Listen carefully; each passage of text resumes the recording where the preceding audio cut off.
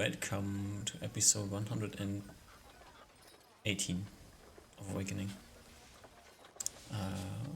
We have had a short break for 2 weeks, I think. Missing 2 sessions, basically. And now we are back. We are back with the whole team. And as we come back with the full team reunites in Barrios. If they wish so. Osma, I think, is technically at the moment sitting in the back room of a magic store and learning first level spells or something like that. But other than this, all of you can meet up and plan. How many days was it for Oliver to make it to Barrios? 2 days. So 1 day there, 1 day back. Yeah. Because I need to go back to Terrega at some point. Mm-hmm. I don't have Fire Shield or Wind Shield written down. Mm-hmm. And I don't know how many first level spells I had left to write. So maybe I would have done that next. I probably spent 2 days for something. I imagine there's something. I think you rolled all your shit for like learning spells during the downtime, if I remember correctly. I think it's all the dice rolls were at the end of last session. Wait, really? Yeah, cause I remember we spent some time being like how many you're learning some spells or relearning spells, I think. I just see pages. A bunch of 1d6 plus 4s. And some d20 plus 14. That was because he was learning 4th level spells, because it was like an int check or something like that. You made him like a minus spell level. So you wrote 3 4th level spells, it seems like. Yeah. Oh, then he learned shield before that. So I think going from there we should be I mean, basically Oliver rides into Barrios like you arrive late, zooming along the coast and arrive like late in the evening, come into town, and I assume everybody's sleeping at the honeypot. So if there's something to talk about, you can talk about right now, or else we can jump into the next day and figure out what everybody's doing. Probably jump to the next day, because they're probably asleep by the time I get there. Probably doing something else. Makes sense. Alright. So, next morning, 3 of you sit together having breakfast. Yes, yeah. Yes, I mean, I guess like the next morning when Oliver walks out of the room to greet you guys, you see him in as a splendid new armor. Actually, depends. You guys can debate if it's splendid or not, but it's like I guess correct me if I'm wrong, Duck, but it's sort of like looks similar and make to like the blue dragon scale mail, but it's sort of like more like metal pieces and like instead of like the blue scales, it's like golden scales. Yeah. Okay. It's like stylized golden scales, clearly made not from golden dragon scales, but metal. Okay. But yeah, some very different than the blue dragon scale that he brought with him. Mm-hmm. Oliver, wow, you got new gold armor. Yes. Talked to my deity. I think cleared up my head a bit, I guess. Did you get the answers you were looking for? Yes and no. Yes, in the sense that I believe that I don't think this changes my relationship with my deity at all. I don't think that. I believe that she genuinely believes that everything she's done so far, and also the fact that I just don't think it matters in terms of her. Where I'm a little unsure about is how it changes the relationship with the followers of the other deities as well. Other deities that I'm more unsure of. Her answer was more the fact that they have I'm trying to remember it. It's been a while since last week. Is that she hopes at least, and like at least she believes that they've somewhat grown beyond their like mortal, I guess, their their original like pattern, like behavior patterns. but I'm unsure. I don't know. Obviously, I'm just unsure of how it changes my relationship with the others, I guess.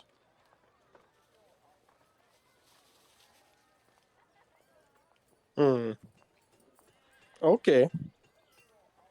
So might be still evil, might be different. Well, I'm not sure. I'm not sure if they're evil still or more. I'm not sure. I definitely do think that they. It is incomprehensible to me, but I'm guessing that once you've been ascended to a deity, that you probably let go of some of the mortal concerns that you had when you were just a regular person walking the earth. But I can't imagine that you would let go of every one of those tendencies. That's what I'm worried about. It might not like you might not explicitly think about things in terms of like how you did when you were immortal, but like as Septimus said, like a red dragon sort of thinks about conquest and only cares about themselves. And if one of them was a red dragon, then I can't imagine they might have thrown away some of that concern, but some of those ideologies, but it might still have like similar thought processes. I guess I don't know, similar behaviors. That's what I'm worried about.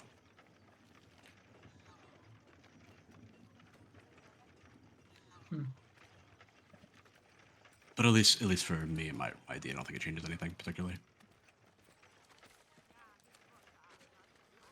More just Ruben, offers more questions than anything, but the root thing doesn't change.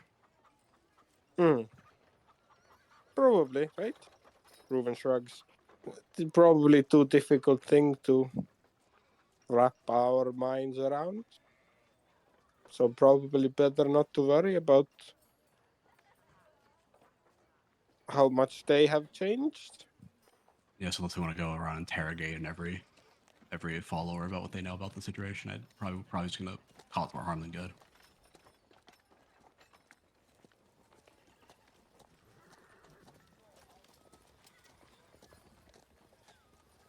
I did have I guess when I talked to Narina, is that she did pose like an interesting question though, is that since we now know the deities were dragons at one point, and Narina herself is a dragon that serves Myelin, she sort of posed an interesting question that each deity might have a similar person or dragon that serves them in a similar way to like they're chosen.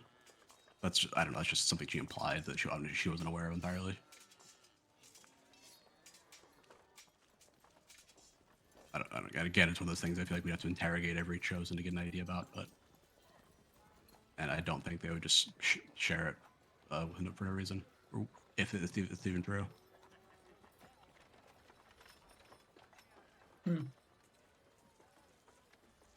Just a tiny bit put my weight on the conspiracy scale.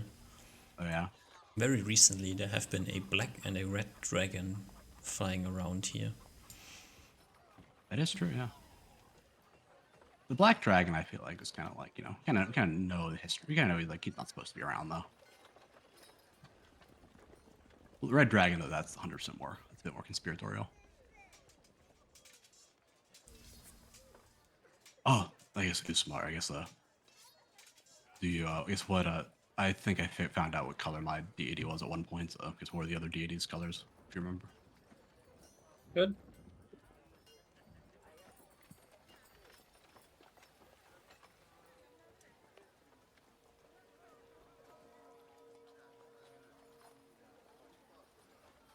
Ruben looks between the two of you. Is like this conversation still going on, or is that Oh, right. all? Sorry. Okay, sorry. Okay, so smart. Do you know what color dragons the other deities were at one point in their past? Might give us give us better information about how to deal with them in the future or something. I don't know. I did write them down actually. If you want me to say it, but No is I you guess got it. knowing is maybe not the word I'd use, but actually, do I have it? But I watched your solos, your thing where you got like all the information. I just yeah, wrote it down because I was I concerned about know it. I have the information. Actually, I don't have the file on my computer anymore. I just installed Windows, so actually I don't have Oh, you lost your. cool.txt. Oh, none. I got it if you want me to. Just Alright. I can inform Usmar that Usmar can tell us what he wants to tell us. Sure. Chalk and Oil was silver. Sun Sarah was brass. Dolanier was bronze. Hanan Sutsu was blue. Yeah, Connelier was red. Threkthalon was black. Lenathar was green. And Myelin was gold. Yeah, I just nod. What was the question you asked? I was basically asking, like, I don't think that we knew, like, at least Oliver and Reuven didn't know what color or metallic color the different various deities were. That's because I think you just mentioned they were dragons. I think I was just like, just making sure we all know that information because it might like change. It might give us more context on things. Yeah. I Did was you just wait? kidding. Yeah. That's what Oliver asked. I think you asked before if Oliver wanted to know, and like Oliver's like, I'll ask for myself. Okay. And now you That want was- to know everyone else? Yeah, pretty much. Yeah, I'll share it.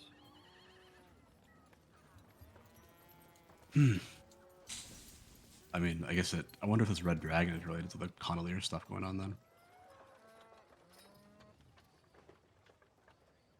I don't know. That's a bit more conspiratorial though, but I'm not entirely sure since their followers were getting into some hot water recently.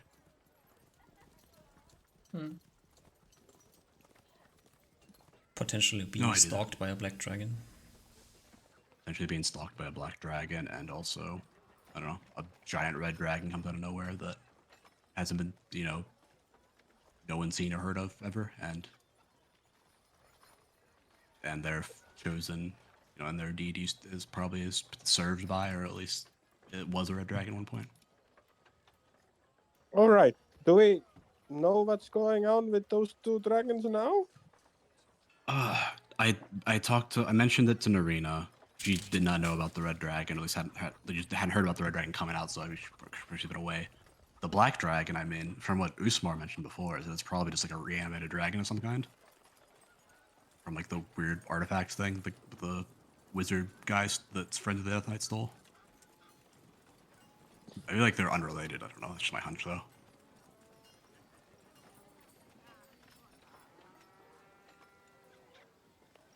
Seems like a lot of pieces are moving.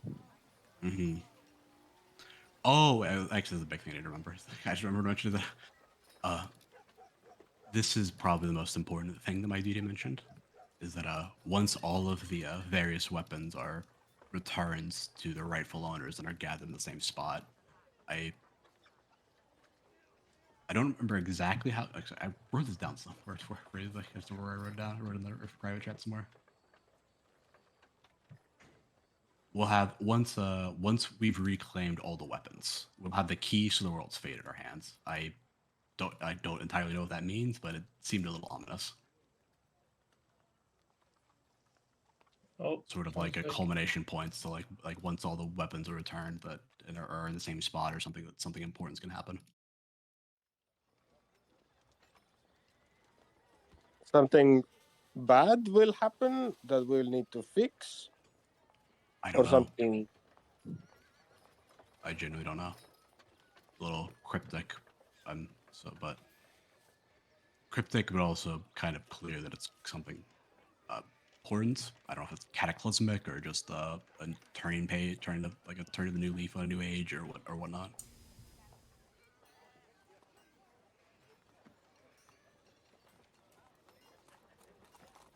But just I think that after we do that night, is it something big's gonna happen. I feel like.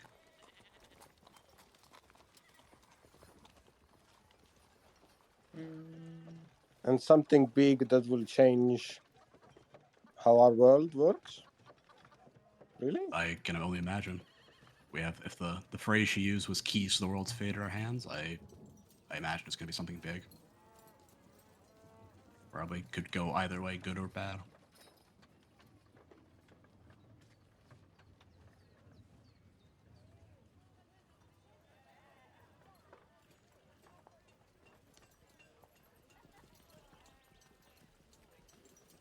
That is quite something, eh? Mm-hmm. Probably all the more reason we probably need to, I don't know, get all our stuff figured out before we deal with stuff. Use as much time as we have available to get everything in order before we deal with stuff. I feel like I don't know if we'll have anything. I don't know what I don't know what options we have after that we're done with them. But also keep in mind that the that guy is also probably gathering strength. Of course. I mean, I think it's I agree. if it's an undead creature, it's probably been alive for thousands of years. I don't Since know the end what. of the last, since the old kingdom, yeah. I don't know what. A couple extra years would. I can't imagine there's gonna be any large shifts in its power now. I don't disagree entirely. I do feel that I definitely think we should be quick about it, but not too hasty. I mean, I imagine that it raising that dragon from the dead or reanimating it or whatever it was is probably the most powerful thing it's probably done in a while. But I don't know if we can do something similar scale to that anytime soon. Yeah, I guess the only uncomfortable thing is why it's starting to do shit now. I have an idea as to why that's the case. I think when June, the chosen of Hanansuta, the Death Knight was the old chosen of Hanansuta, got figured out what happened on Hatana Island. That, like, I think if I remember correctly, that was the spots where the old Death Knight, where the Death Knight when he was a paladin, betrayed everyone on Hatana Island. Which I guess now makes sense that all the chosen important people were going there to stop the deities being sealed away. Then the Death Knight betrayed them for whatever reason, and she got her memories. She got the memories of him betraying everyone, and I think she also got a vision of him sitting on like his stone throne in the village that he's in now. So I'm guessing that is probably what caused him to start being active. I imagine he sensed it in one sense or another. Sorry, I don't understand. What was the recent thing that caused him to become active? So when I went to Hatana Islands to try to when I talked to June, the chosen of Hansuta, and did all that sort of stuff, and we split up like a year ago or so. Mm-hmm. You know, when I killed like the white dragon and got the orb and everything like that. Mm-hmm. During that same trip, she found I helped her find a spot on Hatana Island where the quote great betrayal happened, where the Death Knight, where the paladin that became the Death Knight betrayed everyone, and she got the memories of what happened during that time. That's like what her deity wanted to find there. Okay. And I believe, and during that same time, I think it was like during the night after, during the same time, she got a vision of the Death Knight, probably from her deity, sitting on like his throne in the village out east. I'm guessing that I think he probably noticed I think that's what caused him to be active. Basically, that's like the catalyst of what happened.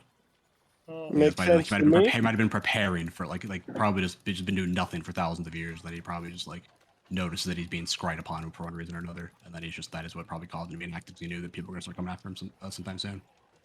Makes sense to me. You I can't think of anything else champions to. I can't think of anything seem else to that would be cause it. quite connected to each other. If you detected him all the way in the east, then I could see that. Him detecting her looking at him. Make sense? That's the only thing I can think of that would be the catalyst for what caused all this, though. Hmm. I mean, that was about a year ago or so. So somewhat check. It's the timeline match up somewhat. I mean, if he's been doing nothing for if he's doing nothing for literally 1,000 years, then he just starts doing something somewhat recently. I feel like it's probably the only thing I can probably think of that would cause him to start being active again.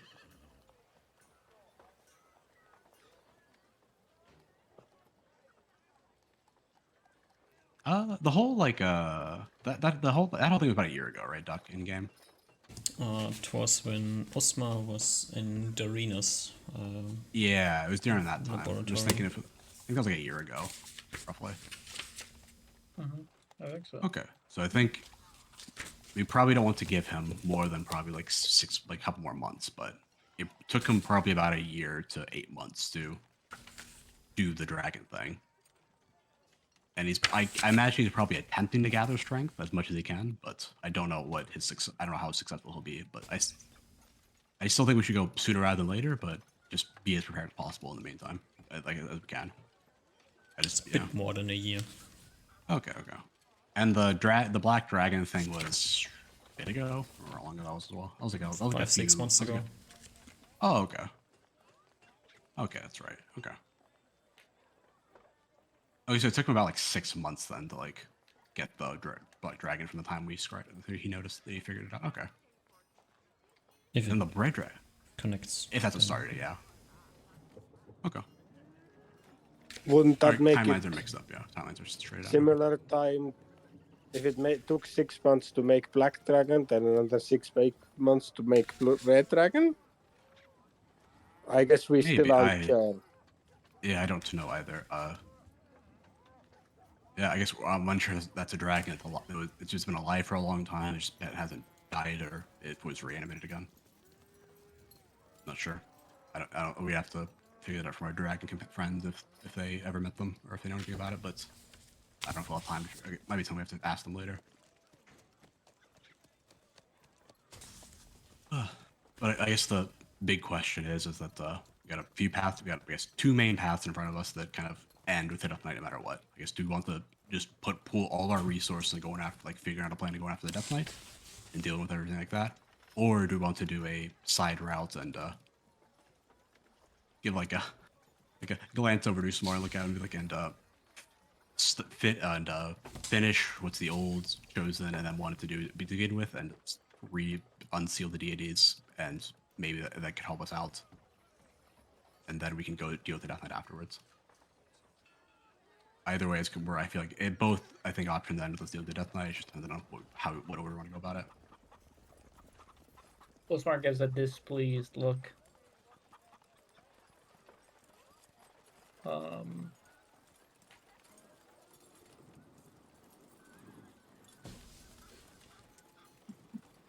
Yeah, tough choice.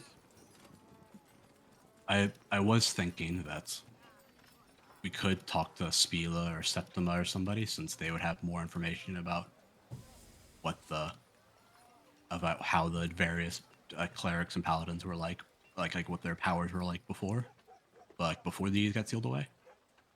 That could help inform our decision. But I think that, at least for me, I would like to unseal the event at some point. Just whether we do it sooner rather than later is just the choice right now.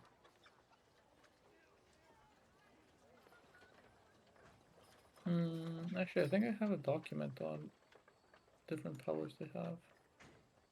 Okay, that could be useful. I was just I know Speedo would probably have some information since she was close with Carr and he was an old paladin or chosen.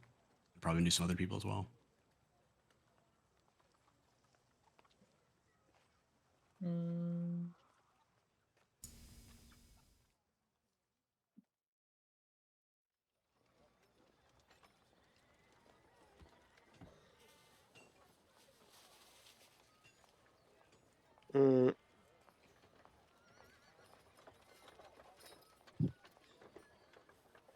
Reuven will cough slightly to get your attention and say, one thing that you said before is making me think that if really there is some kind of test or challenge or calamity that will happen once or if we defeat the Death Knight, I feel as though, or just if the deities are at their full strength or are unsealed by us, I feel like we would have, or we as the people that live in this world, would have less of a voice on what is happening or what would happen. But, What do you? well, he takes a deep breath in and like has his mouth very, very thinly as he thinks. I feel as though we, or the people, can have the most say in what happens if the deities are sealed. No?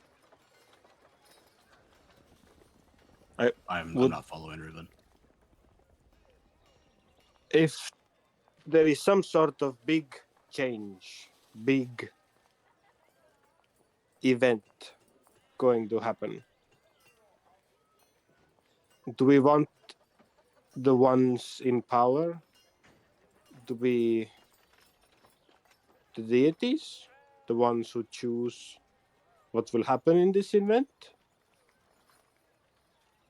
Or the I- people who live in the world, what happens in the event? I could be mistaken, but the way that Myelin said it is that she did not say that she'll, or like her and her siblings will have the keys to the world. She said that will have the keys to the world's fate in her hands. Sort of implied that, I'm not sure who she means by we in that context, but it sort of implied like either us, so like she like gesturing to like us, or us who control, who you have like control the various D's weapons.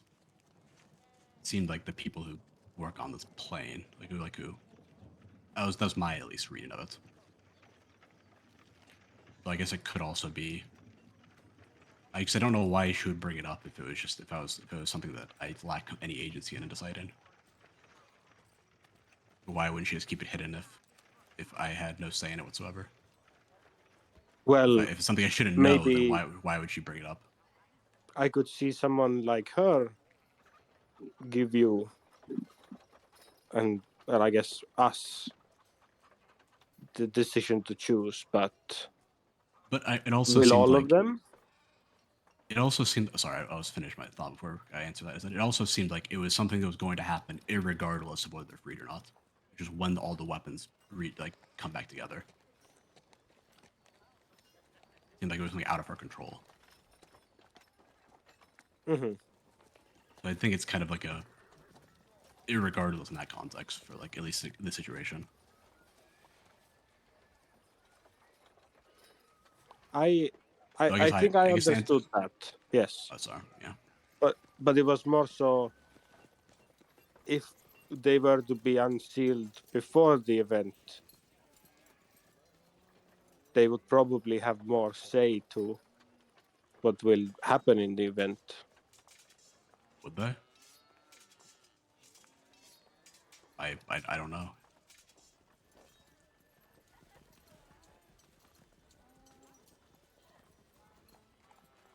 I guess it depends on who's doing the choosing, whether they have more say or not.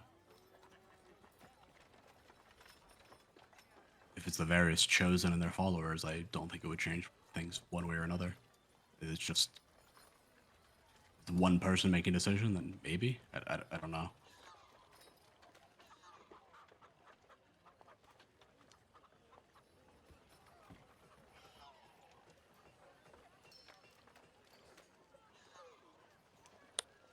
Reuven is hitting the sole of his feet on like a piece of the furniture and is letting out his aggrievement and having to do all this thinking. But whether I guess you brought up an interesting point that whether or not it's sort of like it's an unknown question to me. Is that I obviously am biased in the sense that I feel like the world would be better with the deities freed, but I guess I just don't know what the world was like when the deities were not sealed away. But I guess I imagine it was better. Like the East wasn't a desolate wasteland. The Scorpion men were pushed back into the mountains. The East wasn't cursed entirely. I don't know.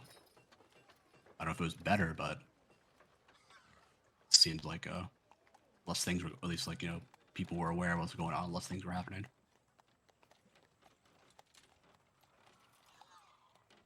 I don't think that's true. I think even before this was a wasteland, there was Oh, sorry. constant wars being fought. I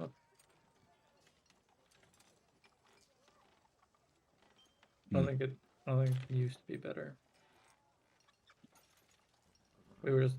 Humans were fighting other humans instead of ants, I guess.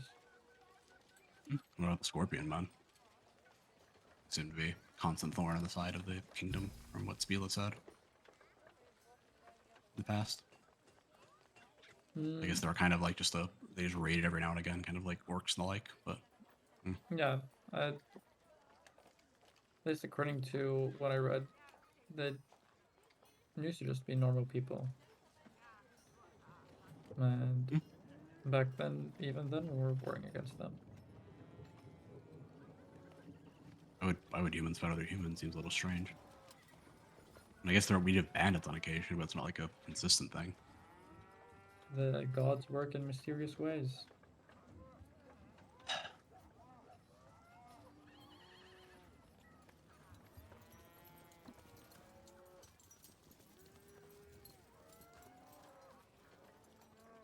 I don't know. I feel like it's a question to ask. I don't know, maybe we can get ask Spiela to have more context of what happened back then, what it was like back then, but I think Spiel's memories of that are probably inaccessible to her. from what I remember, I thought it was just I thought she bypassed the whole thing. She remembered stuff, but Wait, really? yeah, because she remembered. I think like 'cause she didn't live through it. She was like sealed away or something. I think she just a lot of memories. She just if I remember correctly, she sealed herself away prior, like right when things were starting to get a little weird. So she didn't like live through the Oh, experience. But she, Spiela, sorry. yeah, Spiela, not Septima, yeah.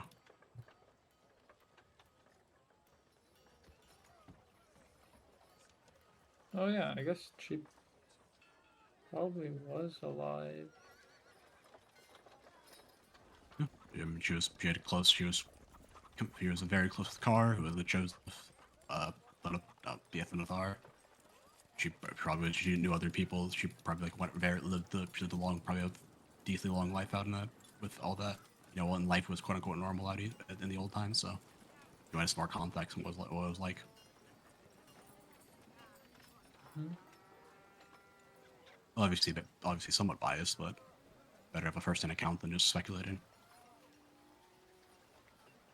And I feel like we're gonna have to talk to her anyway to see if she's figure out how interested she is in this helping this whole Death Knight thing, and also she can help us potentially probably scry on that town that the Death Knight lives in.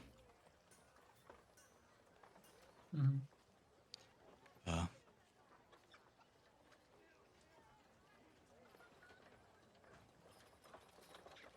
so I think next stop might be Spiela, and then we can, I don't know, maybe debate from there what the right course of action is. But I don't know how much time we have to debate.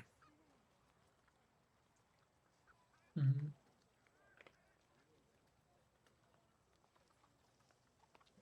But I think you said you wanted to stop by Terrega Usmar so you can get some of your old spells relearned or written up or something. Yeah. Okay, I think we'd stop by there and go from there. Yeah, I can sending Spiela, see where she's at. That's a good idea. She might be away from the lighthouse, or we might be able to meet her somewhat closer. She's away. Mm-hmm. Good, we have a plan then. Mm-hmm. So, sending Spieler? Like, I was trying to figure out how many spells did I. It looks like 1, 2, 3, third, fourth level. And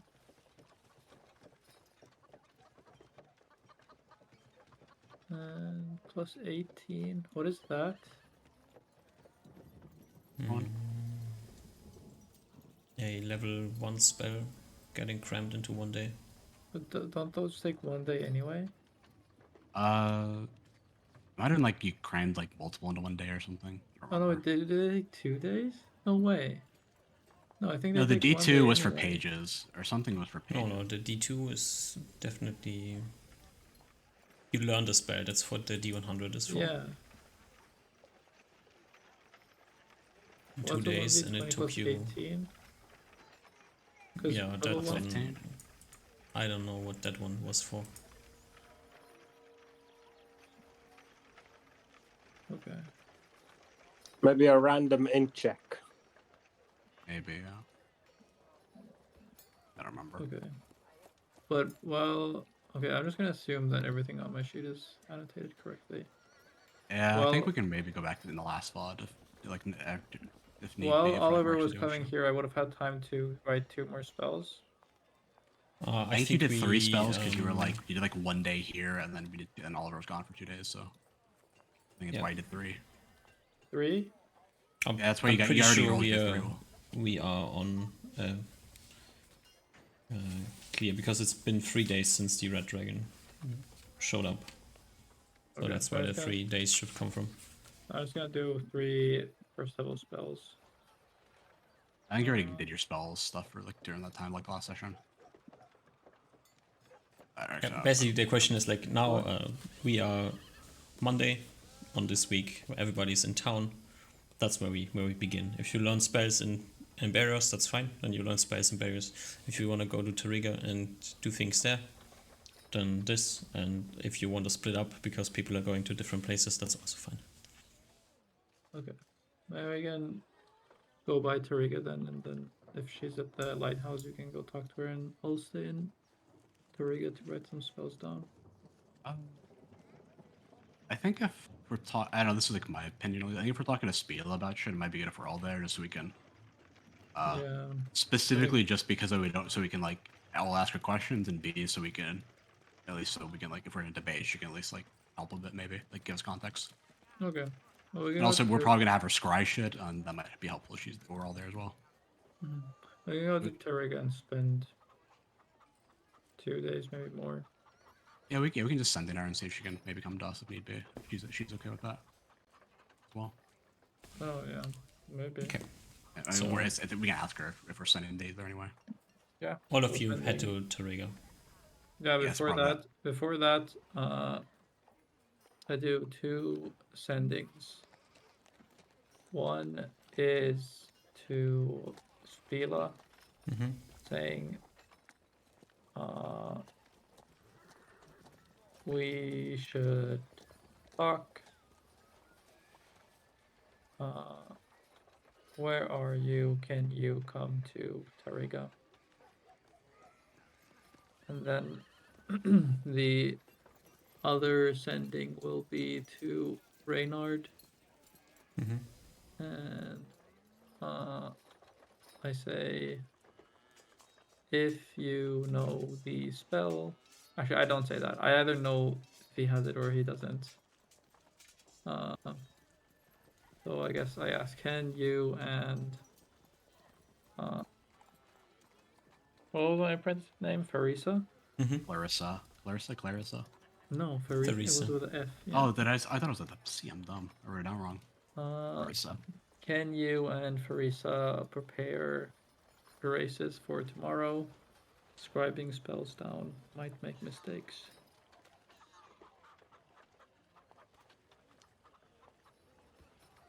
Okay. Spila is in the lighthouse, and I am at the lighthouse. Could come to Tariga. If it's still about the Death Knight, might be better if you come to my place. Okay, Okay. And Reynard says, sure, no problem. nice. Yeah. That way I don't need to learn erase. Yeah, you arrive like way before dusk anyway, so you could have just told him, but yeah. You arrive in Tariga. That's cool. Alright. And spend the night in Tariga. Yeah, probably. Do I we have probably time to write a spell today? Nope. First level spell with the int check? Ooh. Ooh. We take like half a day to get there, so it's like what, 60 miles, and we travel like 100 something a day. Maybe an instant penalty. I think like what would be like you're rushing, so an in check to rush and a second in check to not accidentally by rushing spill something. What? Yeah. Or you got this. It's just 2 raw injects. You're smart as shit. Like what? You know, 285% chances. I'll do it because my int check is so good, but I don't think this makes any sense. Yeah, the second one should be a Oh my god. the second one should Don't be a worry. dex check. That's true. Oh well, it doesn't matter Because anyway. you- He fucks yeah. it up anyway. Yeah, unfortunate. You try, but you can't quite get it in your brain. So the second one isn't even necessary, but you will finish the spell tomorrow. All right, that's fine then. Yeah. So the next day, Usma's learning spells. Do you contact Spieler again to decide whether or not you go there or she comes here?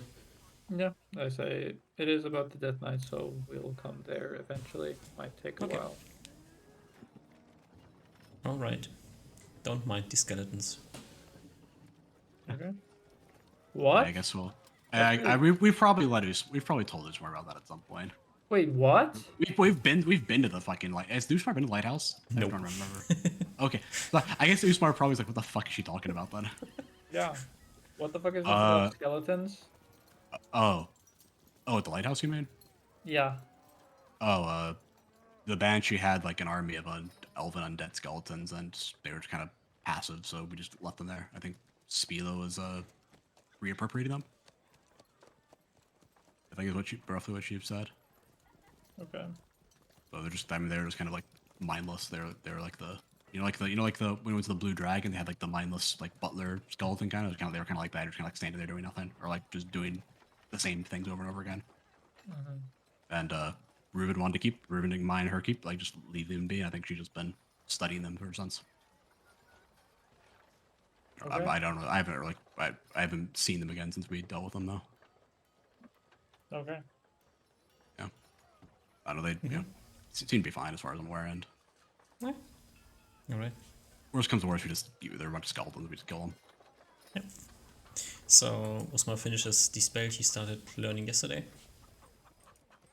Nice. and writes it in his book. The other two are just sitting around chilling. I guess how many days are we planning on staying? How many spells does we want to learn? One, Or relearn? 2, 3, 4, 5 first level spells, and then 2 fourth level spells, but I'll try to rush them. So That's like a probably- week then, pretty much. Yeah.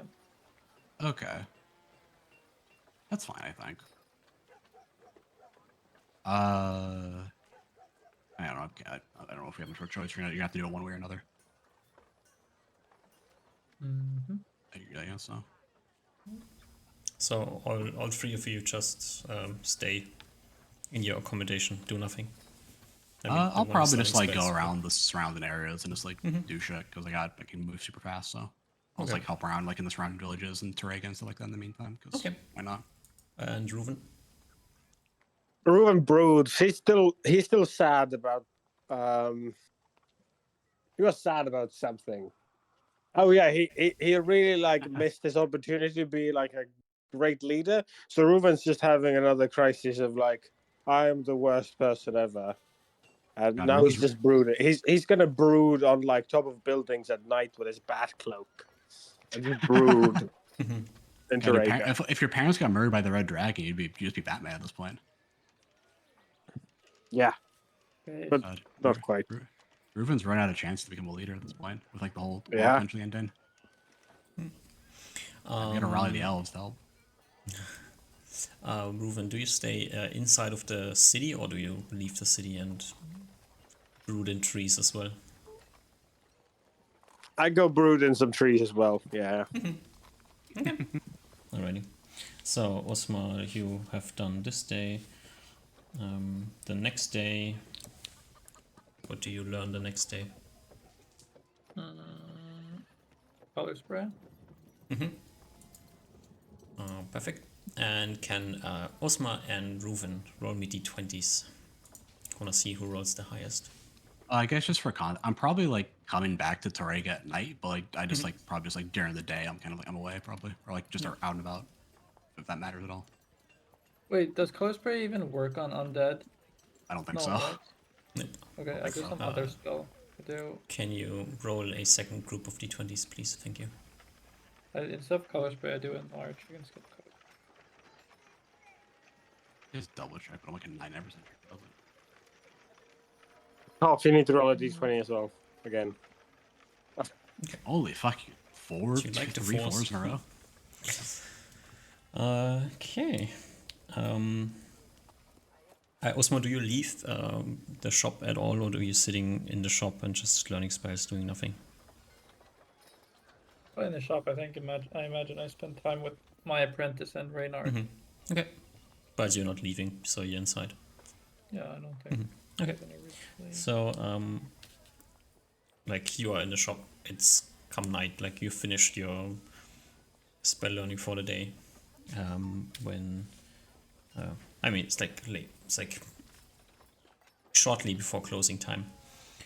When Reynard comes by and says, there was somebody left a note for you.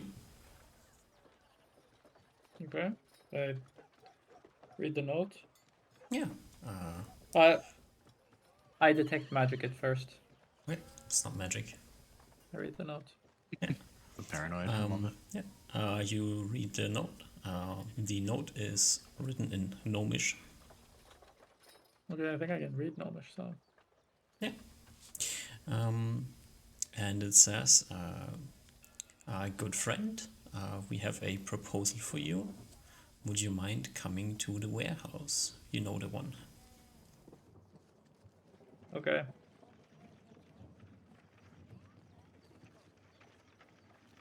Nice.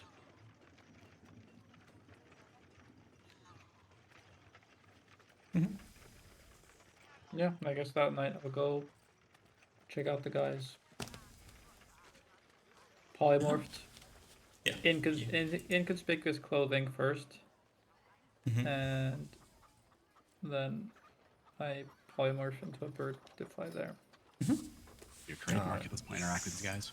Yeah. So the same way you approached them the last time, he approached them this time, and you have been to the warehouse before, and you can fly inside.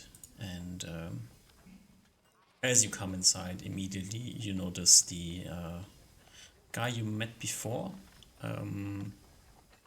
It's like this nonchalant, inconspicuous looking man sitting on the second floor at the table. Like, you fly in there, I assume you look for the place because that's where you met them the last time. And sitting on the table with him is a woman. Do I recognize her? No, I've never seen her before. Not particularly much, not particularly interesting clothes. And as you fly in, like, both of them immediately look at the bird appearing, and the guy gives you a wave. I give a chirp and then I transfer him into myself. Welcome. It was quite quick of you to show up. We've been. I thought maybe it would take you a day or two, but great. I guess I will leave you to it. The woman nods and he bows to her, like, gives a short formal bow, and then goes over to you, shakes your hand, and says goodbye. I give him a wave.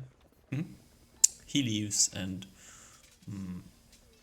like, flying in, you saw like no other person in there, like, from what you saw flying in. So maybe there's other people in the warehouse, maybe not.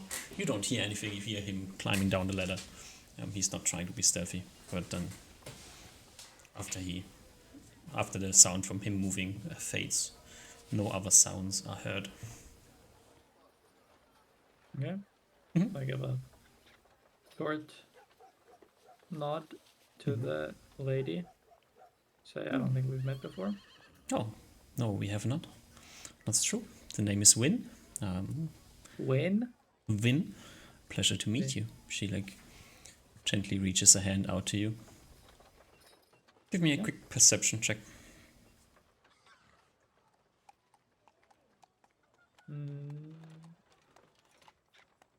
Bam. She, like, has stood up from the chair to greet you. You notice the rapier on her side. Other than this, like, you don't see much. The only other weird-looking thing is maybe she has a cloak on. That looks a bit fancy. On the hand? That was the perception check was for you.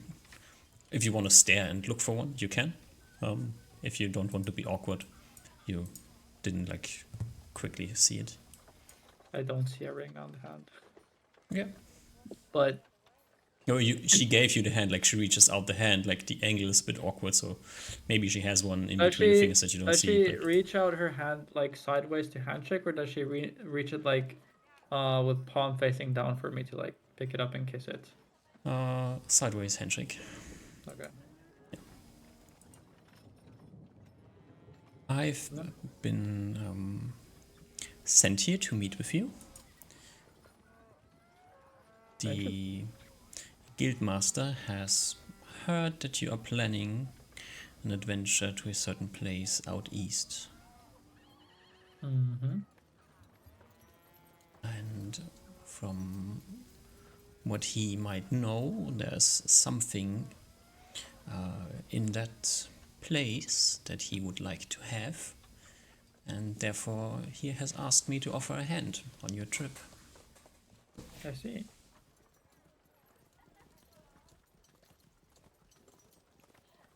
Obviously, you do not have to take care of me at all. I'm an independent. I will solve all my own problems by myself, and I would just accompany you, help you to solve whatever you are looking to solve. Take one thing and bring it back to him.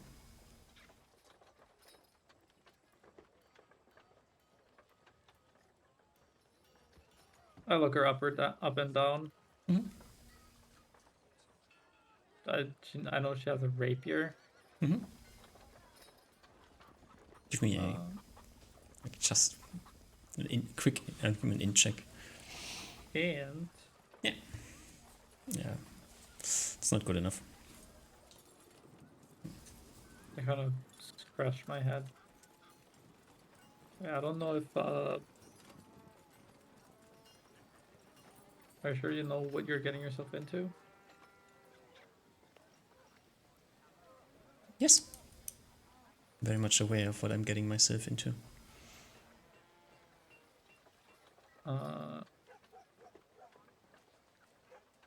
At least the basic things that would be known up to this time. There's still unknown things that we have not figured out, and I assume you haven't figured out that much either. But I mean, once we get there and have some time to scout out the area, we should be very much aware of what we are getting ourselves into. Sorry, just out of curiosity, what is the thing you wish to pick up for the Guildmaster? A certain circlet.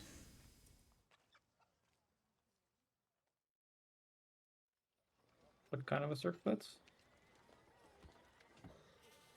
It's an ancient magic item that does not quite belong to this world. And why does it belong to your Guildmaster? Well, he's a collector of things. Seems you two must be close if he's willing to let you handle such an item.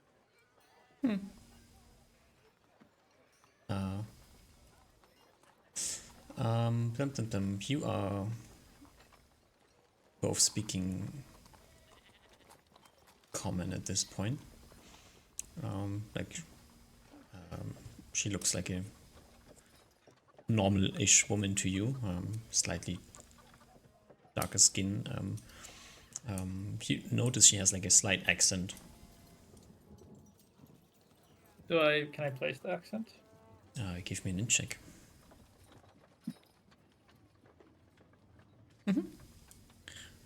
You can place the accent. Weirdly enough, you have met one person who had the same accent before, which was Orin. Who is Orin again? The wizard you met on the astral plane.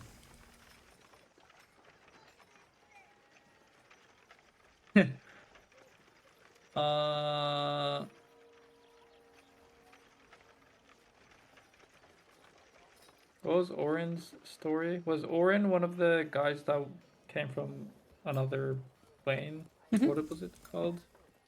Another realm, yeah. Another realm, yeah. And she has a similar accent to that. Mhm. Other than this, she looks like a human woman, like early to mid 30s. Oh, sorry, Quite wait. good looking, brown hair, brown eyes. Oh, so she doesn't have like any of her features like hidden or anything. She's not trying to like No, disguise herself. not at all. Sorry. Not at all. Okay. And she I doesn't mean, have. she's clothed, but like Yeah, just yeah, normal functional clothing. yeah. Okay. No robes, no armor, nothing. So what does she answer to me asking or noting that she's quite close to the guildmaster? Yeah, she just nods along. Oh.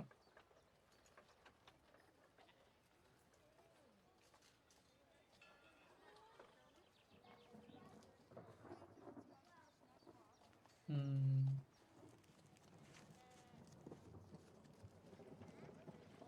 Hmm.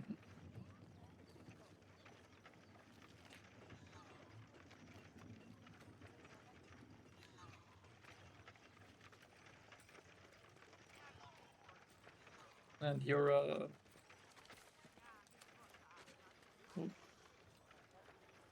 what is your function exactly? Are you a spellcaster? I have many talents. Spellcasting is one of them, although fortunately or unfortunately, my abilities are quite different than yours.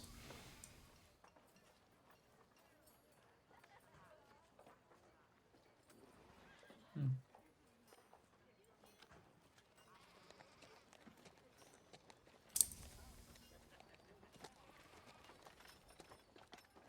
As I Well, said, it's you do not definitely have to. You do not have to keep me safe.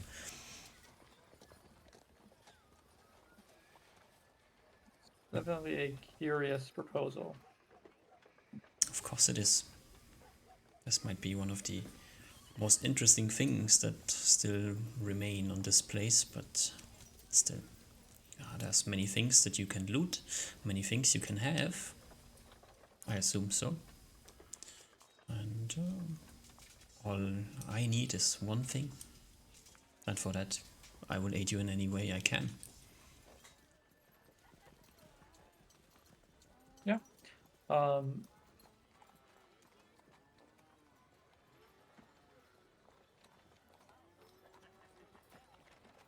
hmm.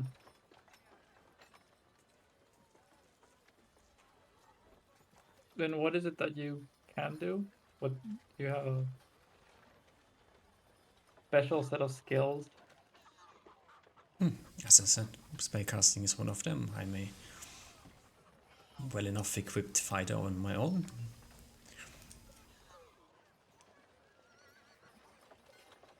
Gonna scratch my head. Think you will have a hard time finding anybody rivaling my strength in this land.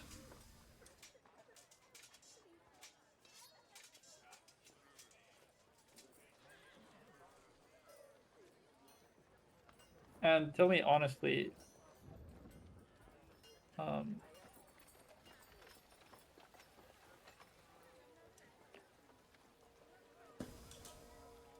what do you expect your chances of success on this kind of a mission would be? That depends on how capable the three of you are, and if we find somebody else coming along who's capable. The threat we are facing is unknown to all of us. But from Yeah, what I but have heard about the three of you, and what I know about this land, if anybody stands a chance, then it would be the four of us. And maybe a handful of your weird friends. I'm just curious. I presume you value your own life. This is a strange proposal to put forth. I certainly wouldn't offer my services to anyone expecting to die. I assume we at least have a 70% chance of surviving or getting out before we die, so. Of course, I will not throw my life away for nothing. But neither will you, so it just makes one more. Okay, but what if you forget about we for a second? Specifically you, what do you think your chance of surviving is? If I were to go on my own, No. In the group. oh, at least as well as yours.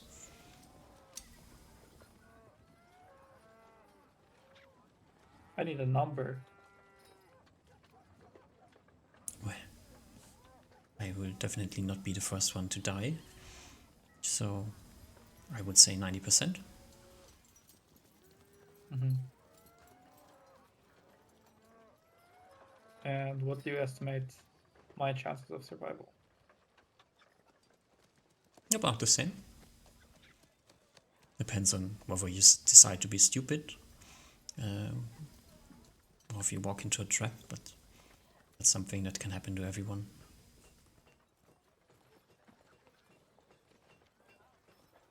Hmm. I'm worried you might be a little bit overconfident. As I said, surviving. Success might be a different thing, but Yeah, of course, that's why I delineated in the question, but even so.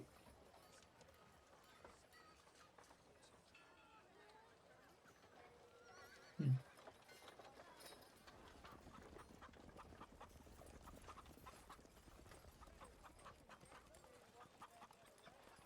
Um,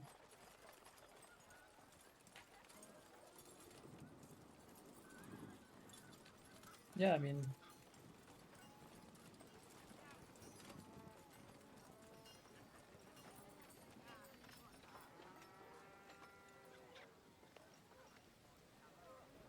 can you provide me any insurances that uh,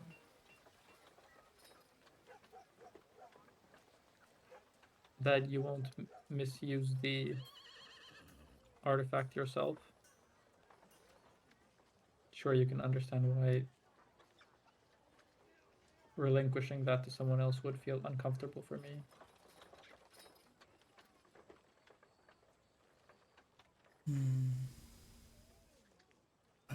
I am not going to be using it anyway, so It's easy to say that when you don't have your hands on the crown. from what I understand, without proper knowledge and proper expertise, it is rather useless.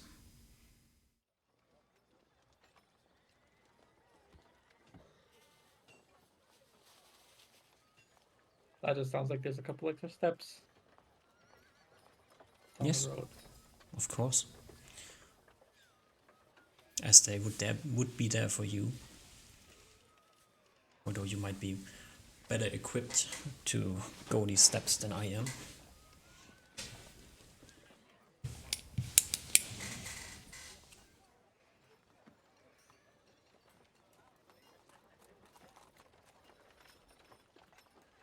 Um,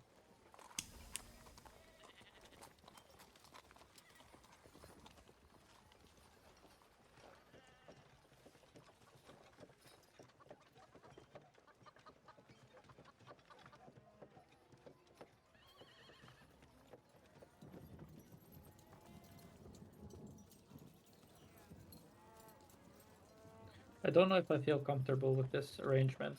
If I can't get insurances on, What type of insurance would you want to have? I don't know. This hasn't really been a thing that I've considered. I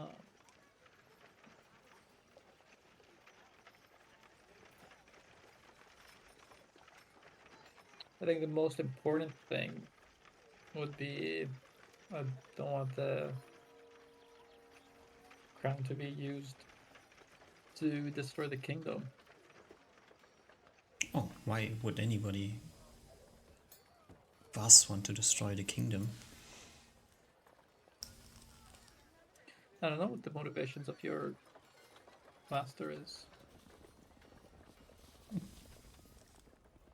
Well, it's hard to grasp. That might be true, but if he were interested in destroying the kingdom, I assume he would have started working on that plan long ago.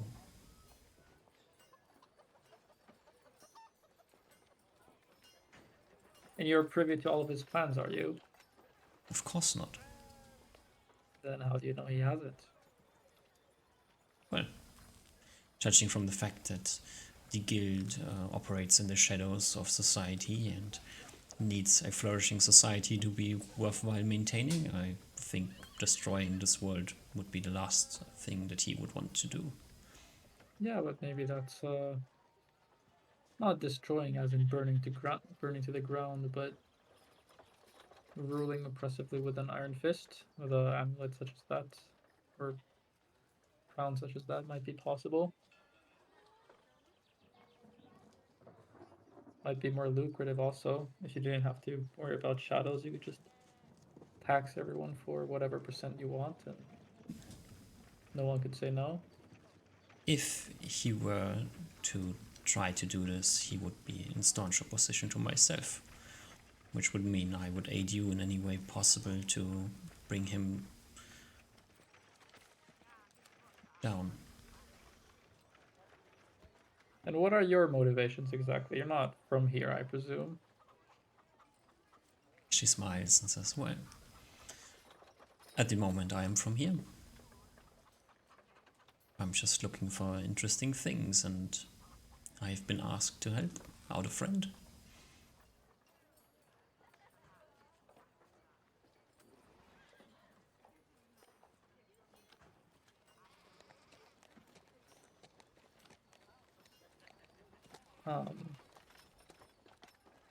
Of course, I understand the utility of vague answers and not sharing information to everyone, but you understand you're making a big ask from me. I'm also offering you a big service.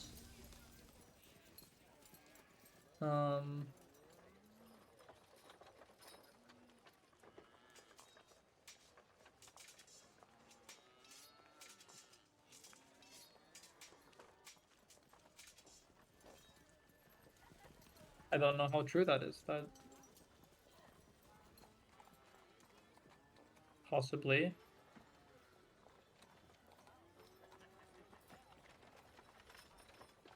If it's insurance you seek, I would be very much ready to place myself under Aegeus. I have no thoughts about betraying you if I come along.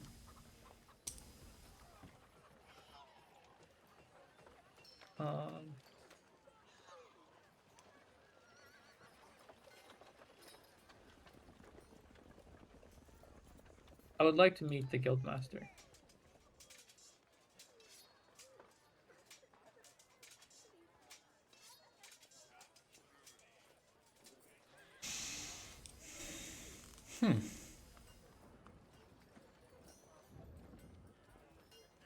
This might be something that could be arranged. I want to know his full name and I want to see his face. Well,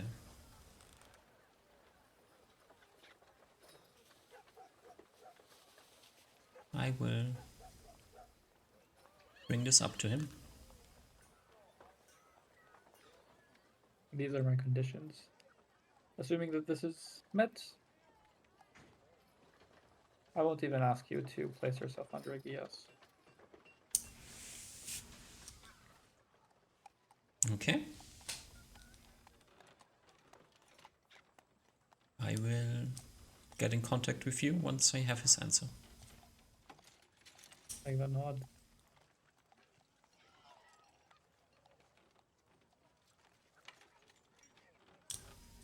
Pleasure meeting you, Mr. Wizard. You as well. Wait, what was your name again? Vim. Vin. Sorry. Okay. Well, I hope to see you again in the future, Vin. She nods. Excuse me, I need to exit out of this window. Vim. Find my- V-I-M. Hmm? Victor, Ida, Martha. Oh, Vim, Vim, yeah. like the editor. Yeah. The thing you can't close. Can't close Vim. Hmm. Nice. You leave? Yeah. Okay.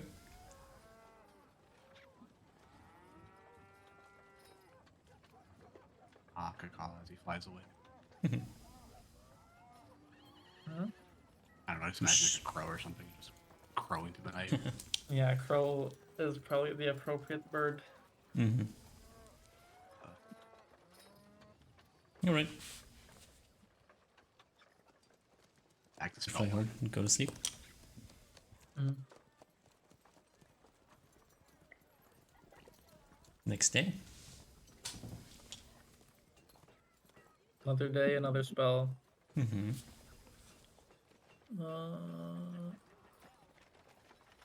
Featherfall. What? 3. And I don't know if I need the other things because it's not the end of the world for them to be written down in compendiums. Like comprehend languages, it's probably fine to be on. Don't you have like a ritual for that one as well? No, Oh, I thought you did. That's second magic or something you have, yeah. read magic and tick magic. Yeah, I forgot. You always cast on a rock, so I assume you have Yeah, a I ritual. always guess it. Yeah. Well, actually, I do prepare it very much, very often. So maybe I do want it written down. I mean, you prepare it, but you don't like. You only use it for good reasons, right? So. You only use it like during like when you have like a lot of time usually as well. I don't think it's the end of it's up to you. Yeah. Okay, yeah, maybe I don't need to. But I definitely want to write down fire shield and windshield. So those That will could be be very my useful. 2 days. Those could be very useful, yeah. Mhm. Basically like save yourself from dying. Yep. Essentially. Oh yeah, because your windshield protects against acid for one of them, right? That was, Mhm. like one of the went like what at acid and what's the other one? Electricity? Mhm. That's super useful. I think the black dragon does acid. Mhm. Mm-hmm. It's very coincidentally useful. Mhm. And the blue dragon does electricity. Yeah, the unintentional though, super useful in situation. What do you mean unintentional? I fucking you- researched this spell because I knew it's good. Oh no, I just didn't know if you. What I meant was, it is very good. I just don't know if you did. I know you did it with the blue dragon in mind. I just don't know if you did it knowing there was like a acid spewing creature in mind. It was just good. Came to be very more useful than I thought. Did we ever do the casting detect past life on the blue dragon scale? Did you do that? No, I don't think so. Did we? I don't remember. It passed life on what? The blue dragon that you got, 'cause you did past life on the blue dragon scale at one point, and we were wondering if the Death Knight rose the blue dragon that. Because you remember how we got the blue dragon scale in the one city like a long time ago, and you did past life on it. We're wondering if like in between then and now, if you rose it from the dead, because if it's alive again, then past life wouldn't work on it. We're presuming. So we could test if it's alive or not again by doing that. I guess. If we have time, we literally have time, so we can just do that. We can do that now if we didn't do it last time. Yeah. Do we still have a dragon scale somewhere? Up to you probably have Is it. there one in Torrego actually?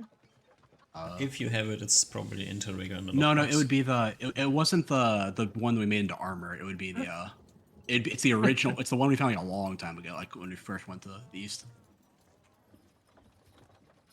I don't have any of my If you don't have it anywhere, it's probably. I don't have any of my like auto completes or bookmarks or anything, so I I have no. I think it might have been. I don't remember if you have it. I just I think you searched had it. horse sheet because I was expecting like the Google search to autofill to the horse sheet, but then it just showed horse covers. Maybe we just lost the dragon, those blue dragon skeletons at some point. If it's not written down somewhere. I don't know. Oh well. Yeah, because it would have been like the Loch Kanan, the blue dragon, where he killed his father. I think that was the blue dragon scale that was in the one city. Like, cause like it was like his corpse was or like his skeleton was supposed to be in the city with like the giant fire skeleton that we killed, but it wasn't there. So we were wondering if it was like he stole the body and then rose it again. Yeah. But if we don't have the scales anymore, might not be able to do that anymore. Oh well. Yeah, there's been some Been a lot of incidents time. of like water seeping into our dimensional items, and we're doing we've, just like- full-on wipes. We have done like a bunch of rearranging of the extra dimensional space a lot of times, so maybe we just threw it out or got lost sometime if it's not written down anywhere. Yeah. 'Cause I don't think I see it anymore. So well, can't do that plan. Just hope it's not there. Or just kill another blue dragon. It's easy. Did it once, we can do it again. True. That one died to fucking regular people, not even like superheroes or whatever. I mean, that you don't know, but We died to like it died in like open battle like a loser. yeah. We knew that. It died to like ballistas or something. What a loser. Yeah. Fucking dumbass dragon assault in a city with not like in the open field. Yeah. Died an idiot. That's like probably how you would solve the question here. Yeah, exactly. You know, Didn't have the cheat amulet, so didn't have the cheat amulet, and also just did. Yeah, like why did you attack a city without any precautions? Dumbass. No, we have 3. because Wait, you're have a you guys dumbest used? dragon. Have you guys used any of these protection scrolls? No, I don't think so. Mm. Wait, which protection scrolls? Just on which sheet? Uh, I don't think we've used any of them, but just these making sure. these ones. No, I don't think so. I think we've used any. We haven't used, and we got them. We have done like 0 combat since then. I think all of those are on you. So I we haven't- have the fire scrolls because I was going after the red dragon, but everything else should be on you. All the other ones should be on you. On the portable holder or the bag of holding something. What does protection from magic do? It's anti-magic shell basically, but just for a 5-foot radius. Protects I think all that was one of magic. the questions we wanted to ask Duck, how that spell works. I think it's something we have to ask. We had a yeah, we debate on it. If I think it also nullifies all of your magic items or not. I'm almost certain it does. I did just Wanna read try anti-magic shell, and it doesn't work on artifacts. But I don't know if it's I assume it's using the same rules as anti-magic shell because it's sort of phrased that way. Yeah. You wouldn't know unless Artifacts you would be try. fine. Yeah, I think it's pretty much like we can theorize like how it might work, but we're not gonna know until we actually do it. Probably the fireballs and all that shit probably won't work, but it also nullifies all our magic shit probably. So we're kind of fighting barehanded. Be a little hard. So we don't know, Duck. That's the answer. Exactly. Yeah. And was it so that protection from undead is that? Is That's there like? all undead, and it's like hit dice of undead. I think we read it. Like a protection against like a certain amount of hit dice, and then it like pushes them away. You have to 35 hit dice. For creature, yeah. So it goes 5-foot radius, extends, moves to the reader. All physical attacks made by undead, not magical spells from other forms. Protection or strength with 35 hit dice / levels of undead. Excess hit dice can pass through the circle. It remains in effect for 10d8 rounds. So it's just, I think it's only going to be useful to like just circumvent a lot of low level undead. I feel like, Yeah. which If gets I to be give it useful. some loser fighter with less hit dice, so that Yeah. We have 3 of them, so it's like a lot of it's like people can group together for a low level or something like that and just be protected against the undead. but not protected against fireballs. Or and probably like arrows as well. If it's shot by undead, it won't protect them as well. So All physical attacks made by. yeah, it's like gas and that sort of like the shit we fought out east normally, like the random just level draining people. I forgot what they're called that we know about. Those protect Whites. against those should be useful. Whites, there we go. Protect against them pretty nicely. So Oh, also, speaking of random shit, now that we're on the subject, does Cloud Kill work against undead? No. Oh wait. Okay. Wait. Because I don't, Is Cloud feels Kill one of weird. the things that is technically acid, or because Is it I think it's technically because you gas? make a so saving throw versus toxic. It's so toxic to slay any creature. because you make a saving throw versus poison, which kind of seems like poison, but it says holding one's breath has no effect on the lethality of the spell. It also just says But- it does poison damage, like in the paragraph. It says above 6 levels suffer 1d10 poison damage. So Okay. it depends on I whether or imagine not it's you can poison, take probably. poison Just damage. very like deadly poison, but I don't know, maybe it's magic that might work on undead.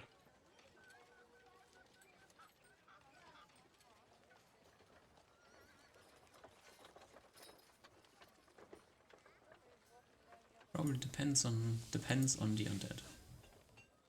Yeah. Okay.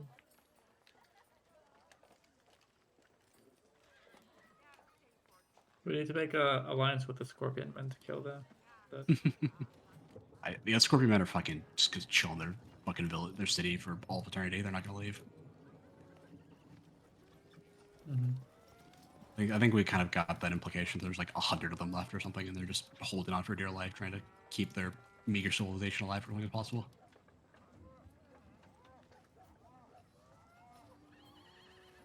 Yeah, but any other random things or No, I think that's it. nice. Back to some spell learning. Yeah, let's roll for the 2 days. Mm-hmm. 1d20 plus, was it minus spell level? Yep. So assuming I get to keep the amulet, it's 14 for 15 or oh, something. 15 for 4th level spells. So first one and then the second one, both done a day, 1d6 plus 3. Mm-hmm.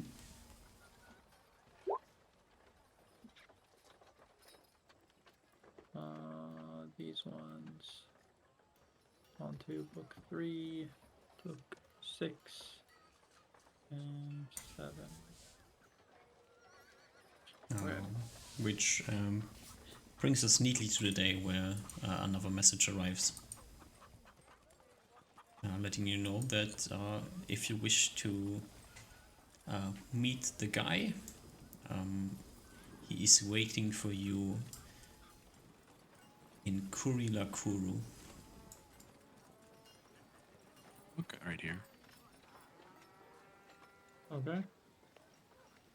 I think they call him the guy, not like the great master or whatever. I mean, it's a message passed along. That's true. You don't want to probably don't want to spill out the beans too much. Just funny, that's all.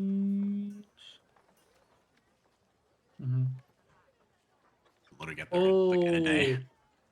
Wait, so the undead or the guys, do we feel like they're, no wait, my god. When I did the control weather, that didn't work out east. Or did it? Yeah, it was hard to say if it worked or I not. think I don't remember. I forgot because I remember you did it once just regular out east and once in like the fucking mountain, like in the super, like in the edge of the world. And I don't remember. I don't remember. I remember one of them it didn't work and one of them it kind of worked. I don't remember which one it was. I genuinely don't remember. It's been a long time. Also, yeah. No, I don't think it like worked, but I might have worked at the edge of the world. I think. I don't know if I can remember. It's been so long. I'm gonna shut up. If I remember correctly, you tried, you cast a spell, and the outcome was like hard to felt like something happened, but also not much happened. So you I feel were like it works uncertain. better at the edge of the world. I feel like when I added wind, there was like fog started to come because it was so cloudy. I feel like that was a feeling I got. Mm-hmm. Yes, something happened, but you're not certain if it was I'm certain. because of your spell or if your spell worked as you intended it to work, or if something went a bit wacky. It definitely worked exactly how I wanted it to. Mm-hmm. I was looking at my spells like, I wonder what would be useful, but everything we're gonna fight is gonna have like 90% magic resistance. I think it's pretty much just the Death Knight's gonna have that, and that's it. I think. Pretty much don't use spells against the Death Knight. Everything else should be kind of fine. Use spells against. If there's Probably like a wraith or something, don't those have magic resistance? I so. don't think so. I think they just using magic to hit them. Wait, really? That's just out of character thinking. I don't remember. We can if we need to, we can ask like Nier or Kalina or somebody. I have a undead lore proficiency. Oh, you do. Mhm. Fucking just look it up then. I asked Probably know, myself. you probably know if they resist the magic or not. Rave are definitely covered by your knowledge. Raves do not have magic resistance, but they are only hit by silver or magical weapons. Okay. Okay. Well, I don't know if that changed anything because everything is just fucked. The main culprits are the Death Knight and potentially a undead or not so undead Black Dragon. Yeah.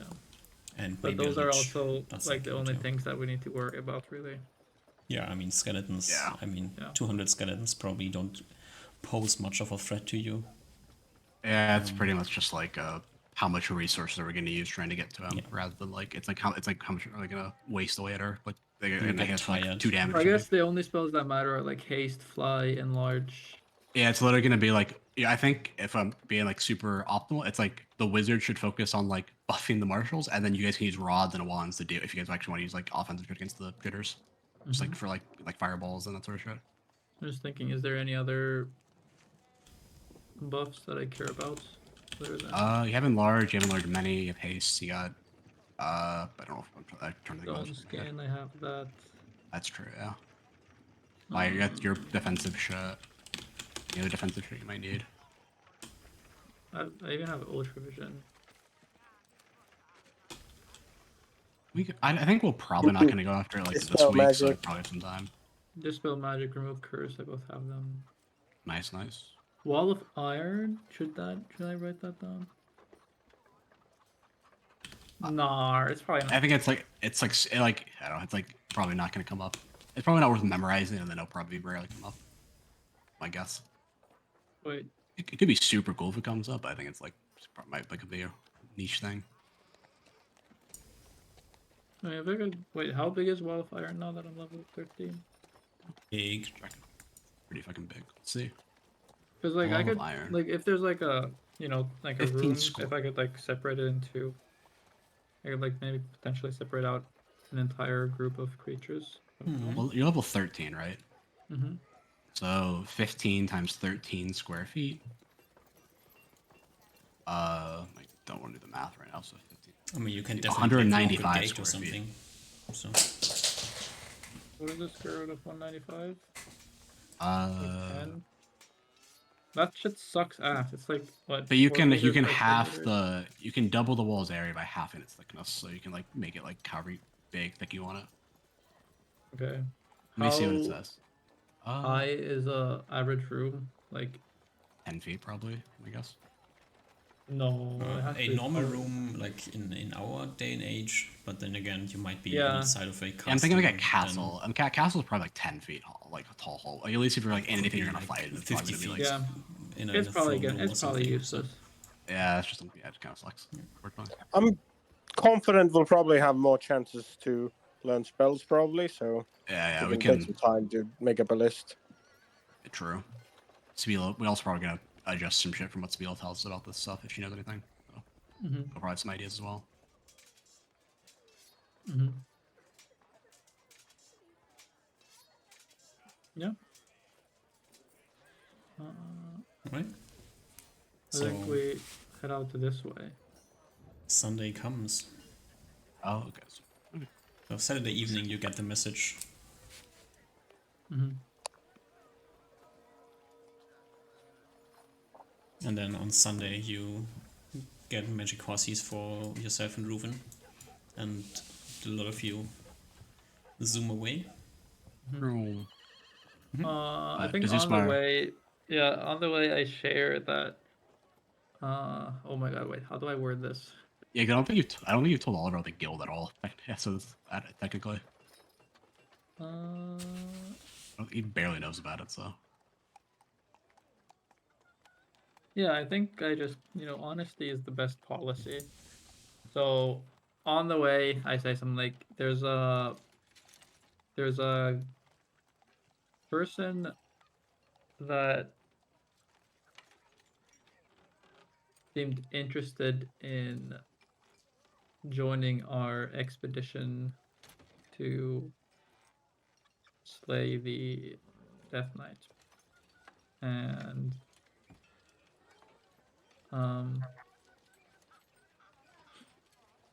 they had a pretty large demand in return, but I think I could maybe manage that. But for some finalizations of terms and agreements, I have to go meet one of the associates in a nearby town of Port Bream. So I think before we head off to the lighthouse, I need to make a quick detour. It's If all a that's little okay. vague. It seemed like a pretty strong fighter. I mean, have But you met with these people? Do you know these people? Have you worked with them before? I kind of, It's just kind of like it's kind of weird to have a person that's willing to, go through all that for we haven't heard of before. yeah, well, they're not exactly good people. You traded with them, right? Yeah, We've worked with them, yeah. He's worked with them. yeah. I guess what do you mean by that? I don't know. I mean, I don't know the details, but I think, some of the work they do is a little bit questionable. Oh, well, what's this? What's the group called? Like, which group are they? I don't know if they exactly have a name. I don't think they're not a big fan of being spotlighted. So it's a nameless group that you have been worked with on occasion. That they want something from the Death Knight's lair, Mm. and they're willing to send someone extraordinarily capable, apparently, to help us out in exchange for said item. Do you know what the item is? Is it something that's worth giving away, or it's fine to give away, or No. no? In the sense you don't know, or it's not worth giving away. We shouldn't give it away. The latter. Okay. That's why I'm meeting with some of the associates today, so that I can form some insurances. So You that want us to maybe come? Oh, sorry. no, I think I could go alone. That's the original agreement we had come to. They're not expecting other visitors, so it would be rude to surprise. I feel like it would be rude to surprise them with more people. Hmm.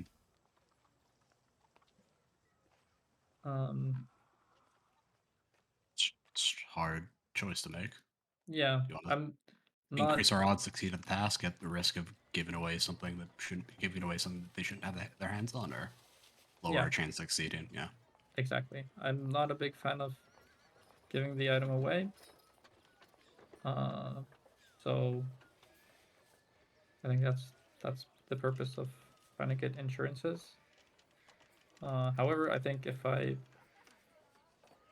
can be confident that they won't put the item to misuse, I think that's good because the item should be hidden away from the entire kingdom, and they might be more capable at this task than me. I guess that's a big thing is that you can try to get an honest answer about why they want it to begin with, and that might be good. Mm-hmm. Because then if they genuinely just don't want it to do harm, if it's like if there's potential for danger, as you said, then it might be a decent compromise. Just allow them to have it, and then just they can steal it away for us. Mm-hmm. I agree. But obviously, it's a big risk. Mm-hmm. But I do emphasize that these aren't necessarily good people, but I think our interests do align here, and I think they can be a invaluable asset. So, Mm. it's not perfect, but I don't think in a situation like this we should be filtering too hard on allies. You know, if they're willing to fight the good cause or fight for a good cause, I think we should let them. I guess it just depends on what you mean by evil, but or not good, I guess. But Well, they're not I- like murderers or anything. Don't misunderstand. Oh, okay. And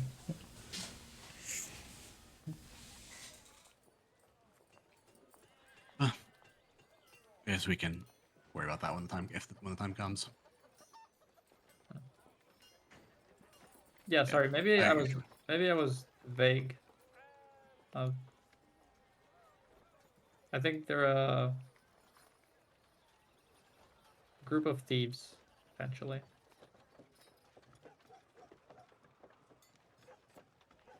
Okay. So just a big group of thieves. Mm-hmm. Not the nicest folk, but I guess if it can help a good cause, and they're not gonna do terrible with it, I guess it's not the worst solution. As long as they're, I don't know. I don't know if we can be picky at this point in time. Mm-hmm. Yeah, trust your judgment on them, and just or if you do agree to their terms, we can worry about the aftermath.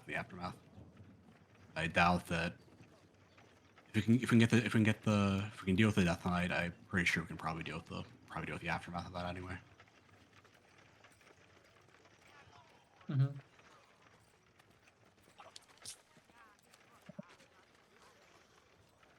Anyways, yeah. You can trust your judgment on this tomorrow, so go through with it for now. Just be safe about it. If they are a group of thieves, after all, they might be the most honest people. Of course. They'd be stupid to cross me.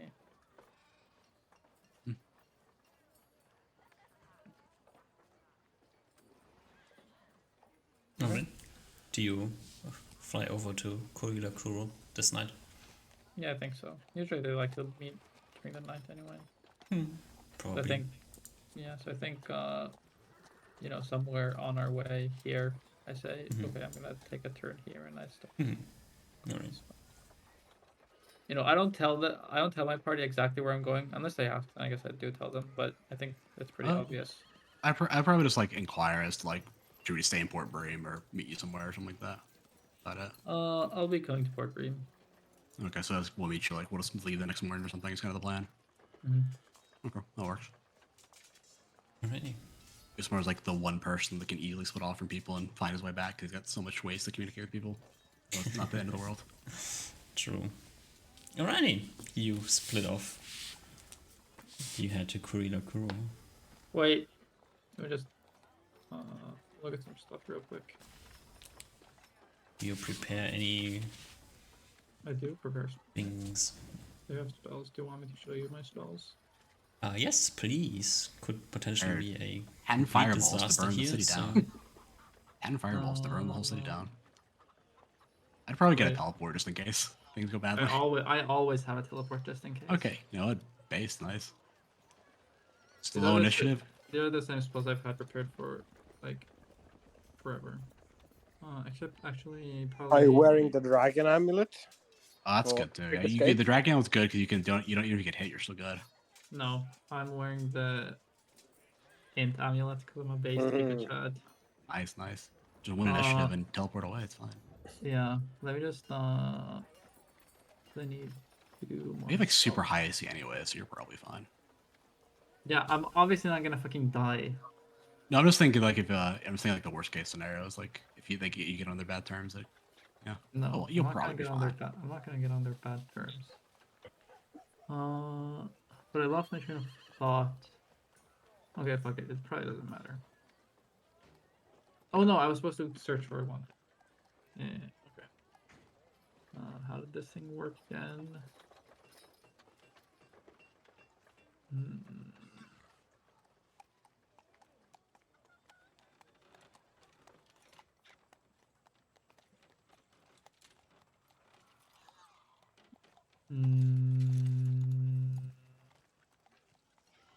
Okay.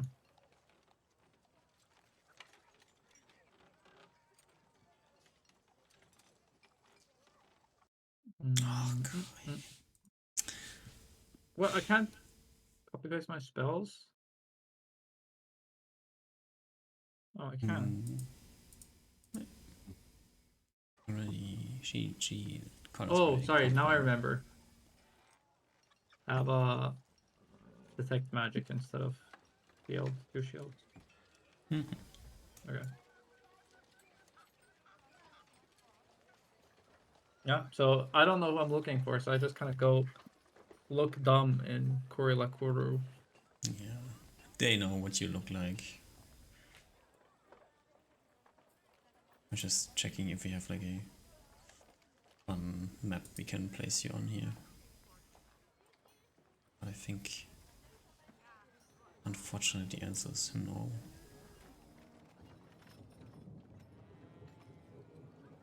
The best map is just a white screen to draw on. Scribbles on it. No. Yeah, anything. Like, how long has this Christmas tree been up here? It's almost Christmas again. Like 3 years Since or like something. session 3. Like It's 2 such a 3 years or something. based drawing. Yeah. Pretty cool. Always relevant. Never not. It's always relevant.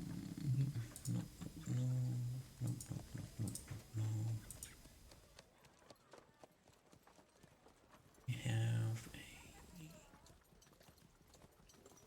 I mean, I don't have the fitting map. Like I know where you're meeting, but I don't have the fitting map because I have been prepared for this meeting for 15 sessions. No, just kidding. Been preparing this combat for a long time. Okay. I have pre-rolled everything. You walk into you walk into a beholder's eye. You have anti-magic, and everyone and a bunch of thieves stab you to death. Good Yeah, game. exactly.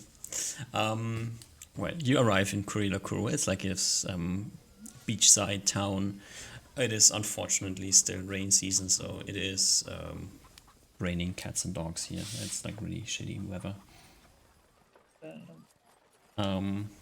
But still, as you arrive in the city, like your instincts, you are an adventurer, so first instinct is always to look for the inn. And as you look for the inn, like two guys with a torch, two guys like come up from the side of the inn, like not with a torch, with a lantern, hooded lantern, so the rain doesn't put it out, and like wave at you, like you are visible with your horsey here, still in the night. Say, oh, Brother Usma, you've arrived. We've been waiting for you. They give a wave. Like, We hello. Yeah, we're supposed to bring you down this beach. Okay, let's go. Yeah. Like, Do you follow them. like stay on your magic horse, or do you jump down and leave the I horse jump down. behind? Okay, right. And you through the swampy ground here, you head towards the beach. And as you like head down towards the ocean, you see like this one of these beachside houses that is like illuminated. There's some light coming from inside, and as you come closer, you start to hear some funky music Funky coming from music. inside. Yeah.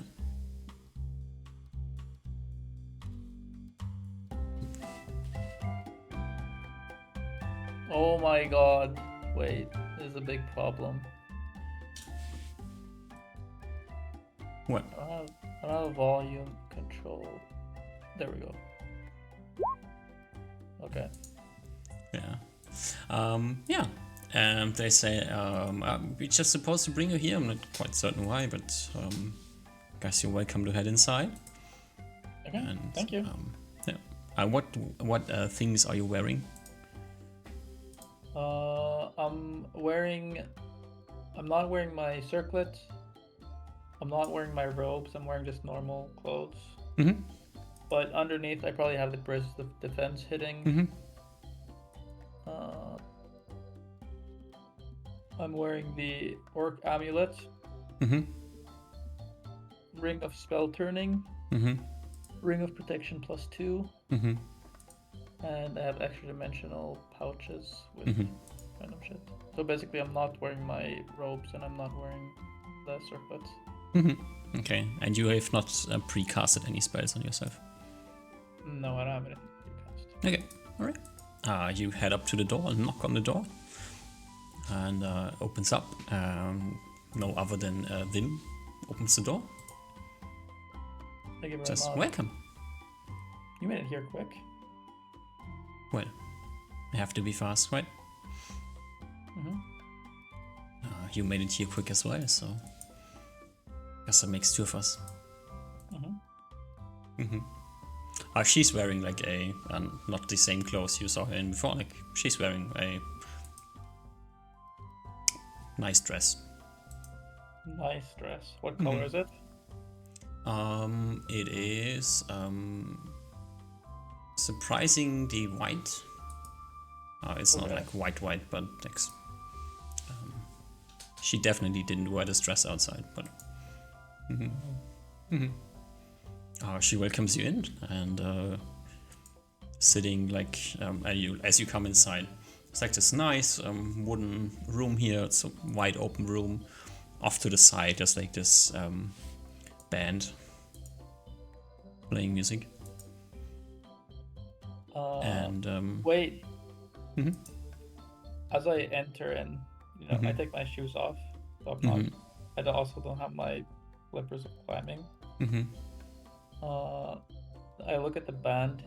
I kind of squint at them and attempt to disbelieve the illusion. Give me a saving throw as a spell.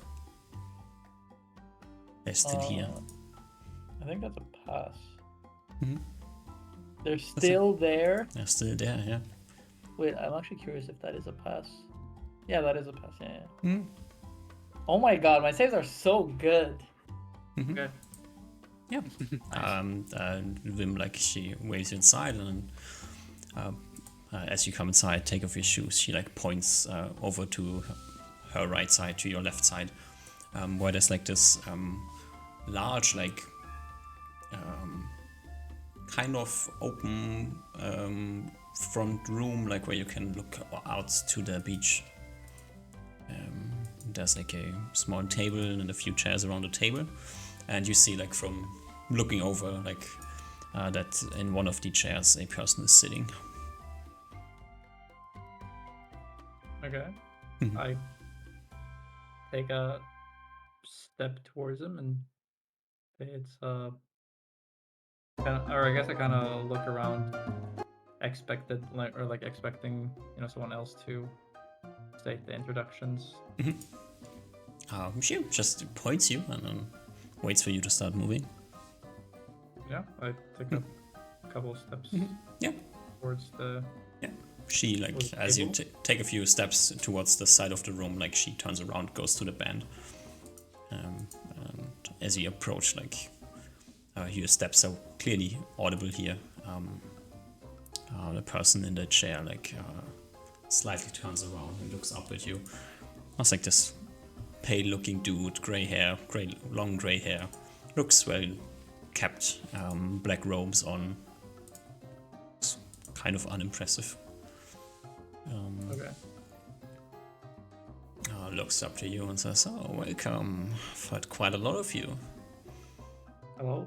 Am I correct to Take a presume seat." Take a seat. Mhm. Am I correct to presume that I'm speaking to the one and only Master of the Guild right now? Well, you wanted to meet me. Here I am.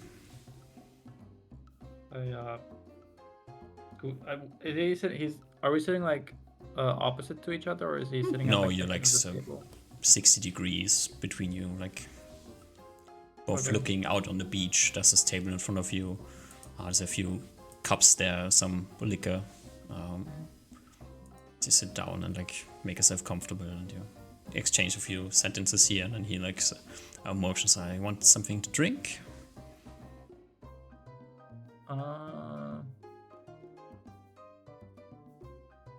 Just water would be fine. I'm not looking to get tipsy right now. Well, it's your loss. It's probably some of the best liquor you can find in this kingdom. pours himself a glass of pours some of the liquor in his cup, and then looks around, and then coming from one of the side of the rooms, a servant that must have been hidden in some in a shadowy area comes over here and then says, bring our guest a cup of water. Guy disappears again. What a cozy setup you have here. Well, it's one of the fine things I enjoy in life.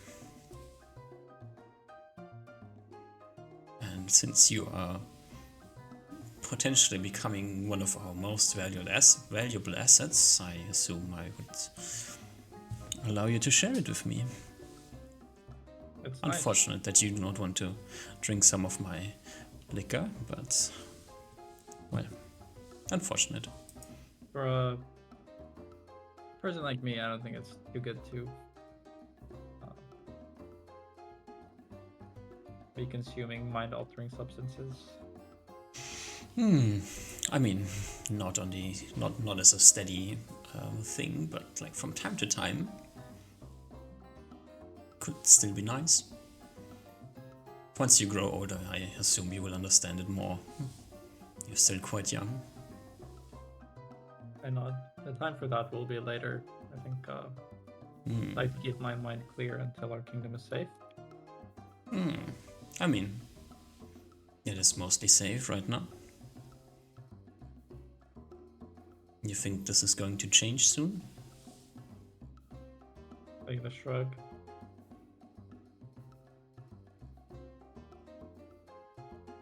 You're not worried about the dragon sightings?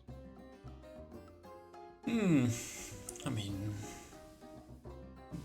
dragons come and go. Things you have to arrange yourself with. They do not pose a threat to us.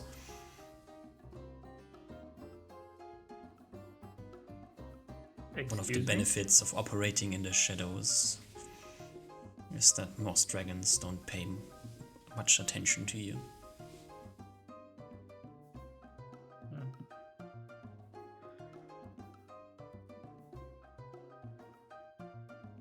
Seems like there's a lot to you guys that I don't really know about. Yes. Lots of things you don't have to know. You're comfortable with the ideas of dragons flying around? Well, they're not quite flying around, right? I'm not scared of the dragons flying around. I'm scared of the dragons hiding beneath us. What do you mean by that? Sorry. He smiles at you, gives you a wink, and says, well, you know what I mean.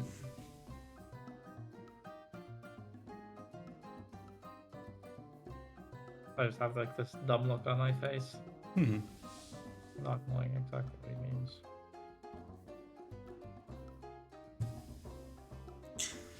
So, you wanted to have some assurance that I am not going to be using the thing for some mischievous deeds.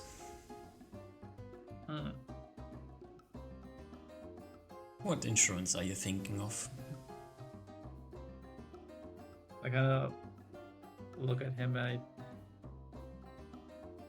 squint my eyes and I attempt to disbelieve his visage. Yeah, sure.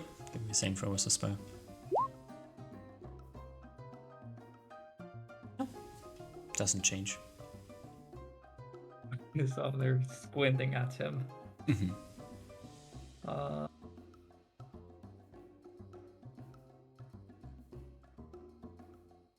He squints back at you. What kind of is he wearing is he wearing gloves? No? Does he have any rings on? Yes. Many rings. Okay. That's the one fancy thing he has. His robes, I mean, they look very nice, but they're mostly speaking just black robes without much on them. If he's wearing a necklace, you don't see it. He's not wearing anything on his head. Just has nice shoes on, like slipper shoes. No gloves, just rings. His ears are like slightly tipped, but don't look like particularly elven. As I said, long grey hair, pale skin, looks like an old guy, like pushing 60.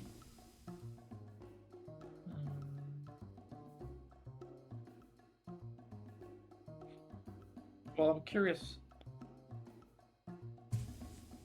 What is it you plan on doing with the item? Nothing at the moment, I just would want to have it. I'm a collector of magic items. And to be quite open with you, I very much don't want anybody else to have this thing.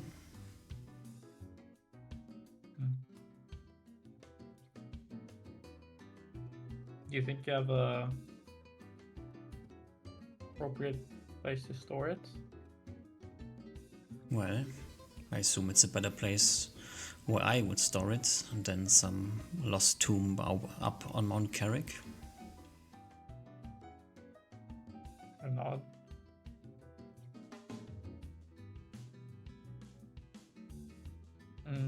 Does this guy have a similar accent to Bim and Oren? Roll me a perception, charisma check. No, No? no.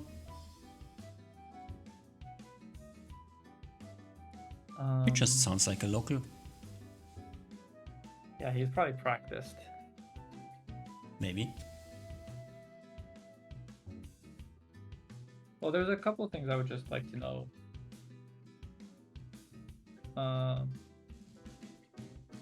Firstly, just curiosity. Where is it that you're from?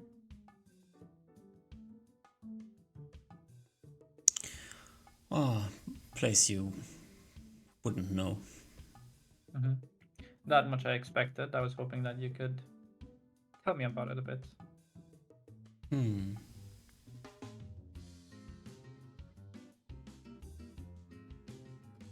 I could, but it wouldn't help you much, I assume. It would satiate my curiosity. Well,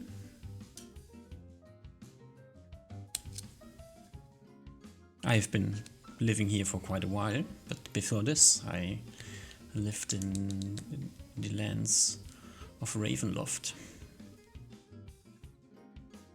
What's that? Is it accessible by mundane travel from here? Definitely not.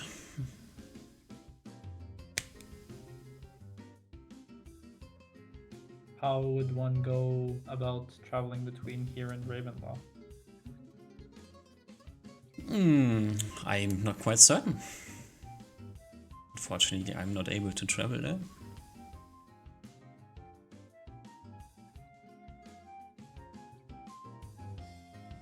Is it like a plane or?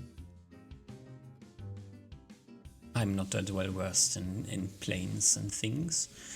I just know that someday I accidentally stumbled on the wrong place and, well, now I'm here.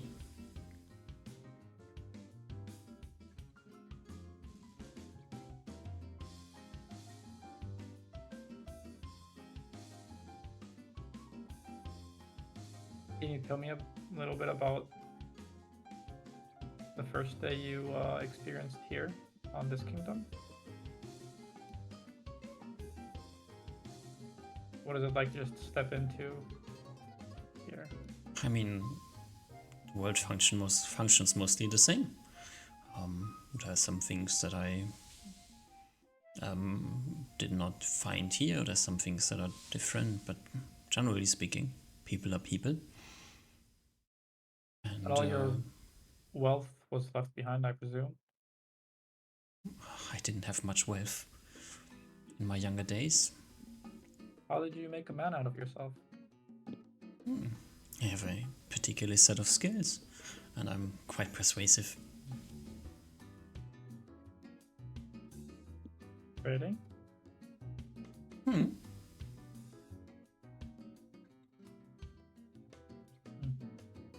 Also might be slightly older than I look. I look to you. You had time. I had time to learn this place well and establish myself. That's how I made myself.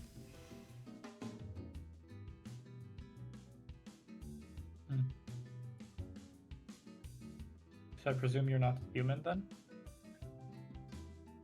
The way you speak. I mean, human enough to count as human for you.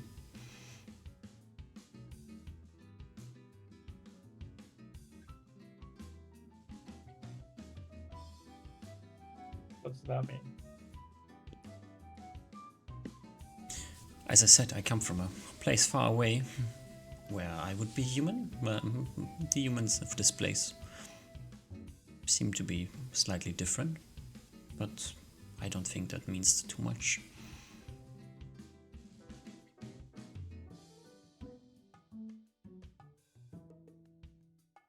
And just to go back on something you said earlier, how old are you exactly? Or not exactly, but approximately?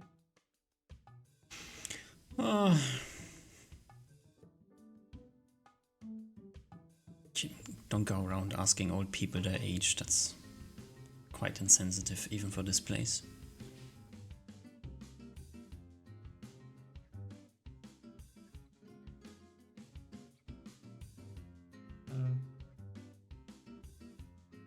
So it helps me understand your position better. The main assurance that I'm seeking here is that I know that I want to be familiar with the person that I'm dealing with. Please don't take any offense. No.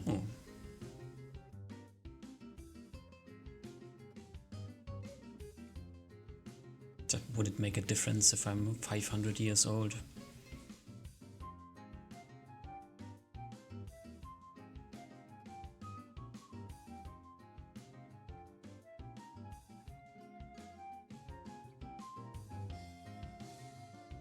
So are you then 500? I'm asking, would it make a difference to you? Yeah. Why? Enlighten me.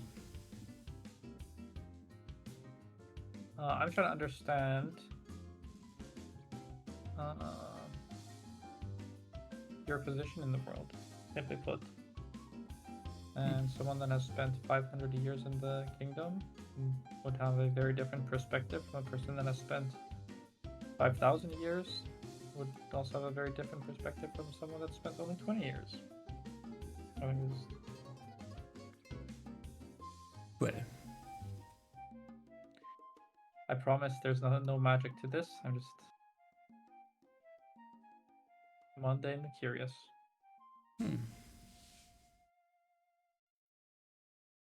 well, then just assume that I'm 500 years old. I don't quite exactly know how old I am.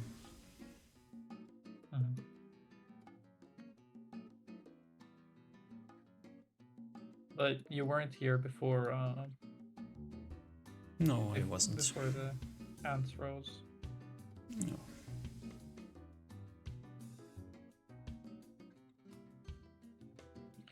And of your 500 approximate years, how long do you think you've spent in Asturias? Half your life? I would say 2/3? almost all of them. Ah, so you stepped out of Ravenloft at a young age. Yes. As I said, I haven't left much behind, although I still remember growing up, I think at least. And if I were able to return, I would like to go. But this is where I live, this is where I am who I am. Back in my homeland, I would be nobody. Just an old man.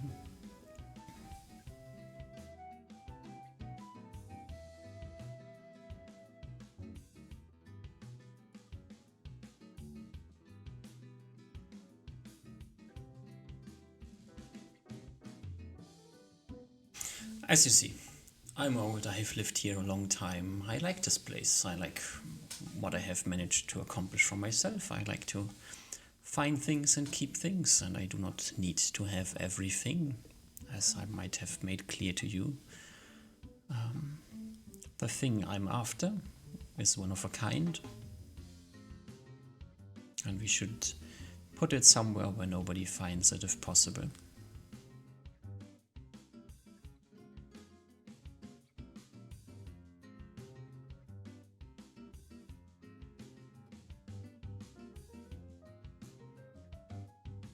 I don't know how I can assure you that I don't plan to use it to overthrow this kingdom, but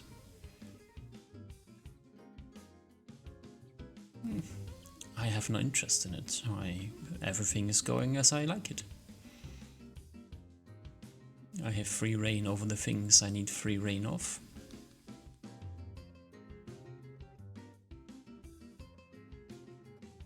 I have everything that I want, except for more interesting things, but that's a collector's curse, I guess. Well, maybe, I don't know if it's my communication is unclear or if my message is unbelievable, but as I feel like I've stated before, what I need for assurances is knowledge about you. That's really all I'm after. And so far,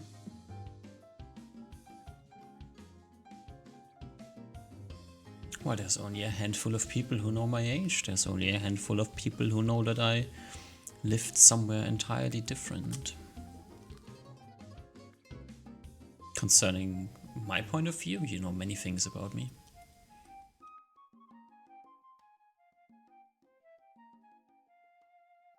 there's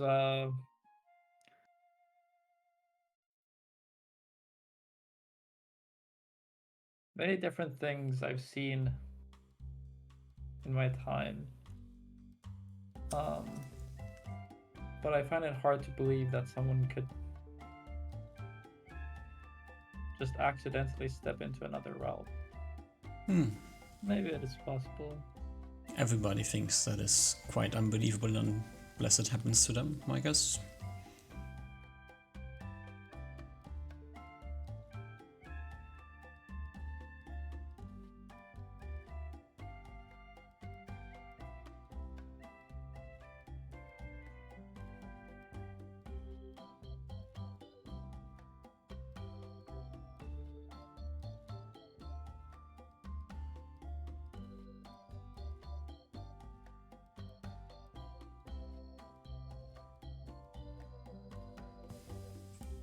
And sorry, I should have asked this earlier. What is your name? I'm the guildmaster.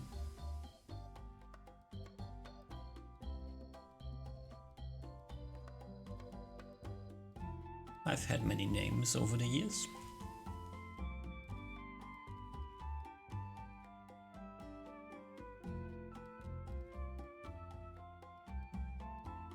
They don't mean that much to me.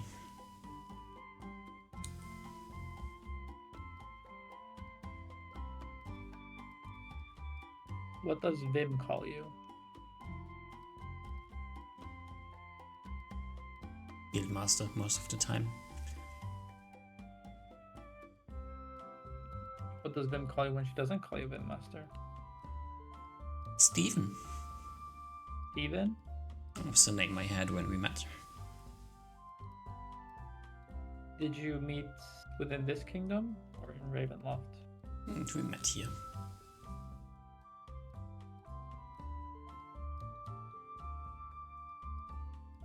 And is Steven the name that your parents gave you in Ravenloft?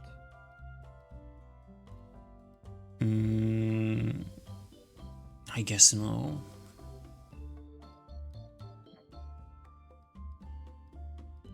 What did they name you?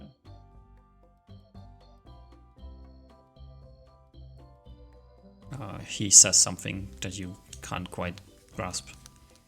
It's a different language.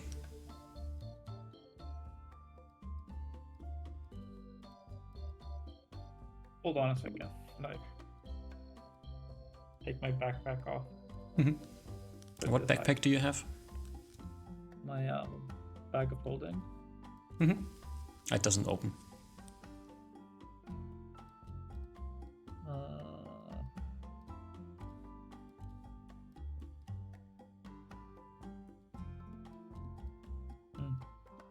Do you look surprised? Yeah, I look a little bit surprised. I don't think I was. There's no magic allowed in here.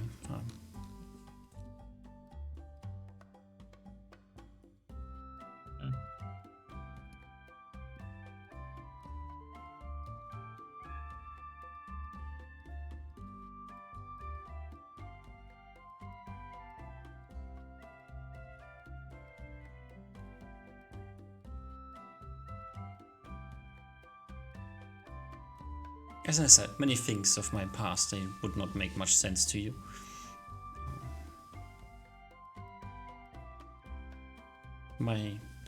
The name my parents gave me and Stephen, they are on the same level, to be honest.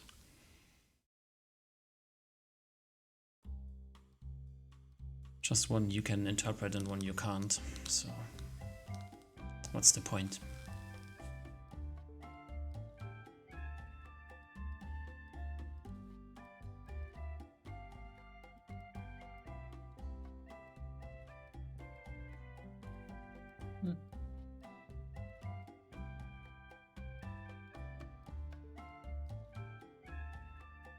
Tell me about yourself. I heard you were orphaned as a kid, right?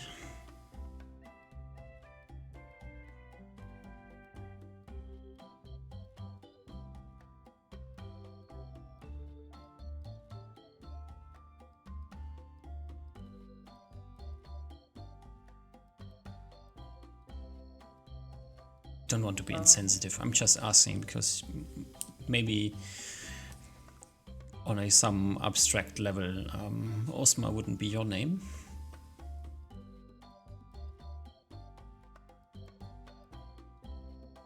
Although people know you as Osma and address you like that.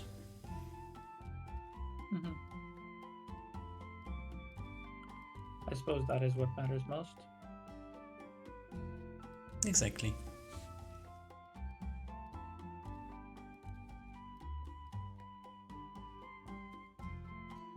Knowing about people's past might be a way of understanding their motivations and actions, but then again, knowing their motivations and actions would also help you understand them.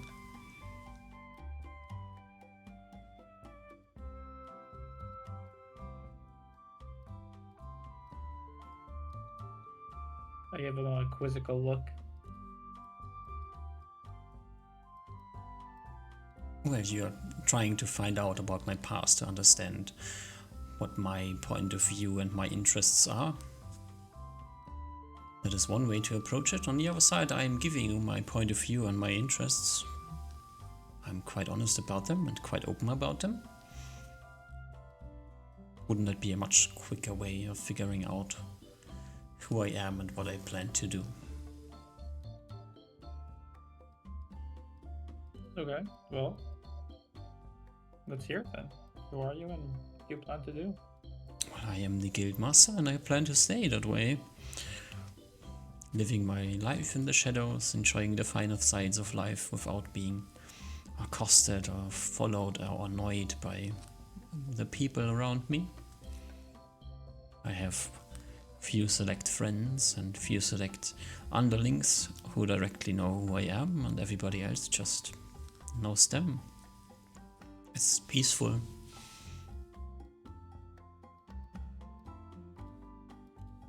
Sometimes people approach me with wishes when I consider if I'm interested in fulfilling them.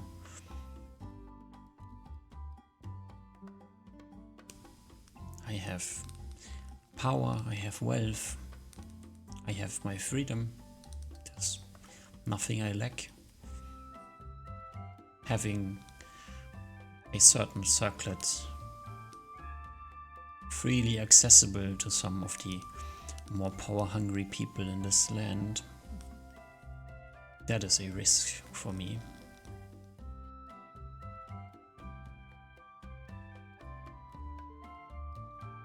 If you have a way of destroying it, that is also an option, but I don't think you have one.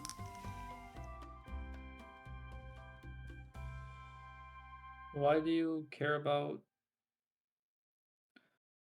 the position of Guildmaster? Because it gives me freedom, and it gives me wealth, and it gives me power. Do you still feel like you need more wealth, freedom, and power? No. As I said, it's just a collector's curse.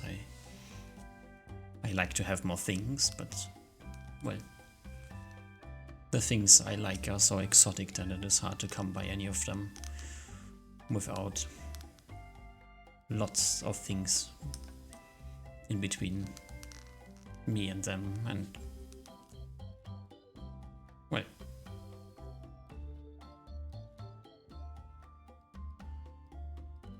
Some might say that the guild that you're the head of is causing a lot of harm to the people of the kingdom. Some people would say the other guilds are causing a lot of harm to the people of this kingdom. Some people would say that royalty is causing a lot of harm to the kingdom by actually doing nothing. I think that is a point of view question. I'm sure we can find critiques of any establishment or person. However, I think the guild is unique in this regard. It is unique because it doesn't lie. Nobody thinks of us as the good people. And we never try to make people believe that we are the good people. Every other guild does exactly that.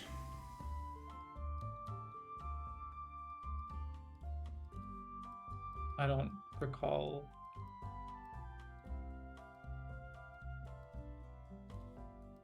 other guilds setting rival merchants' buildings on fire. Well, we don't set rival merchants' buildings on fire. Is that true?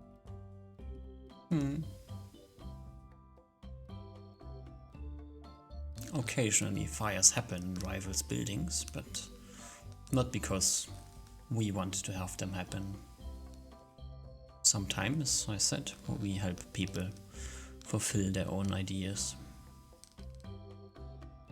Sometimes things go wrong, but what is the difference between a rival's merchant's building being lit on a fire or a band of roaming hobgoblins destroying a village?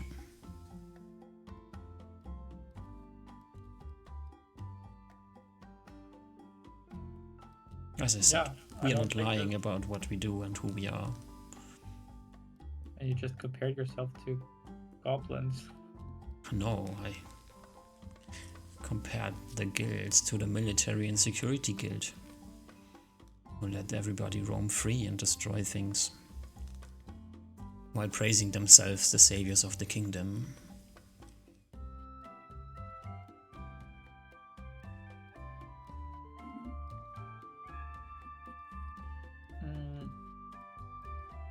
No, I think the relationship is a little bit different.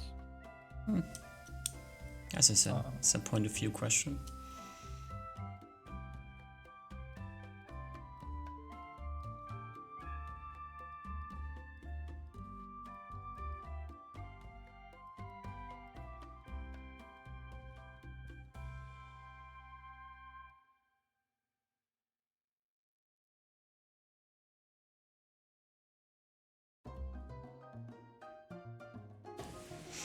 But as thrilling as I think this conversation is, let's come to a point here. I have offered you tremendous help on your quest for nothing, just one thing to be kept away from greedy hands, and for me to look at if I wish to.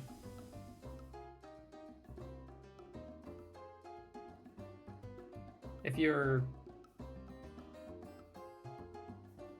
calling this crown nothing, then surely there's been a misunderstanding. Well, you don't want to use it, I don't want to use it, nobody else should use it. Makes it nothing at the end of the day. Maybe I want to look at it.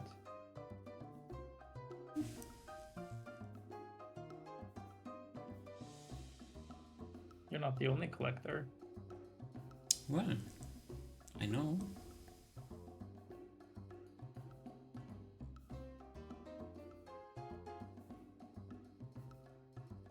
You've had a couple of days to consider.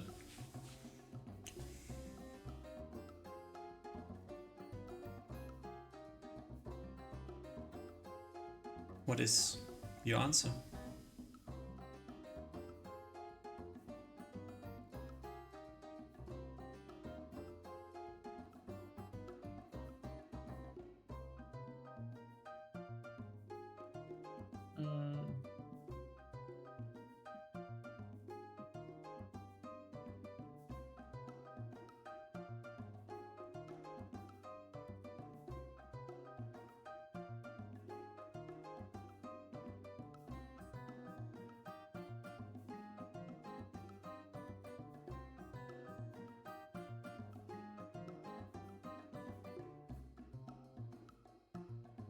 I don't think I know you well enough to give away such an item into your hands.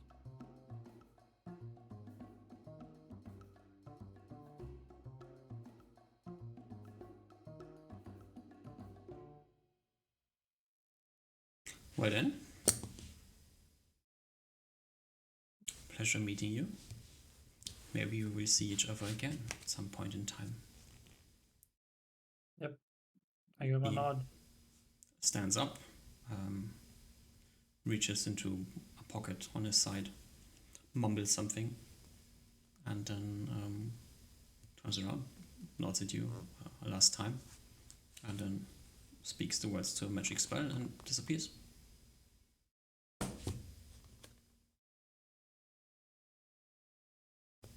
Being it's magic in the non-magic area? What the heck? Something happened. If you don't know what happened. And yeah. Yeah, I leave. Mm-hmm.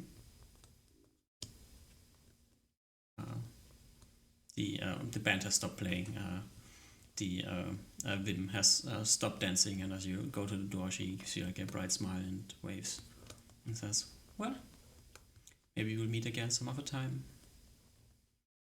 I give her a nod. You head out in the darkness of the night that has befallen the lands. I polymorph and fly. You fly back to Port Bream and arrive like somewhere like really late. Head to the honeypot, go to sleep. Alright.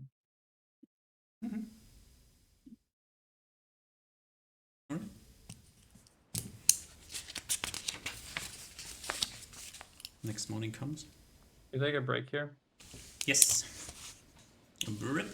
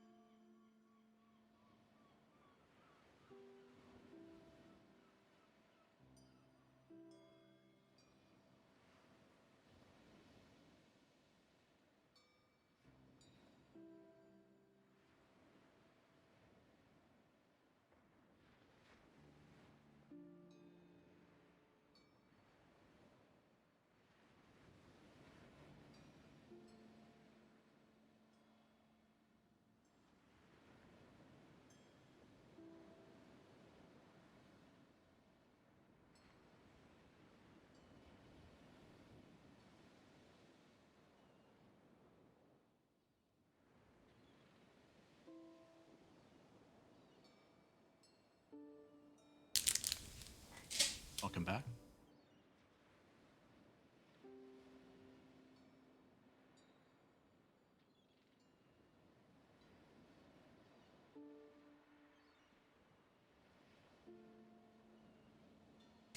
It wasn't quite the Eye for Beholder, but Close. I wasn't too far off.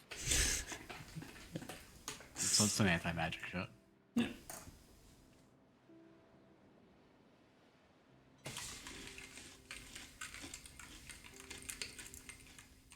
It would have been more fun if it was the Eye of the Beholder. That would make more sense for it would have been, you know, we would pay for a lot for an Eye of the Beholder if like a collector would like that. Hmm.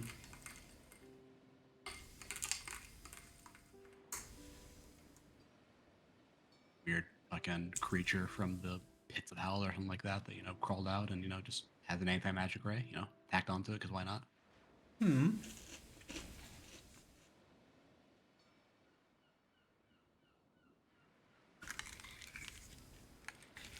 I guess it is like quite cumbersome.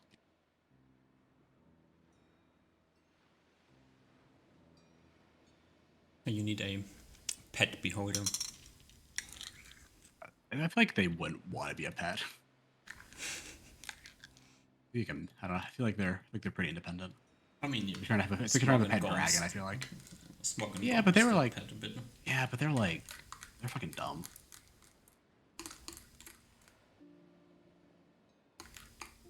They made you food for like Hello. months. Oh, what's hey Mike? Oh, what'd you say? Hello. I said they made you food for months. Don't call them dumb. Okay, they're thinking I don't out of think character. they were Out of technically- character, they're dumb. Beholders, right? They're like Beholders are much meaner. beholder can or something. I don't know the exact Yeah, term. but like, They're a type of beholder or something like that. Like in Yeah, the- but- they're, but they didn't have the ones that have the anti-magic ray. Those are the Malls and Gum were the cool beholders. yeah. Then I think the anti-magic ones are like real mean and angry all the time. I think they're like all technically beholders, but then that's like the original, the OG beholder, or something like that. They like. They're really mean and angry. You dodged. I do know that we almost ran into the ones that pretended to be corpses. That we almost ran into those ones. And then Ruben had a brain blast and remembered from like a year ago. They are really mean and really angry. I believe you. No, we just don't worry about them. We just don't engage with them. That's the real way to deal with beholders. Just don't engage with them.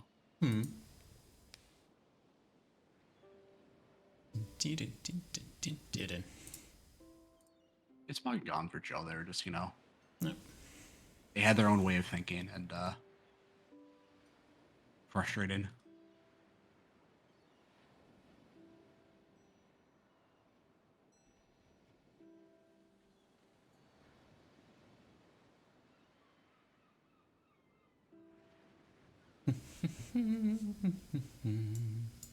What if we ever asked Spila how she got Smog and Yawns? Now that I'm thinking about it. Didn't you? Do we still have that big gem that was holding them down? Was a rock. That was not the a gem. thing that I think Spila was held on. It was my stolen, I think. Yeah. That was. I'm pretty sure that was. something All right, I don't remember. He did. Yeah, I thought that was the gem that Spila was sealed in, and then we got it out or something. Was I wrong? I don't. It's been Yeah, like, no, that's that right. was like That was 70 like- sessions ago. In that Spark Coms were in the atrium, and then behind the door was a table with a rock on it, just a brick basically. Okay, And that I brick, remember that. was the thing that Smog and Goms were protecting. Okay, was that the Pearl of Wisdom or was that No. Spila? It's just a brick. Or just a big rock, just a big gem. That Just a sounds rock. like It's not a gem. It was just a big rock. Oh, why were they protect? I don't even know why they're. I don't that remember sounds that like at all. what Sheila would do if she You needed. thought like, that they were bound to the gem that Spila was locked away in, but that's not what they were protecting. You just misinterpreted that at some point. Oh, okay. But when Osma freed them, he got the knowledge beforehand that he needs to get the rock away. Okay. I remember we did something to free them. I just thought it was I spent long. I thought it was the gem thing we're sitting on. The gem in the same area. Oh well.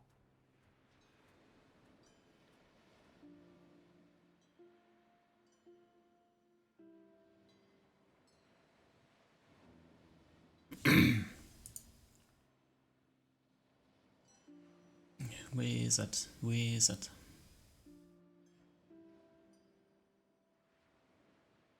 So how's the day, the night in Port Bream for the two of you?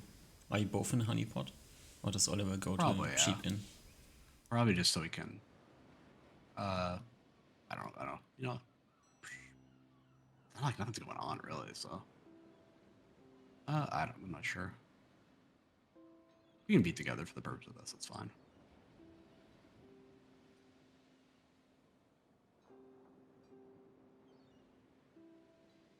Probably, I think it's probably just kind of like a man. Like what is like Oliver's gonna like. I don't know. We supposed a lot of correspondence. I know we had correspondence with like a weird thieves guild or organization or something. Nah, you know, they've been around the human kingdom while doing lots of human kingdom stuff. Did you know about Lots that, of Ruben? actions. He kind of does a shrug. There's many factions and people we've talked to in human lands. I don't really separate them, I guess. Hmm. Humans, they do human things. You know, Ruben, it's I think it might be a good time to start separating them out or thinking of a bit. I feel like you've been here quite a while now. We get to start. I don't know. But I guess you plan on staying longer after this is all over. Might be a good thing to start thinking. Maybe. If I decide to stay here for a long Yeah. time, I guess. Mm-hmm. I think you've been here a while already. His like ears almost curl a little bit as he thinks. Ah, yes and no. I'm not sure how old you are, but it's for a human. You've been here for at least like what 5, 6 years or something. 7 years, 8 maybe. I don't know. In that realm. Maybe that's a little bit of time. Sure, we've had a lot of adventures. That's for Mhm. sure. A lot of things, but living in the human land, that part, eh, it's been fine, I guess. It hasn't been that long. I have not felt attached, at least. When I I don't know think what you of do in the open home, lands. I'm guessing. Yeah. actually, when I think of home, before I always thought of my clan, but now he sighs. Now I'm not too sure. What do you mean by that, Ruben?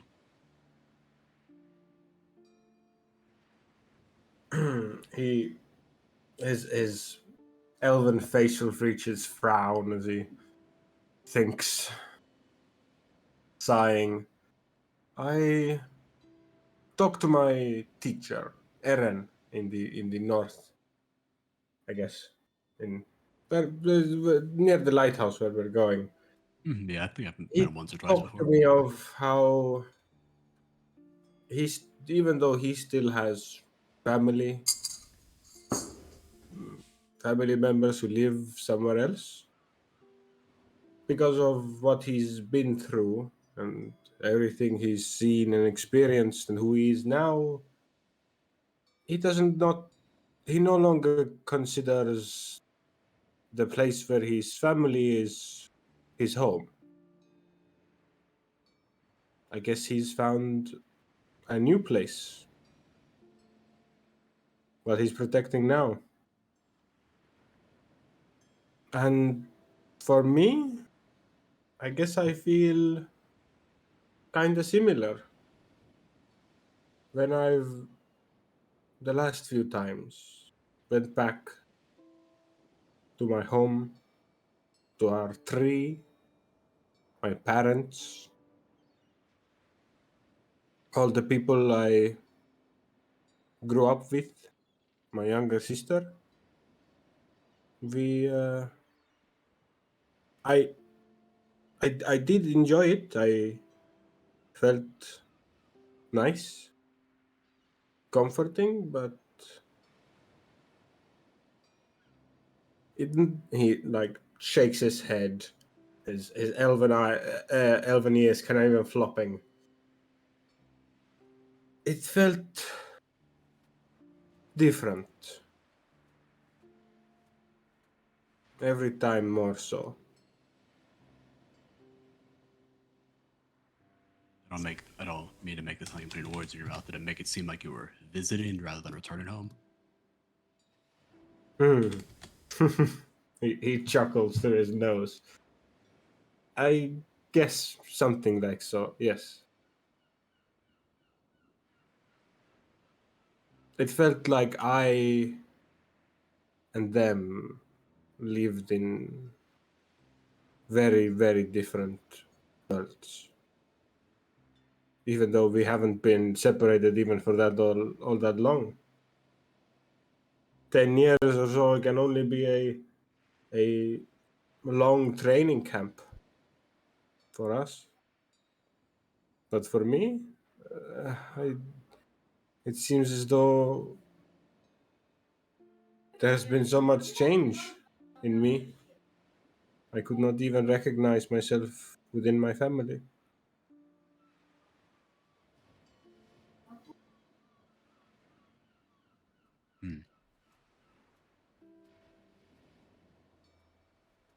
Listen to himself for a moment.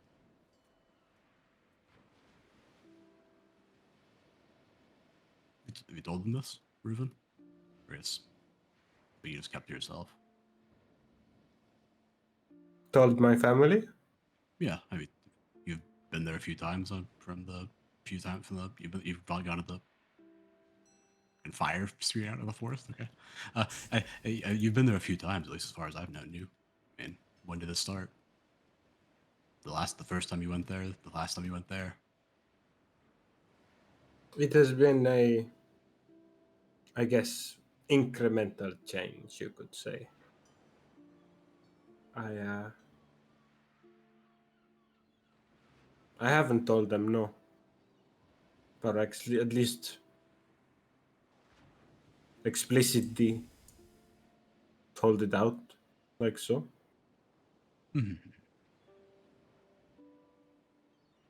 This is just my opinion, Reuven. Take it with a grain of salt.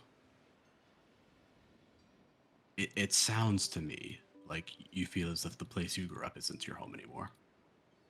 But I guess how do you, and that it makes it harder for you to relate with your family.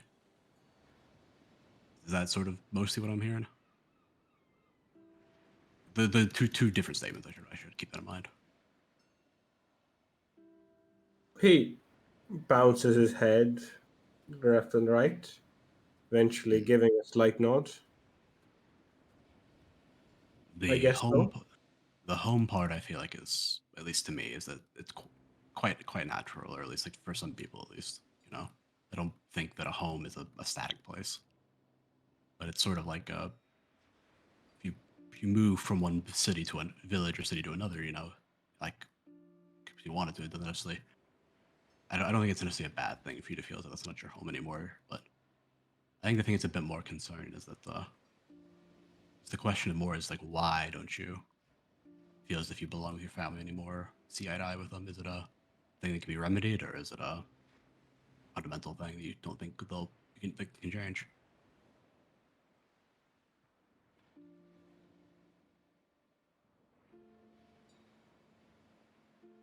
He gives you a slight smile, almost a thanking smile for even talking with him about this.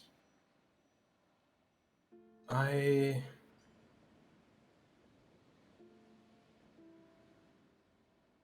guess I don't know.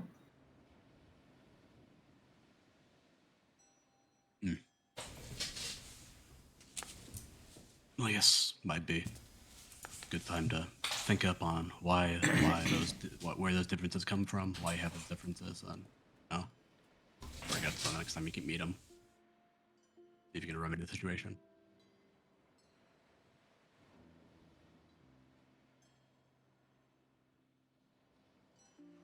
A contemplative evening. Mm-hmm. And I think the wizard has returned. At Was least the wizard has upgrading- been throwing fireballs around the world map, so. There's cool new effects. I haven't seen that before. I think they added in the whatever the thing is called. They've Forgot been something's in called. before, but then they removed him again, I think, and now they are back. Actually, not exactly. Oh, magic. Mm-hmm. Yeah, there's a bunch of cool shit. Yeah. Slime. That's more like green flame, not slime, but acid and slime look identical. Oh, Yeah, it's kind of a um, shame. I wish the water had different shape than just. let me see. Oh, you can change the effect type to like a rocket. Phew. Yeah. But yeah, they do look kind of just like You were saying in terms of fire. DM?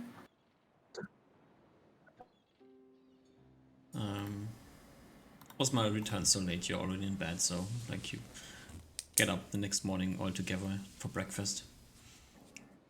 And Osmar can deliver the grave news. Yeah. Didn't seem that we were able to come to an agreement. I Unfortunate. want to, yeah, I want to know who I was giving the item away to, and he seemed. It was a lot of work to get him to answer simple questions, so I didn't feel comfortable. Understood. I Maybe for the trust best. your judgment, Usmar. Yeah, I'm not sure if I Huh. trust my own judgment. Well, only look forward now. Mm-hmm. Not sure if we can go. I don't know if sure if you can have a chance at changing your mind. Mm-hmm. Well, you sit around in Port Bream, or do you leave? This we morning get to leave. I out. think we should leave, right? Yeah. We can get there in a day. Sure. Okay, we're zooming. Alrighty. Zooming in the foreign. Reuven. It might be good to message Spiel that we're coming today. I don't know if that matters or not. Yes, DM. Can you give me a perception check? Ooh, Oh shit. that's a 16, boss. That's 16. Okay. Alright. You arrive at the lighthouse. Please. Oh, also now I have all my magic gear back on. Alright. You arrive at the lighthouse. The same show happens again. Like the guy comes out, waves at you, goes to pick up some wood, and like the illusion is the same. Like you all know that's an illusion, but it's still playing. Yeah, it's just someone put it in there. Does that every time. Yeah. And as you come up to the door, knock at the door, open it and go inside, or do you wait for somebody to open it? Probably, I'll wait unless like someone opens the door first. Like I want some like Usmar, Ruben open it first. Yeah, I'll go open the door if no one else goes to open the door. Sure. You open the door, head inside. Decide, just walking after him. It's too late now. What? A little rude to enter someone's home without asking first, getting permission. But not Rob. too late now. I mean, I'm pretty sure Spila teleported into my lab at some point, so. We can worry about the details later. Yeah. Too late now. You head inside. There's nobody here. You hear some noise coming from upstairs. Do you just go up, or do you wait for Speeder to come down? I'll be like raise my voice up and be like, hopefully we're not intruding, Speeder, but we've arrived.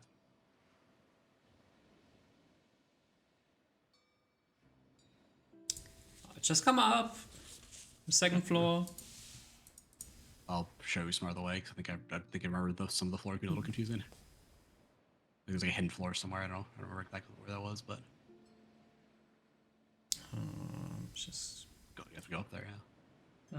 where's the map? You've never been here, right, Osmar? There were ghosts here and we had to kill them. were ghosts, there were elementals, there was a powerful elven skeleton knight warrior thing, and then one of them had an axe. That was where he got the pickaxe and axe from, and the other one had a magic bow. Yeah, and then some elementals. There's just weird, just like tiny little skeleton in the basement that just like was much harder to take hard, much tougher than it looked. Took like half a dozen hits to take it down for me and Ruben. Yeah, it was really weird. Well, it's good that you guys took care of it.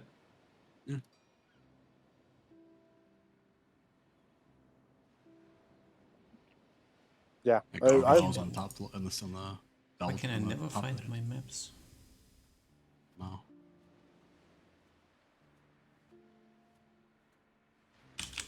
It's the one with all the skeletons, or just in the elementals, or is it a different one? Or I trying to remember the floors layouts. I remember they're all like a circle, but I don't remember which. Bring you to the map here. Nice. And you go up from the basement second to the This one. to the second, like you go up two stories. Oh, that's right. And there's like the secret second floor. Yeah. And then like she's My waiting screen for is you. just 100% just black. Yeah, it's because you're totally not on the right map. now.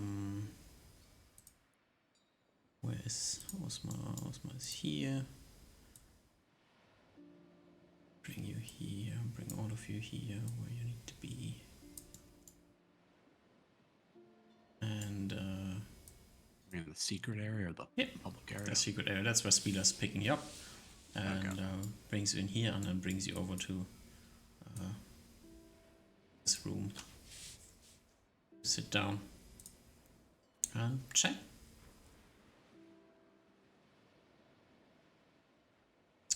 Just quickly find Spieler. What's happened, Spiel? I don't know if you've been well. Oh, I've been doing fine. I've been looking at the things here. I've been experimenting with some stuff, and yeah, brought you here because if we are looking to find out things about what's going on in Landara, then I think I have a solution that is well, it's local, so that's why I brought you here. That's quite fortuitous. I think we were coming to ask. I came up with an idea that you can potentially scry it for us. Here's what's going on over there, so that works. That's perfect. Yeah, I have tried my best to remember the place. I have some remaining memories. I've been to the city a few times. Well, and from what I've seen so far, it is quite interesting, but I haven't spent too much time looking into it. Well, so what have the three of you found out so far? Anything interesting? Look at Usmar and Reuven. And Ruben looks at you two, and finally Bro looks at Osma. Yeah, we all like looking around at each other. Lots of things, I guess. Yeah. There's, alright, I don't know. Have we figured out that much? From our last meeting, I feel like we've learned quite a bit. I don't know how fast the news travels, but 2 dragons have been spotted and the kingdom since I think last time. 6 months ago, you might recognize his name. Drome Draw was spotted, supposedly a dead dragon has been risen from the dead, reanimated in some capacity. And then a large red dragon. Supposedly he was like a chosen of Connellier killed him a long time ago, and he was looking for said chosen of Connellier, like slayed him. I remember a story, but I can't quite, not quite certain with the names and things. But that's all that matters. That there's a dead dragon's camp that's supposedly back alive. Oh, well then, I assume I would add a third dragon because is a rather curious dragon living close by here, apparently. Excuse me? Yeah, Sure. but seen I- him yeah. like once or twice. I think twice. Lots of dragon spottings in the past few months, it seems. There's also a large red dragon that got spotted over Barrios. That is concerning. I don't know as to why. It just flew over Barrios. And then went southwest from there. Odd. And calling it large is a bit of an understatement. So, incredibly. I can like. I think it was like 50% larger than locking on. So it's like 100 something feet maybe long, if not longer, 150. In that realm. A It large was, red I don't know if dragon. you ever saw Lock. I don't know if you ever saw Lock. I don't think you ever saw Lockinon's corpse, but it was about 50% bigger than that. No, I can't say that I have seen it. Which just very, very large dragon. I think that we've seen. Red dragons are never a good sign. From what, so that's kind of what I've heard. But if it hasn't decided to just start destroying the kingdom so far, I assume it's not planning on doing it anytime soon. If that's the case. So,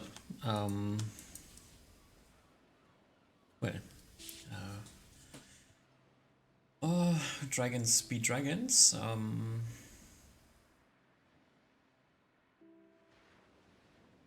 What exactly do you need my help for? Two general topics.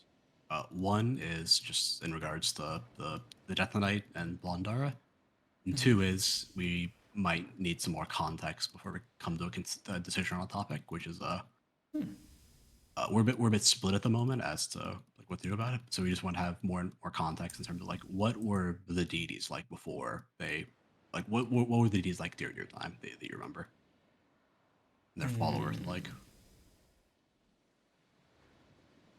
Can't say that I had much to do with them. I mean, I was friends with Ka before, and was with him during his during the time he changed. I'm not quite certain how I should answer your question.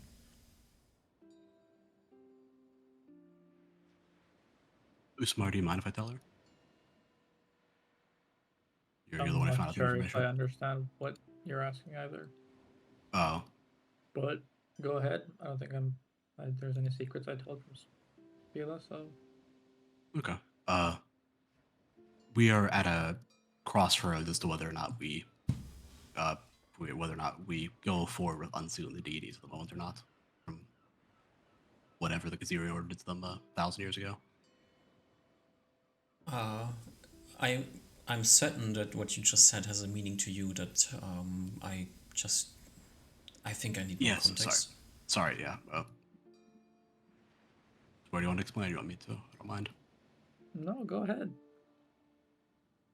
From what Usmar told us, he found the library of the Kazirian Order on the astral plane, and from his research, found that during before all this happened, I guess they called the last age. I think is that I think it was the head of the Kazirian Order did something to seal all the deities away, and that's my assumption is that's what all the various important people were doing at the end of the last age to try to stop that from happening.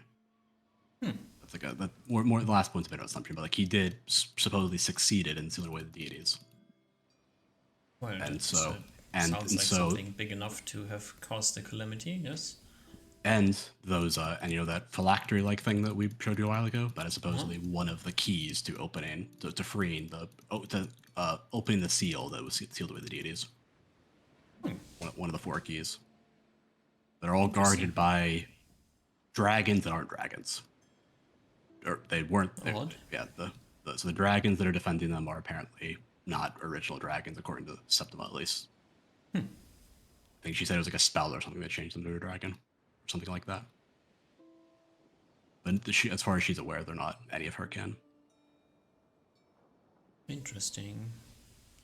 Well, I heard about spells powerful enough to accomplish the wondrous things, and wizards strong enough to seal away deities might most definitely be able to pull something like that off.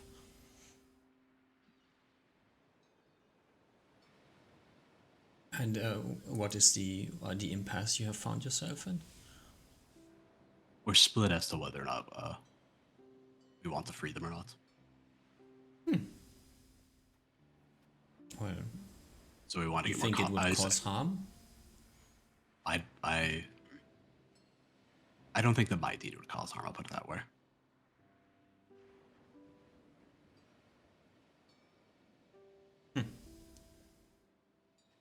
Well, from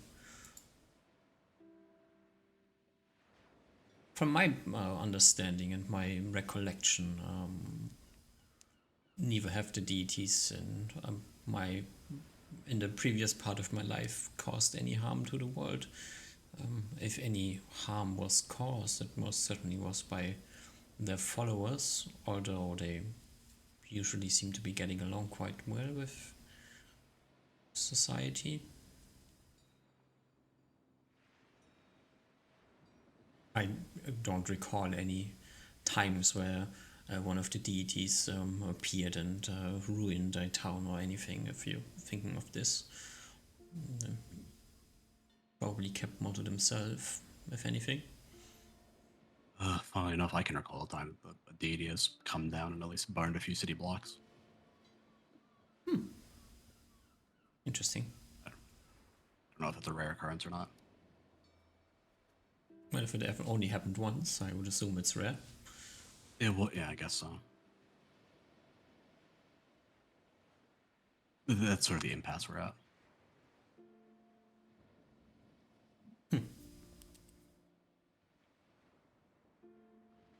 Well, honestly, I don't really have any particular interest in gods, deities, divinity. Not much meaning to myself. I'm an arcanist. I see the world different. If they were all powerful, then why would they have been locked? If they are not all powerful, do we need to concern ourselves with them too much? I don't know. I don't think it would change much. You exist, wondering. therefore they must be able to interact with this world.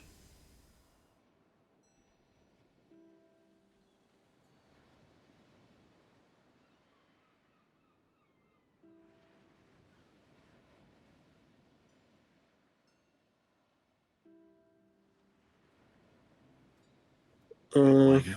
Oh yeah. Sorry. There is also what we learned of from from Oliver's deity, that apparently something quite critical will happen when Death Knight is defeated. More specifically, when all of the weapons are reunited.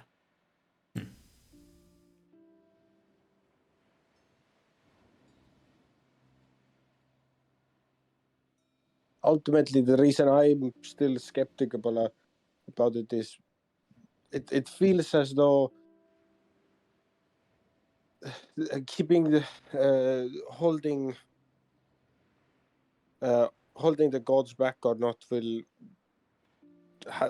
at some point change or affect that critical thing, whether it be a cataclysm, as you say, or something else. It feels as though for me that still it'd be easier for the people of the world to change their fate than without the effects of the gods than with them. Or maybe I am wrong. Could be. He bites her lip. Doesn't have to be. I don't believe in any gods.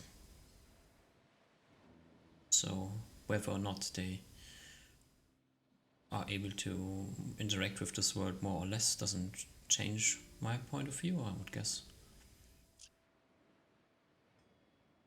Never has and still doesn't.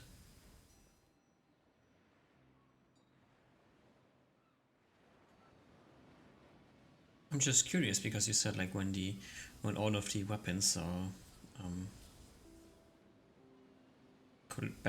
collected together, or what exactly did you say?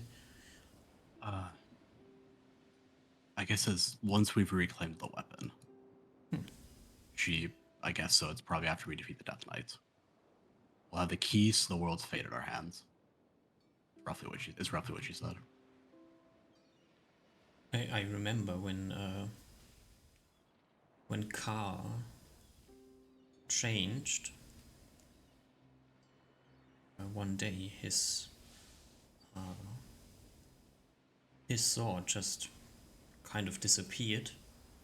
He wasn't using it much anymore at this point in time, but still, I don't think he gave it to anyone.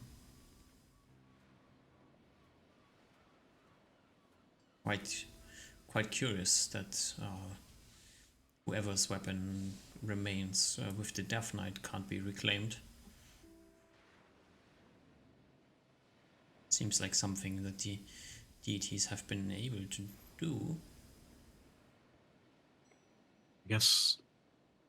I'm not sure because I think I get what you're implying it a bit because when I found the chosen when I defeated the white dragon where we got the first like a key phylactery thing, the weapon of the chosen of Candelier was there as well, and then when I picked it up, the deity then showed up to reclaim it. But didn't reclaim it until afterwards. Or before that. There must be some restrictions on it, or otherwise I imagine she would have just reclaimed it immediately after her chosen died. I'm not sure it was just because it was in that place where the wizards did their thing, or if there was another reason behind it. Interesting. Maybe all of you, she motions to you, Oliver, all of you are some sort of conduits for them to be more able to interact with the world. So somebody must get, considering this, somebody would have to at least get close enough to the Death Knight for them to come there and grab it.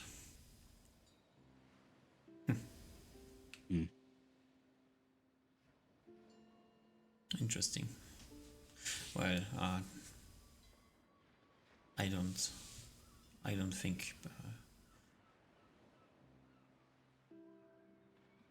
there's nothing to be gained from this discussion, I am afraid. I think it's down to either you want or you don't want to.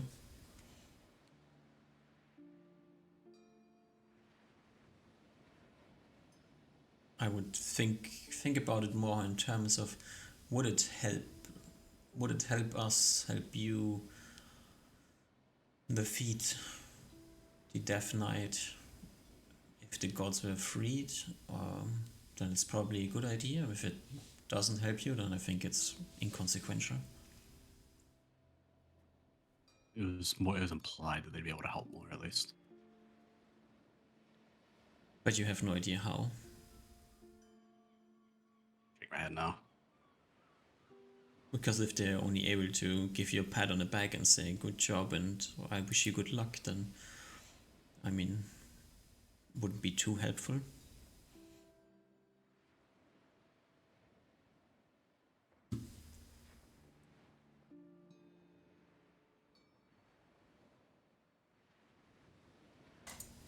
Have you detected any differences between the powers of the clerics and paladins of now and the times before? Quite honest, I haven't paid much attention to them in my in the previous part of my life, so can't really tell you. Hmm.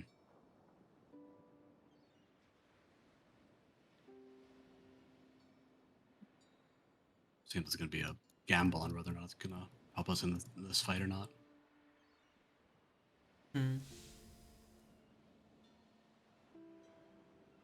Although, Well, if it is a seal that you would have to break once it's broken, I don't know if you have the ability to reseal it. So. Oh There's yeah, a- I kind of understood that. I imagine the one way you do it or you Yes. don't. There's no walking it back. Hmm. I imagine it's also all or nothing. Then like you free all the deities or none of them. Probably.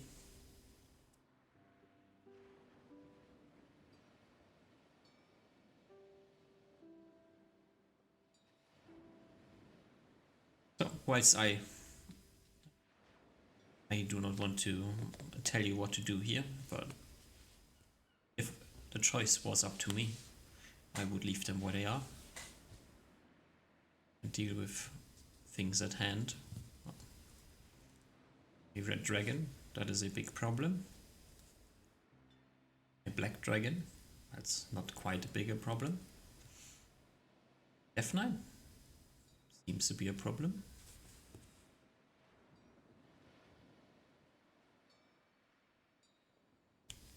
I'm curious as to what treasure they have and what things one could gain from getting to this place. From what I have described, it seems to be quite different than one would expect. In what But ways? yeah, you know, like most of the east is a desolate wasteland, but still the area of the Landara keep has trees and flowers and things. It is quite odd. Not so much the rest of the town, but at least the center of it. Hmm.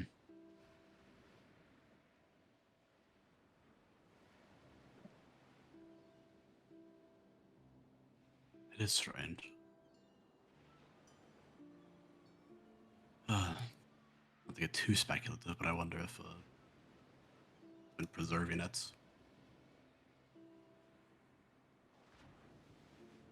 Well, it would Kinda kind of strange. make sense, right? Yes.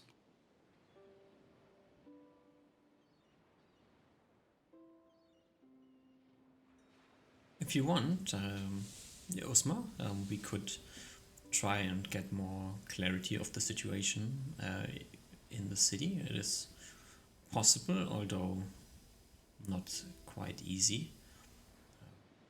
Something seems to be interfering with the magic and with the everlasting clouds in the sky and the sand that is blowing around. It becomes quite hard to get a good bird's eye view, but still we could get some idea. Mm-hmm. A nod.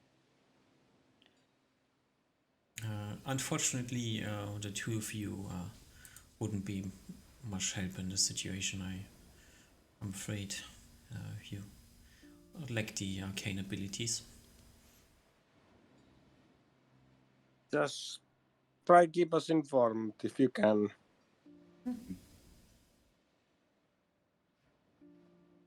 I think what we need to know is where the bad guys are this Death Knight. We also think there's a small chance there might be a undead wizard thing. What are those called again? We're expecting there to be a lich. Were you actually familiar with Ningala? Quite a presumptuous fellow, yes. thought of himself as the greatest wizard of his time. Gave himself Well- this ridiculous nickname. What was it? Windwalker? Oh yeah, the Windwalker. Well, the occurrence of the dragons seems to somewhat match the idea of the existence, or hint at the idea of the existence of this certain artifact, a crown that's used to resurrect and control dragons. And the library in the astral plane that I visited had a book on the subject, which was stolen by this Ningala some 1,000 years ago. Which is oddly suspicious. Oh, that's at least too many. I'm missing the word. Coincidence? Coincidences, yes. Hmm. Or to be just happen chance. And yeah. As if a Death Knight isn't spooky enough, you know. Presumably might also have to deal with a lich. And a controlled dragon. Possibly many. Would this artifact be powerful enough to control multiple dragons? I shrug. There's information on the artifact is limited.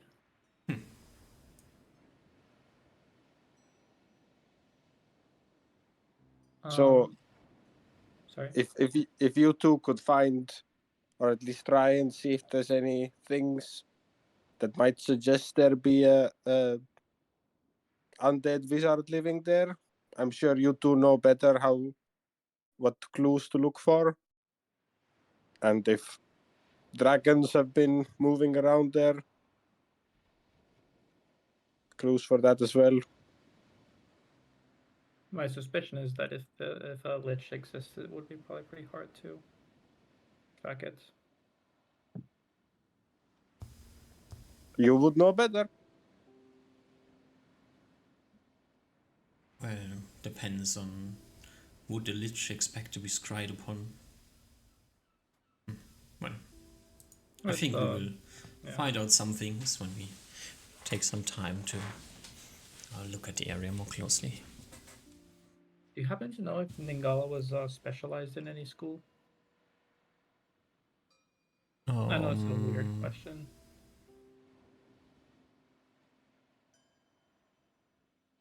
Can't quite say. Never had much to do with him. Like, as I said, not my type of person.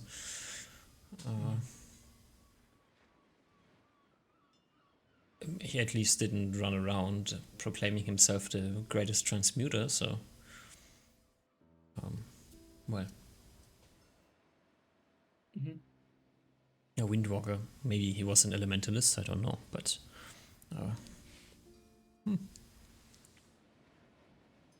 Like when I think of wind, I think of transmutation spells.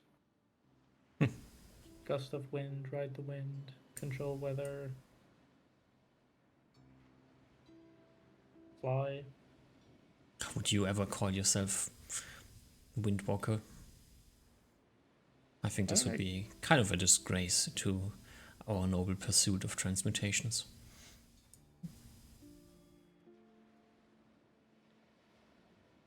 I don't know. I think it's a cool effect that transmutations can have. Sure. All it's not all transmutations the are time. great. That's why it is the best specialization that exists, right? Though I have to say that fly is one of my favorite spells. It's a good spell. Yeah. So is Fireball, and it's not a transmutation spell, unfortunately, but... Okay. Okay. Osmar, let me show you to the thing in question. You two make yourself at home. Stay out of the basement. You know, rats and all. Seems to be a never-ending problem down there. Oh, before you go, what about this dragon around you or this tower?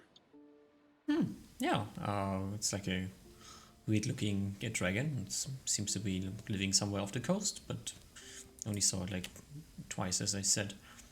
Haven't made contact yet.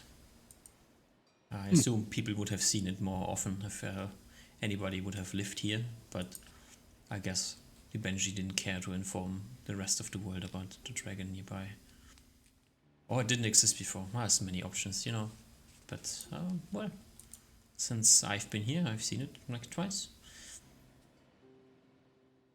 A few months ago and I think a few weeks ago.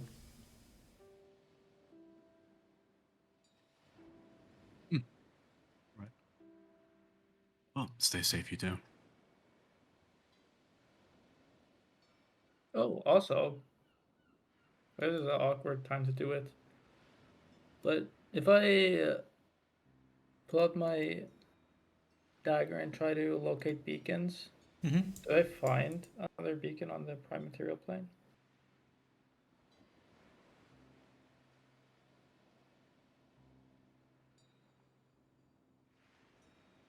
Like, does Ningala have a dagger?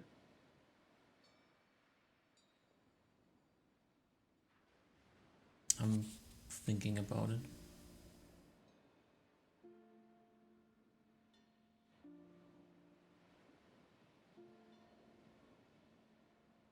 Yes.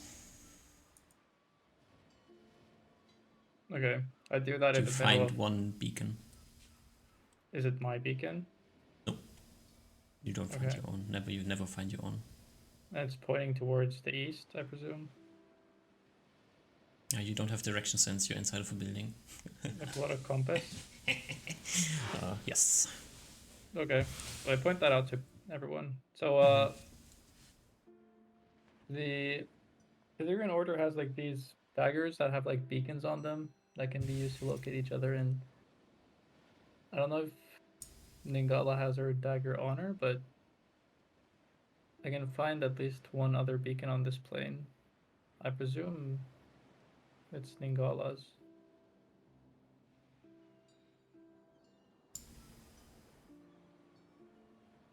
Probably. Yeah. It is like you try to pinpoint it and like try to get like some people's ideas together, and yeah, seems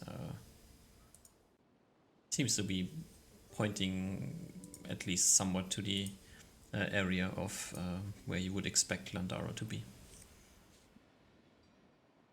Maybe we can try to triangulate once we make it close by so that we can locate the lich.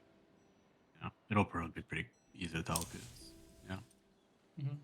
But also, that means that while this is not an extra dimensional space, if she were to look for beacons, which he, then he could also find where I am.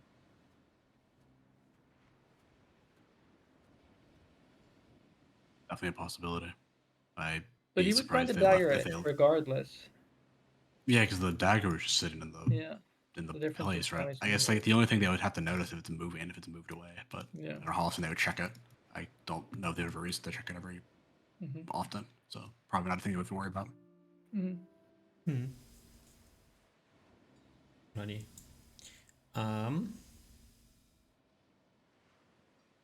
So Spieler will drag you, Osmar, to this room.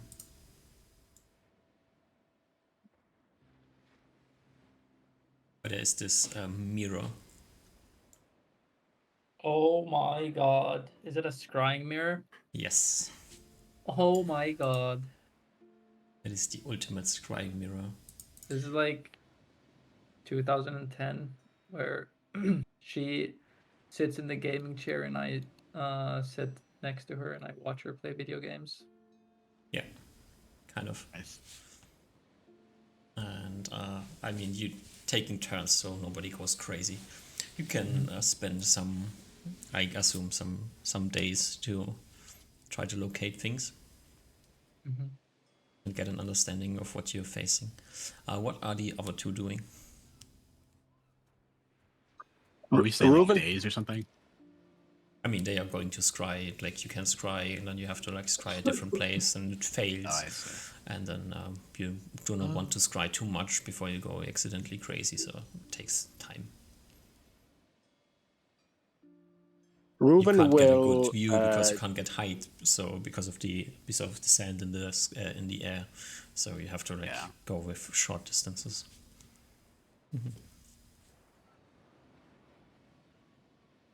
I think Reuben will go to the top of the light tower Mhm. and look for the dragon. Mhm. I guess. Yeah, that's Give that's me the a plan. perception check. I was actually gonna do something. I was gonna do something very similar as well. Okay. Both of you have. We get a spyglass. Yeah. Just do it. For the dragon. Okay. You said the spyglass, so you have the spyglass, I guess. Sure, that works. Yeah, I'll grab it. Oh, yeah. That's a 12 with a natural 1, boss. Yeah. 25. Oliver, you don't see anything. Reuven, you see the most suspicious thing Okay. as you like look over to the ocean. There's this weird cloud hanging like way too low. Oh, that is suspicious. And you know you've been in Cloud Dragon territory before, so very suspicious. Just pointing it out. Do you alarm the rest of the group? Probably just But be there's at this a point. Cloud Dragon lurking around. He definitely tells Oliver and will like keep looking at the same cloud the entire day. How close is the cloud to the coast? I mean, pretty close. I mean, there's other clouds as well, but this one it hangs like a bit lower. Like you like, you know, it's raining. Like why? Although you're not really an ocean person, so oh no, you are an ocean person.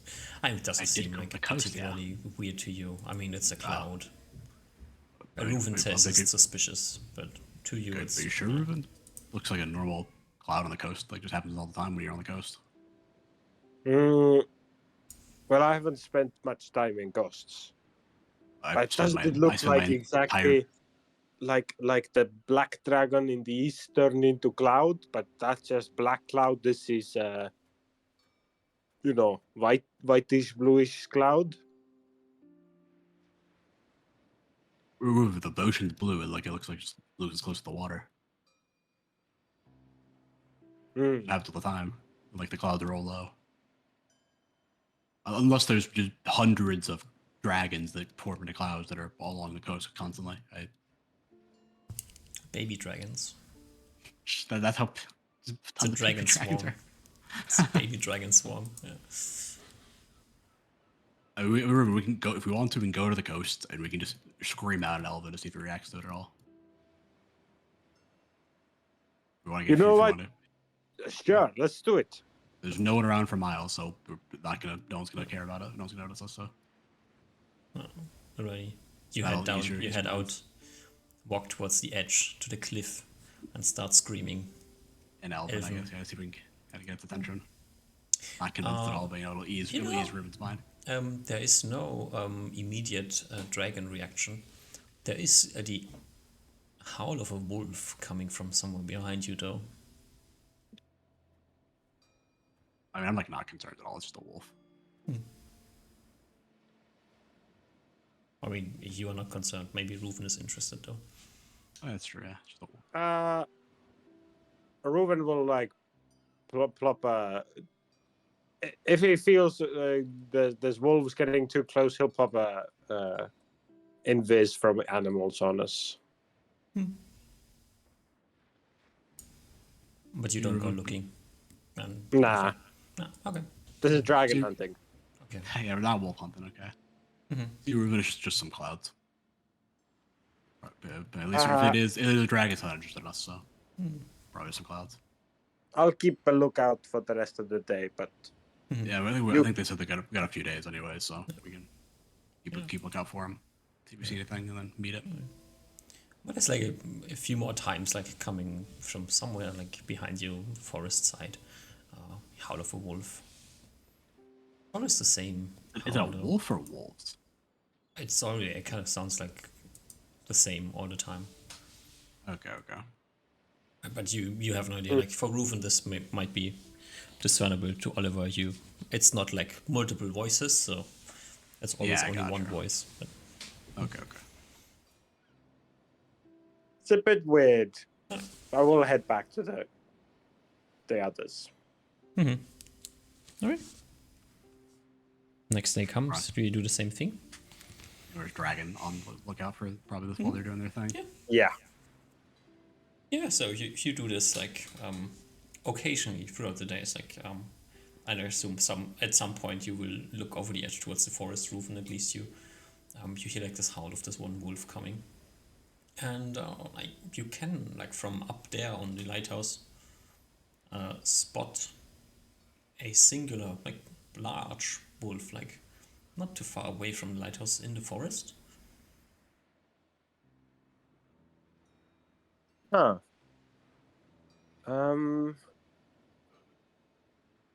You know, that does seem kind of interesting.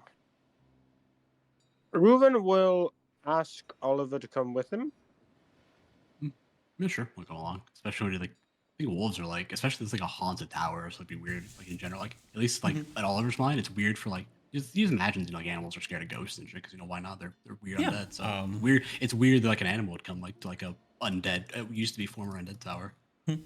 You also remember, like now thinking about it, when you came here the first time, that like the grass around here was withered a bit, and like Oh yeah.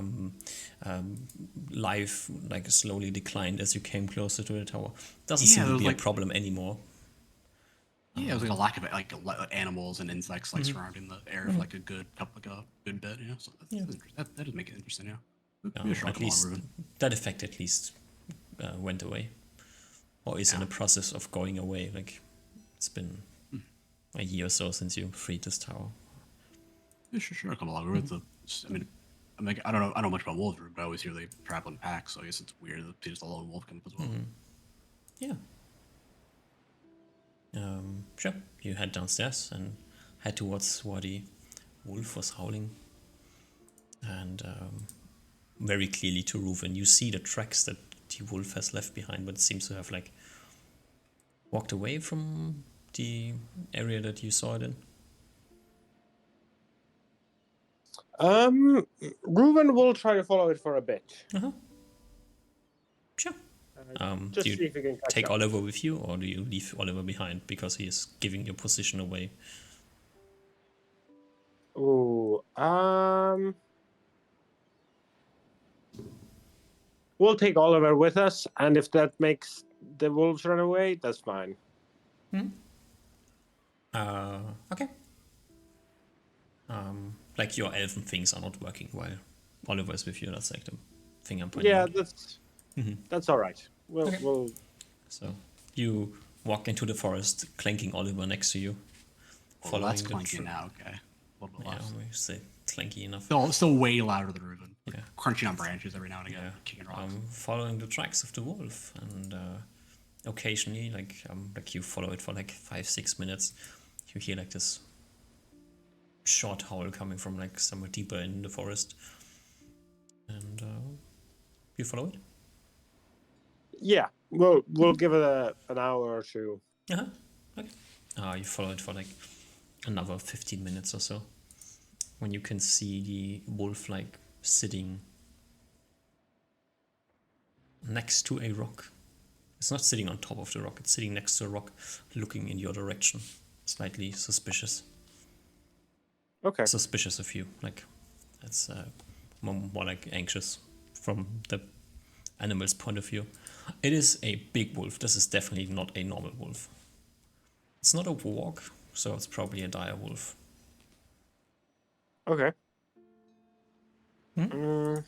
you do Well- your things, Reuven? Yes. You stay back. Yeah, I'll stay like at the edge of the clearing or whatever. Do you have what's Kitty doing? Is Kitty with you as well? Ooh, Kitty would definitely be with me. I'll have Kitty. Kitty will run scout around us to make sure this isn't a trap. Okay. So that the dire wolf is not planning it. That's not a wolf ambush. You're really Yeah, smart exactly. wolf ambush. It might be wolves. Intelligence wolves, man. Yeah. They understand Elven. That'd be really weird. Yeah. Tracking you for a few days, getting you into an ambush. That's like totally wolf behavior. Yeah. Yeah. You approach the wolf, and I assume you do your ranger ring. Yeah. Ranger things. Ranger things go online. Yeah. And you try to disarm the wolf and get close to it. Yeah. Sure. Give me your best. Oh no, you don't have. I have to roll a saving Yeah. throw, right? He like rolls a save at the Like minus. a lot of minuses now. I think. I think it might be even -4 this level. Maybe a -3.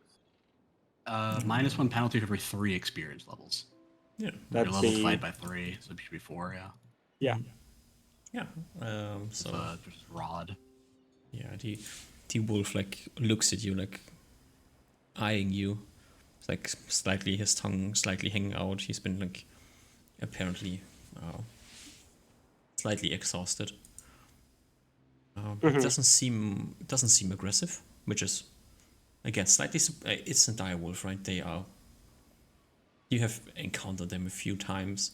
They're definitely not nice creatures, but somehow this one does not immediately try to eat you, which is a good thing. If it were a normal wolf, like the situation would be less weird. With a dire wolf, it's like still kind of odd. But you Ruben can will, approach it. yeah, go up and animalistically introduce himself. Just kind of be around, let it smell him. Maybe produce some water on the ground. It's raining. I mean, Okay. There's no big deal. like sniffs at you and then like bites in your direction, but it's not biting you. It's like just marking like you're close enough here. Acting Kinda like- like a wolf would act, I guess. You're not intimately familiar with wolves, so but the reaction does not surprise you at all. That's like what I'm getting at. Oh, but it seems like at least allowing you to be in his presence. All You right. touch the wolf. Not. I won't go past the point. The wolf set, and I'll try. Take some time. Get used to each other's presence and look him over to see if he has any wounds or is any damaged in any way. No, doesn't seem like it. No, nothing that you see. Do you give it something to eat? Yes, I should have some rations on me.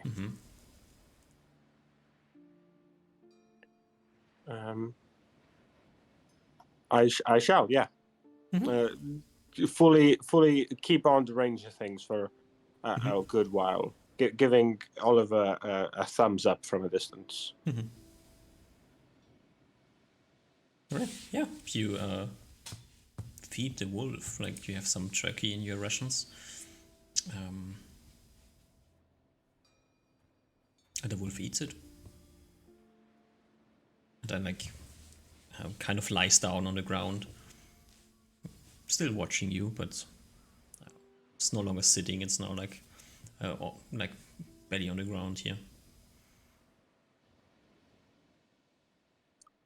After Reuven feels he's like comfortable within, or the wolf is kind of comfortable, Reuven will, I think, cast Speak with Animals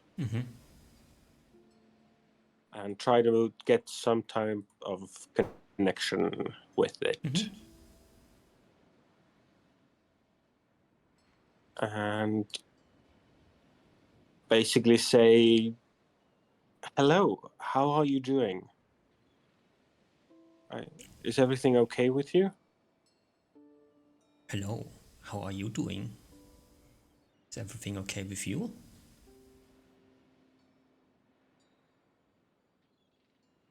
I'm okay. Are you here alone? Wolf looks around and says, no? There's you and other human and weird cat. Ruin smirks that it can detect Kitty. Do you have a pack? Your parents? Looks around. No? Did something happen to them? Maybe.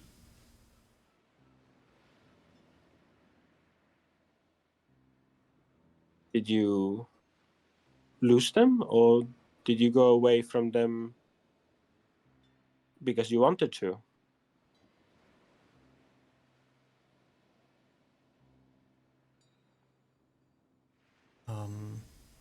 Both? Maybe? It's hard to say. Reuven, give me an int check. Okay. Oh, 31. Natural 20. This direwolf that you're talking with here. Something is odd. Apart from the fact that everything has been odd so far, but it is the things that the creature is saying, the observation it's making, like just after these like 2 minutes of talking with it, clearly this is not a normal intelligence creature.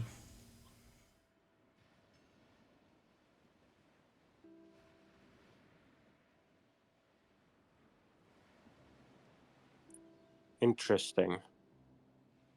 Like your gut feeling here is this wolf is smarter than your cat, and your cat is like above normal animal intelligence. Yeah. Which is very weird.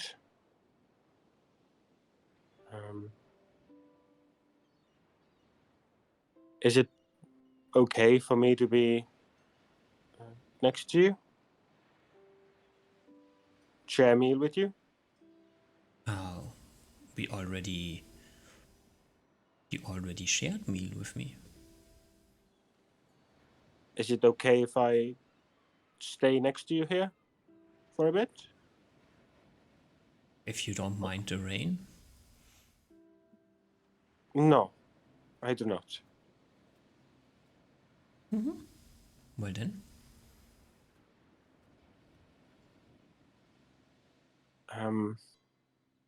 One kind of sneaky thing Ruin will do. Before you do your sneaky thing, Yeah.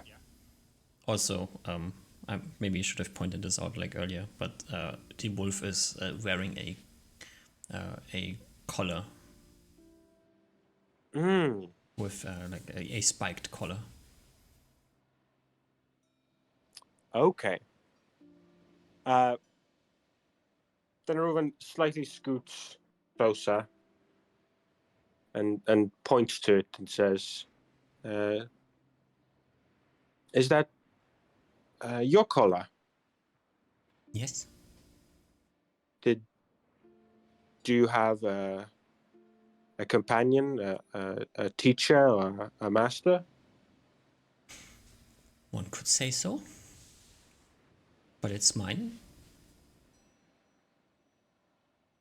Okay. You can't have it. I don't want it. You can have it. Do you... Are they still here? Looks around. No? Are you waiting for them? No? Do you know where they went? Or if... Somewhere? Are I'm you... no longer with them. I'm here. Hmm.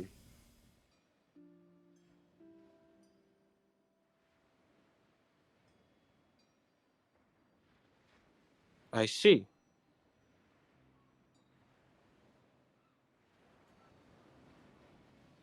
Hmm. Okay. I think the spell duration isn't too long, so that's probably where my first casting ends, I'm assuming. I think it's like 2 minutes per level. So Okay, so... Yeah, it's probably where your first Or, casting I don't know, ends. I don't know. I don't know what your level is. That'd be 12 minutes. 5, 6. Okay. Yeah, not a long time. Okay. What Reuven wants to do is Reuven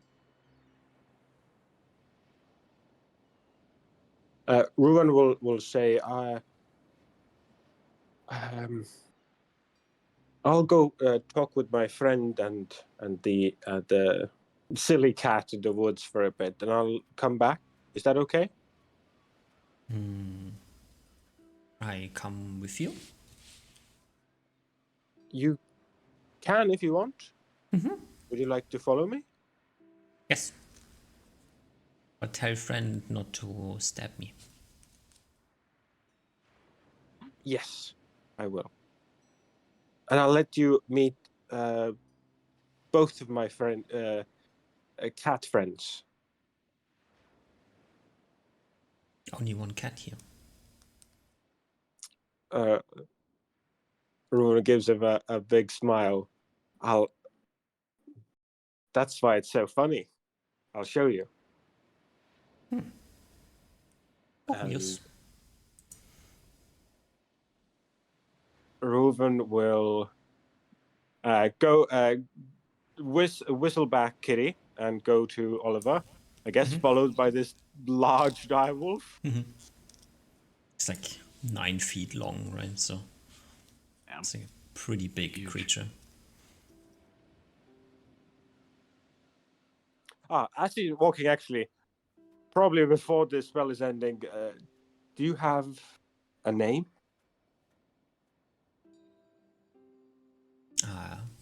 I'm Wolf. I am Reuven Windra.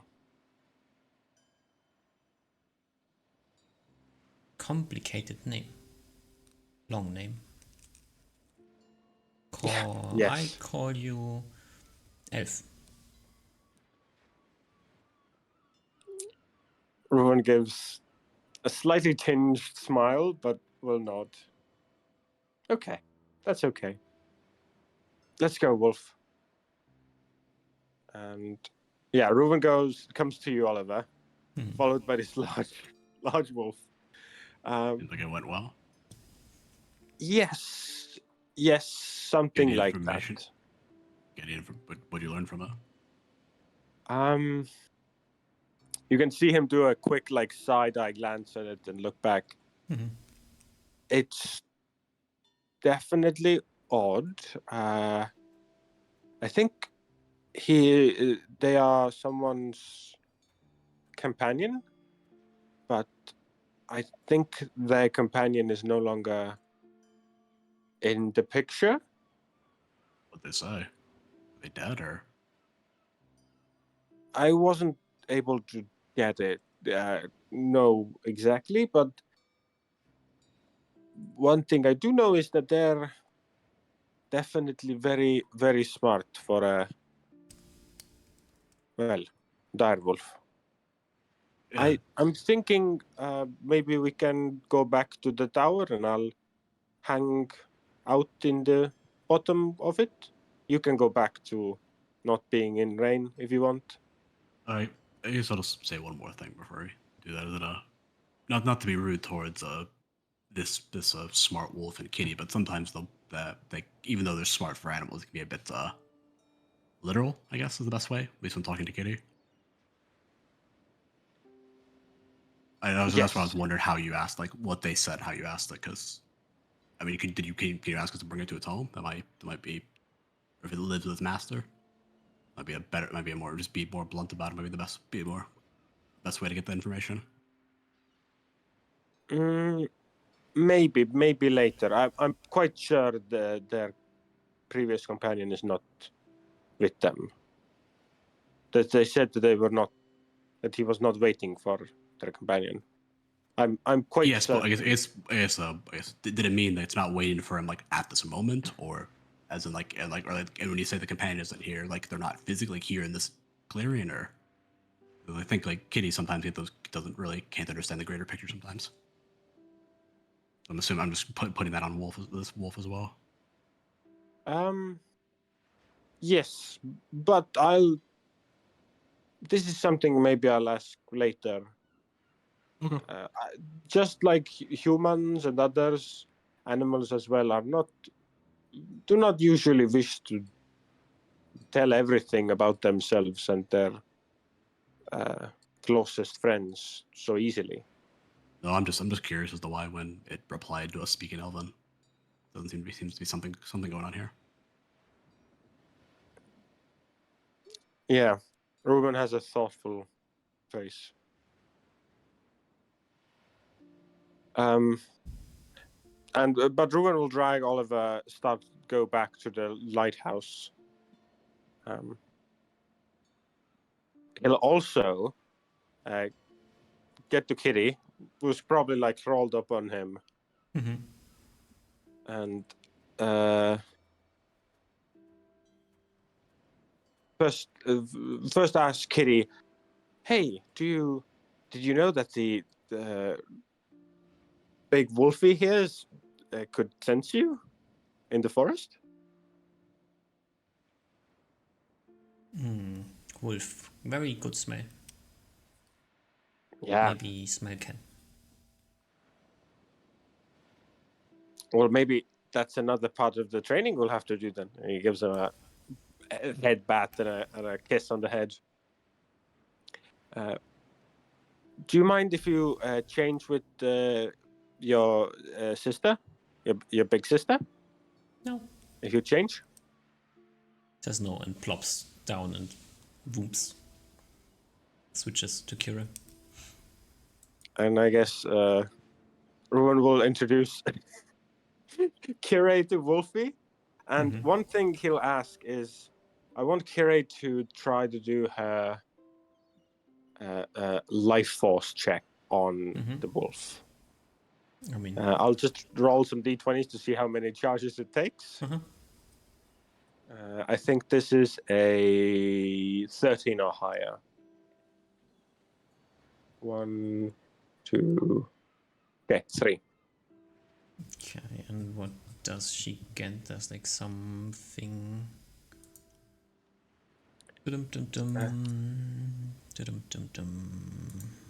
I don't quite have like the ranges of levels, but I know she can detect like rough power level, essentially.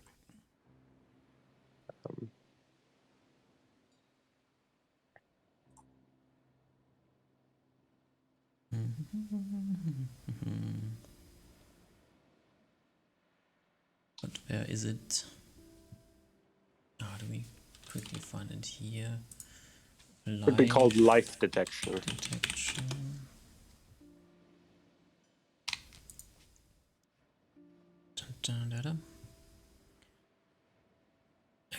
Accurate account of the creatures.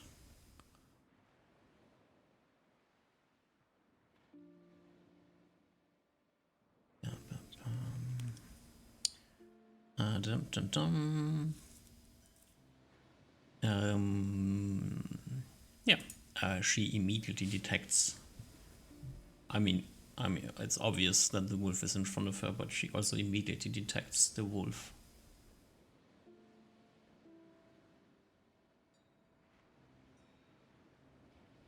which does tell you something, that it's clearly not a normal wolf, but we already suspected this. I wanted to especially make sure it wasn't like something real bad hiding in a wolf skin, literally. Like it's not a I mean, like could she seemed like could be a dragon dragon. level. Yeah, no, there's no like technically cut off his 8 hit die. Okay. So 8 hit die or less. Is that it? Yeah. So if she immediately detects it, then it has at least 8 hit dice.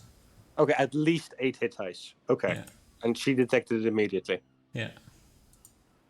But there isn't like an she can't set like a max level to that. No. Okay. So okay.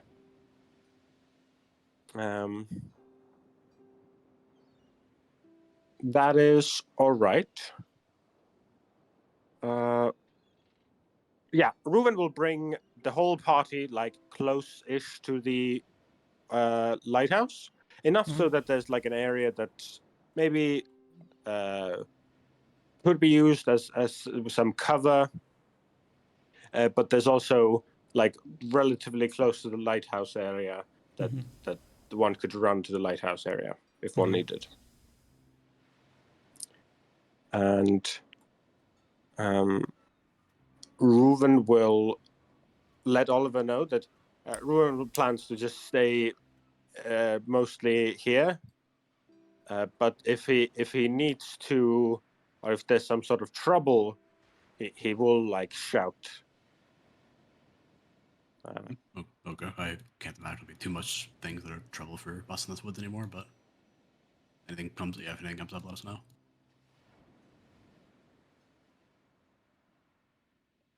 Yeah.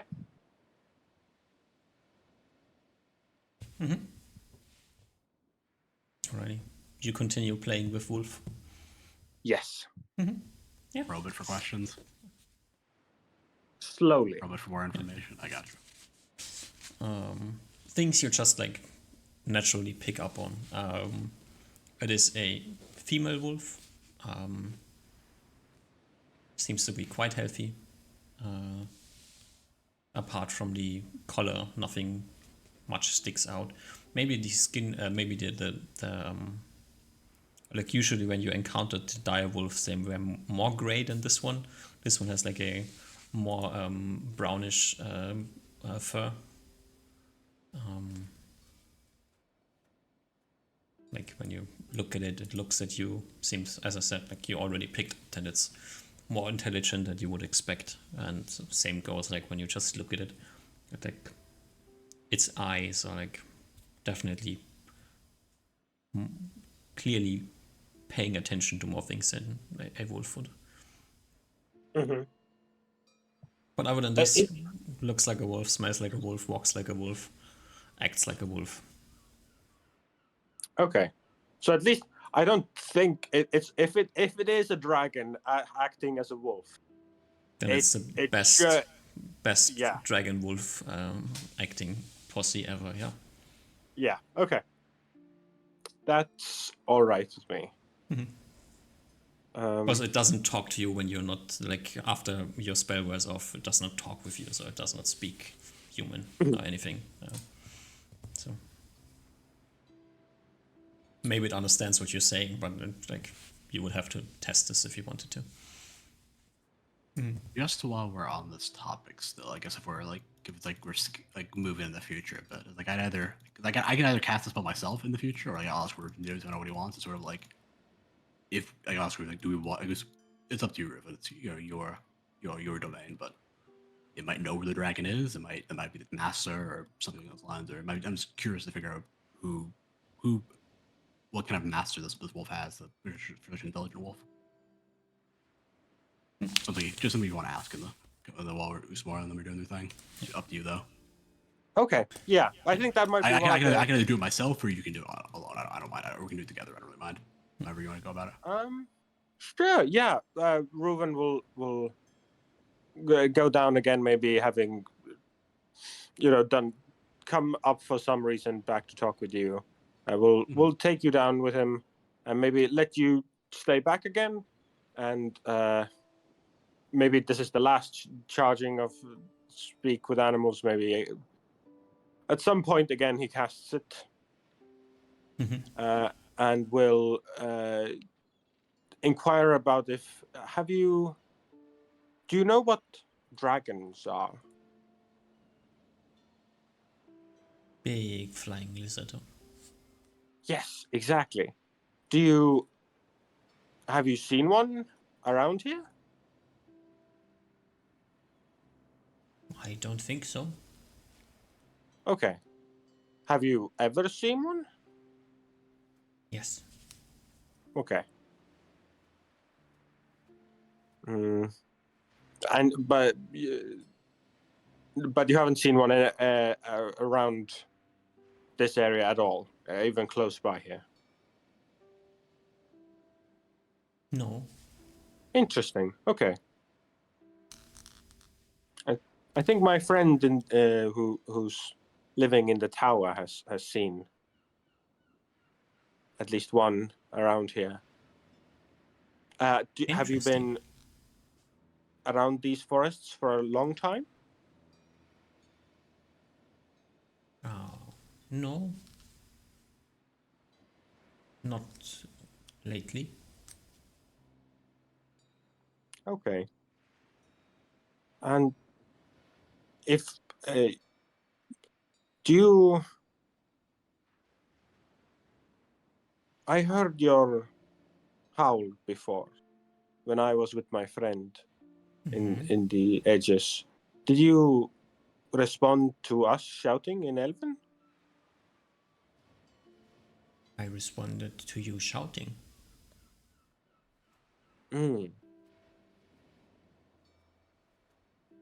Was your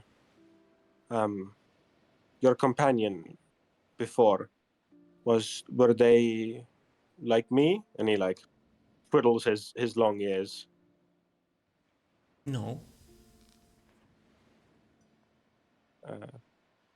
A human then, like my friend there? Yes. I see. But you seem interesting. That's why I try to get your attention. Everyone gives a smile. Thank you. You are very interesting too. Reuven You will like quickly. animals. Sorry, what, Doc? You like animals? Yes. Yes, I do. I I like have. people who like animals.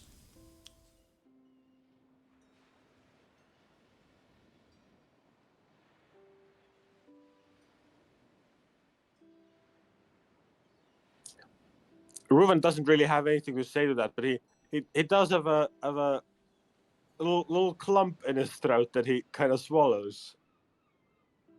As one of his eyes kind of becomes a little moist. Thank you. That's very kind of you. Oh, that's very kind of you. Can I come with you? I would like to come with you.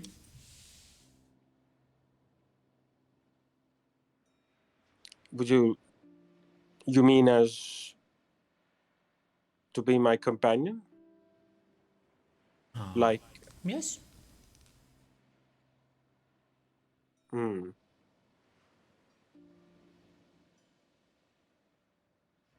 are you? I would like you to know that I and my friends and companions, he like turns to Kitty or Kire probably, who's not too far away. We go through many dangerous situations and sometimes adventures and fights. Many places that are very dangerous. The He wolf might. kind of nods and then says, "You smell like somebody who would be in trouble from time to time." He nods. In fact, we are going to a soon. We're thinking of going to a fight that might be very, very dangerous. One that's one of the most dangerous we've ever been on before. So you need friend.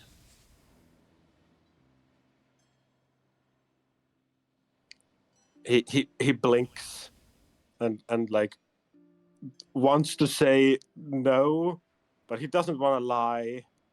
So he kind of just stammers a bit, but then eventually just nods. In a way, yes. We're looking for friends, allies. I can help. I like helping. I like helping people who like animals.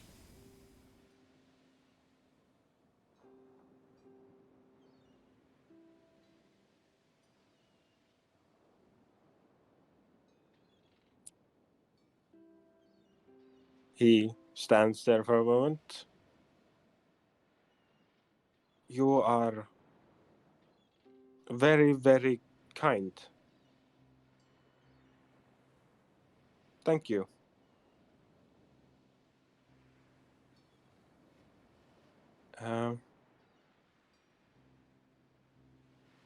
Let's go find something good to eat. And I guess Ruben will drag now both Kirei and Wolf to the lighthouse. Okay. Alright, so you spend some time getting to know the wolf, I guess. Yeah. Ruben is fully, I guess, accepting of Wolf now.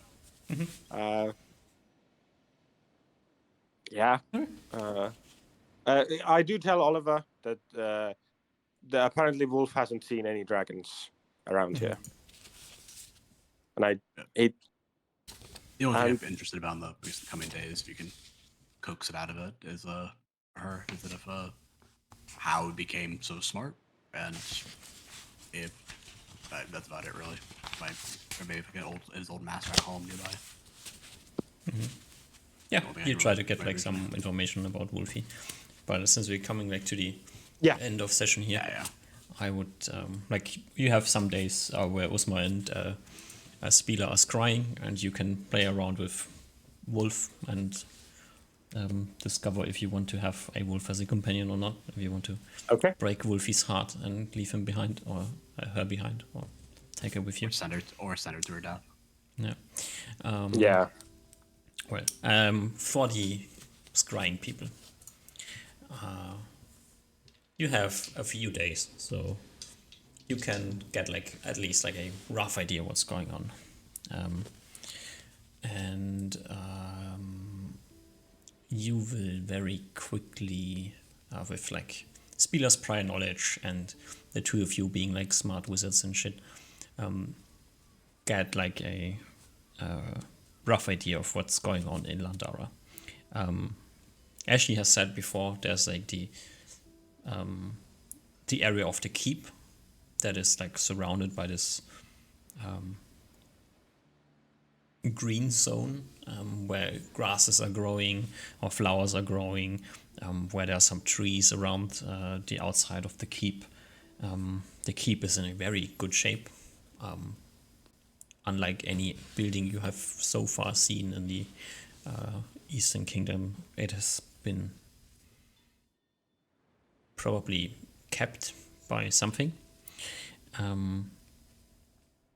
You will occasionally see skeletons working in the keep. Like there's like a group of skeletons like bringing water to flowers and like gardening. Some skeletons are like using brooms to keep the area clean. It's a very odd sight. When you like try to look outside of the keep, like getting like a view of the city more or less, very quickly you pick up on the fact that there's a lot of skeletons in the city, but most of these skeletons seem to be just standing around like doing skeleton shit, right? Then doing nothing basically, except for the skeletons around the keep. The skeletons around the keep seem to be working. The skeletons in the rest of the town, just skeletons. Are the skeletons that are doing nothing? Do they have like weapons? No. Do They any are. so Many of them are actually wearing like clothes, although much of the clothes is kind of ruined. But it kind of seems like these are the people, like these skeletons, like are the citizens of the town, but they're just doing random skeleton shit. So they're standing around, like sometimes walking 10 feet over here and 10 feet back, but not really doing much in terms of useful actions. Just idle skeletons. There is a temple in town. are there any There's like guard skeletons or something? Is there any skeletons with weapons? give me a perception check, or 2 perception checks. Like you have many tries, and sometimes you might be able to see. Yeah, there's definitely like, especially like around the marketplace. That's one of the areas you find. There are some skeletons in armor with weapons, but also these skeletons are just like idling around. They doing nothing. They just exist. They are like kind of dressed like guards. You see like the clothes underneath the armor. Well, yeah, clearly skeletons. Yeah. So as you scan around the area, you get like this idea. The city is like located south of the city is a one of these canyons.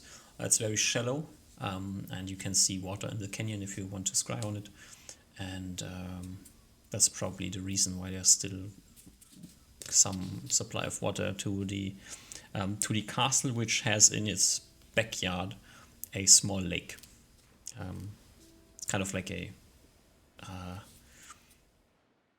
decorative lake. And that is where one time when you're scrying, you will also see a black dragon in the backyard. In the lake or on the It just like Wow. sits in the backyard, like 1 foot in the lake or 2 feet in the lake. It's just lying down. And next to the black dragon, you also see another creature, which let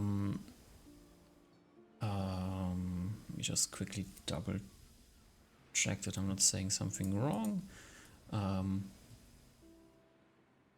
It clearly looks undead, but it's giant. a giant does it look like humanoid? Yeah, it looks like a undead giant, Okay. and it's like Is it- really big. Does it have flesh on it or is it like a skeleton? It has flesh on it. Okay. It's not a skeleton, but clearly some sort of undead.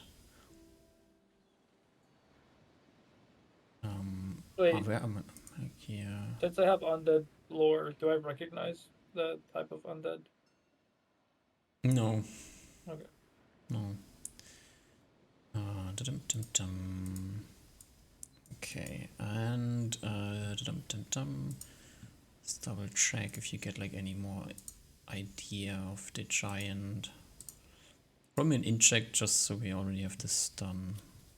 Had minus something, I don't know. Still another one? No. Yeah. Okay. No. You miss all the interesting things. Let's see if Spieler picks up on something. No. You're both confused by the giant and the dragon sitting in the backyard here. Apparently, like, interacting with each other in some way, shape, or form. Yeah. You do not, over these few days, like, do you try to scry into the castle? Hell yeah. Hell yeah. Okay.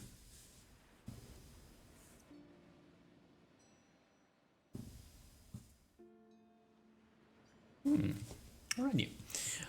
You scry into the castle, and By now, you assume that your scrying efforts must have been detected. Definitely, the dragon probably has noticed. Yeah. The giant, maybe, it's hard to say. They didn't seem to be bothered, but at some point they definitely did look at the sensor. They did Yep. not immediately like destroy it or anything, but yeah. So caution's out of the wind, basically. Yep. So let's just see what we can find. I'm scrying into the castle, like from the courtyard into the castle. Basically, the first room you hit is the throne room, and sitting in the throne room there's like two large chairs, like one maybe for king and queen or something, like one bigger than the other. Sitting on the largest throne in the room is this blackish armor person, and as you scry into the room, like immediately as you see it sitting there, it like reaches out a hand, and a giant fireball explodes and kills your sensor. Okay, so it's very trigger sensitive. At least for Okay. scrying. Yeah. You Well, you try just around a scry bit on it more. like right before we're about to Yeah. attack it, and then it will blow its Yeah. fireball. Maybe it works, yeah. Yeah. You scry around a bit more over the days, right? At Wait. one point, yeah. Wait. After it fireballs the sensor, is Spila able to scry immediately after now that the fireball's on cooldown? In theory, yeah. Can I try that? That is a check we need to roll if it fails this time or not. Succeeds, yeah. You immediately scry back onto the room, and as the sensor comes up, the Death Knight points his hand and then just walks away. Okay. Is there anything else? Is the other seat empty? Yes. Okay. Mhm. Is there anything, or is it like treasures and stuff in the room? There are paintings, pillars. No, it kind of looks empty-ish. Okay. So he's just vibing. Stone walls, just staring at. It's not stone walls, but it's like not like there's not like flower pots or anything. It's just a throne room. It's mostly empty, apart from the chairs. It's also, apart from the at the moment slightly blackened ground, well groomed. So it must be getting cleaned recently. Often enough to be clean enough that the firewall made a visual distinct impact here. There's like these large behind the throne, these large what are they called, like colored glass. Yeah. Yeah. Okay. Yeah. Roll me a d20. You want to roll like really high. And where did do I see, or does Spila see, where does the guy walk off to when he points at the squire and leaves? No, it's just like underneath the sensor and disappears out of field of view. Oh, okay. That's not very high. Nope. Yeah. So you like scry into a few more rooms in the castle, but you don't find any creatures roaming around, apart from occasionally a skeleton that was just like doing something, giving you more and more of the impression that these skeletons in this keep are kind of doing work.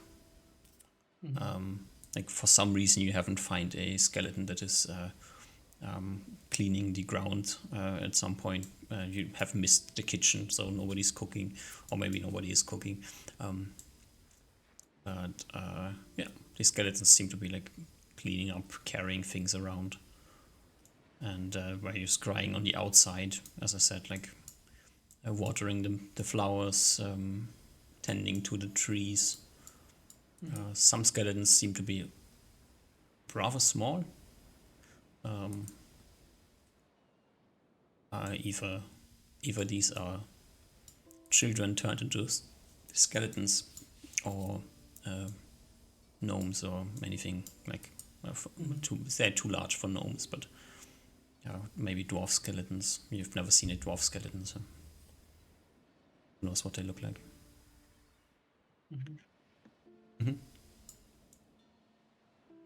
Overall, it's just a very surreal situation. Like scanning the city, like everything's kind of like the buildings in the city are also not well upkept. Better than you've seen in like other cities, but still, there's like clear signs of withering and destruction in the city, and also like no flowers or trees or anything in the city. Just this like central part around the keep.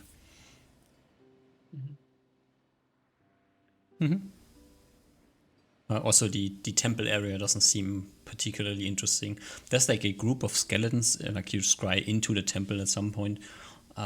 There's like a group of skeletons in the temple, like dressed with clergy robes, just standing around. Just chilling. Yeah, by doing skeleton things, you know.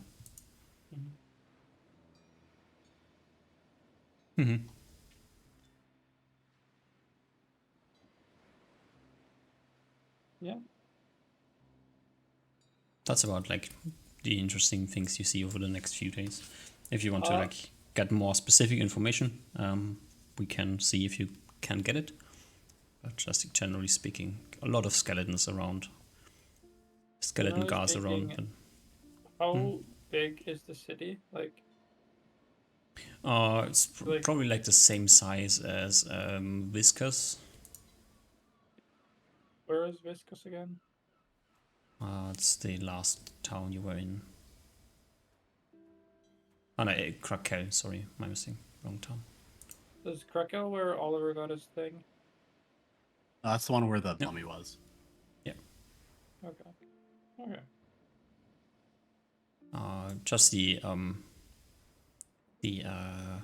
castle area is bigger, and if you scry around the castle, like the keep area is bigger, and it's like has like a wall like running around. It's like kind of diamond shaped, and has a large gate north, a large gate south, and then small gates east and west. Which kind of makes. That's a lot of gates. Yeah.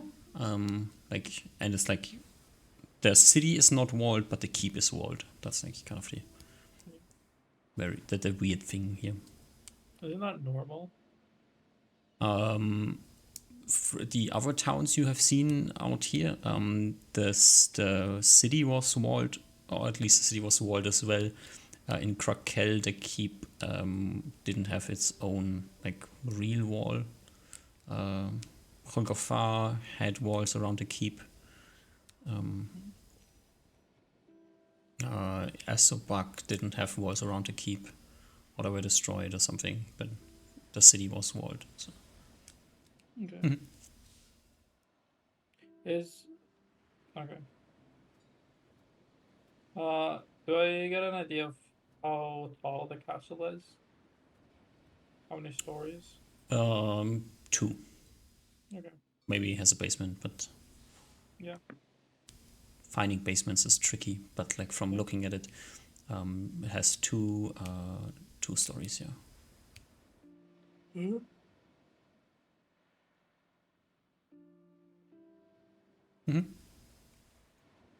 Alrighty. So, until next session, you can come up with like some questions you want to ask about the city that I will try to answer. And if you have questions about Wolf, you can also ask them. You have like some days to spend with them. Gonna pick up a few days in the future, basically, after you have scouted around a bit. I have 2 clarifying questions on the scrying that can I ask Ruzma? Just how did the Death Knight look? Did it have any, besides just the normal Death Knight we've seen in the Monster Manual picture, did it have any special items on it, any glowing things? And did it just disappear forever from that one time, or did they see him? Did they see it again? I guess it's basically one question, but He definitely avoids being scryed on. okay. So if he sees the sensor, it destroys it, and it like seems to be picking up on the sensor every single time you see it. Okay, so Okay. it probably has some ways to detect scrying then. Like one thing to keep. So it Probably, counts probably as a does. spell. I mean, if it counts as a spellcaster level 20, it probably has like a pretty high chance. Yeah, but if you're, I guess we don't have enough samples, but if it's picking up on every single time, it would fail eventually. I think even like a 20 level spellcaster only has like a 40% chance of picking up on it. I'm pretty I sure mean- I have over a 40% chance of picking up.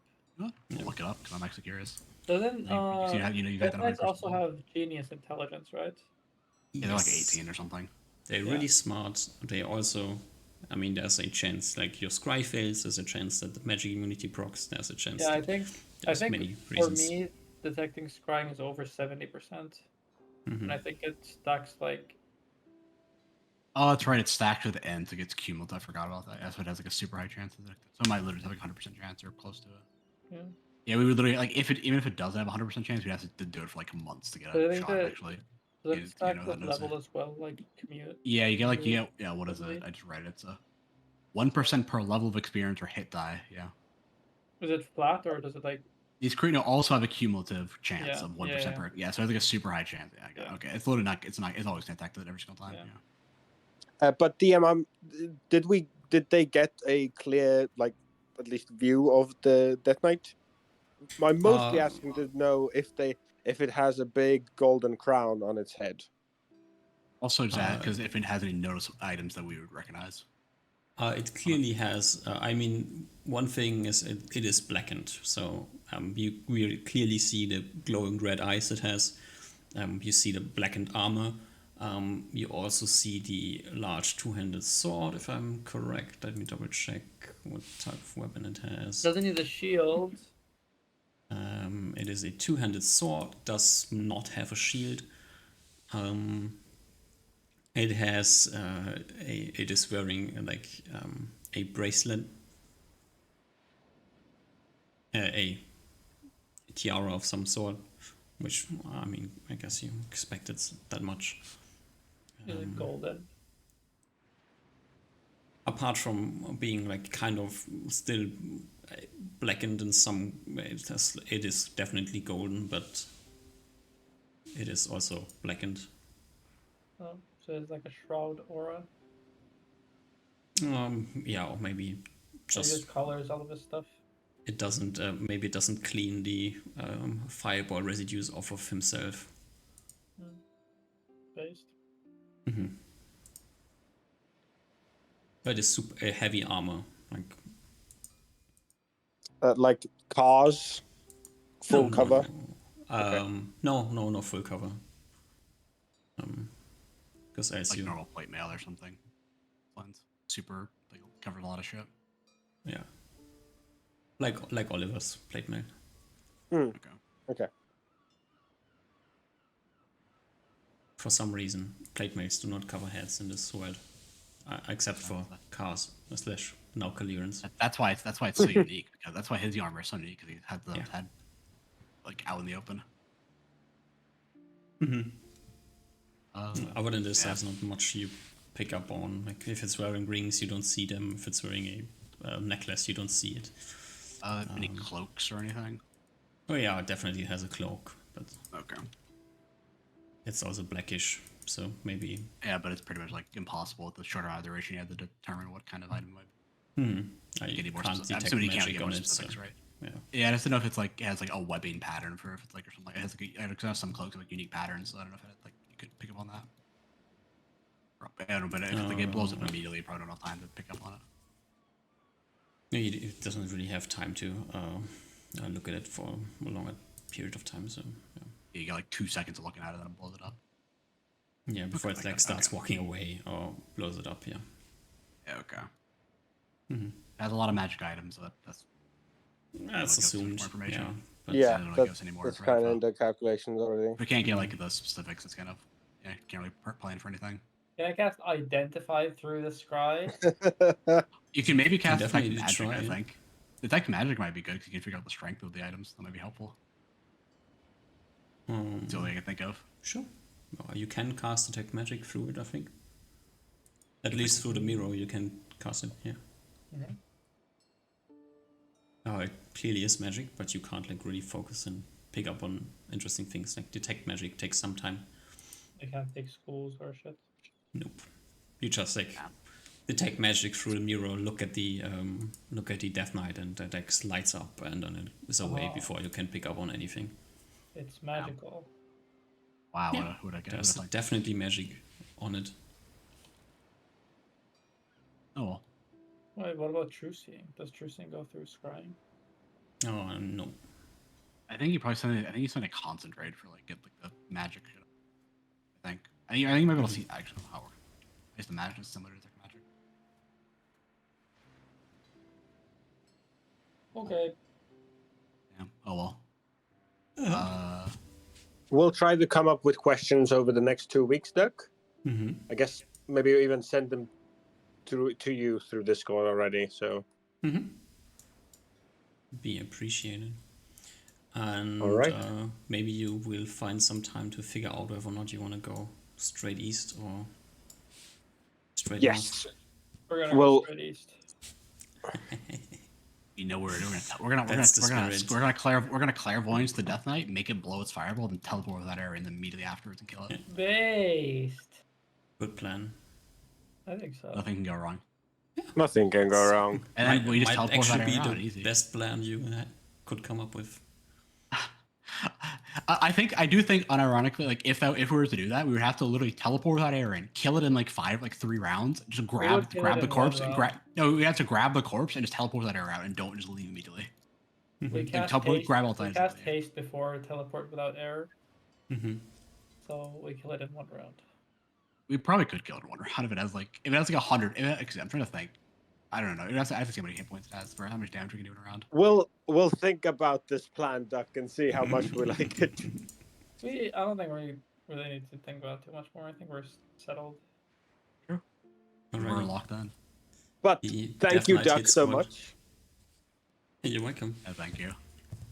And we'll meet again in 2 weeks. Yeah. Until then, do not get blown up by 20 dice fireballs.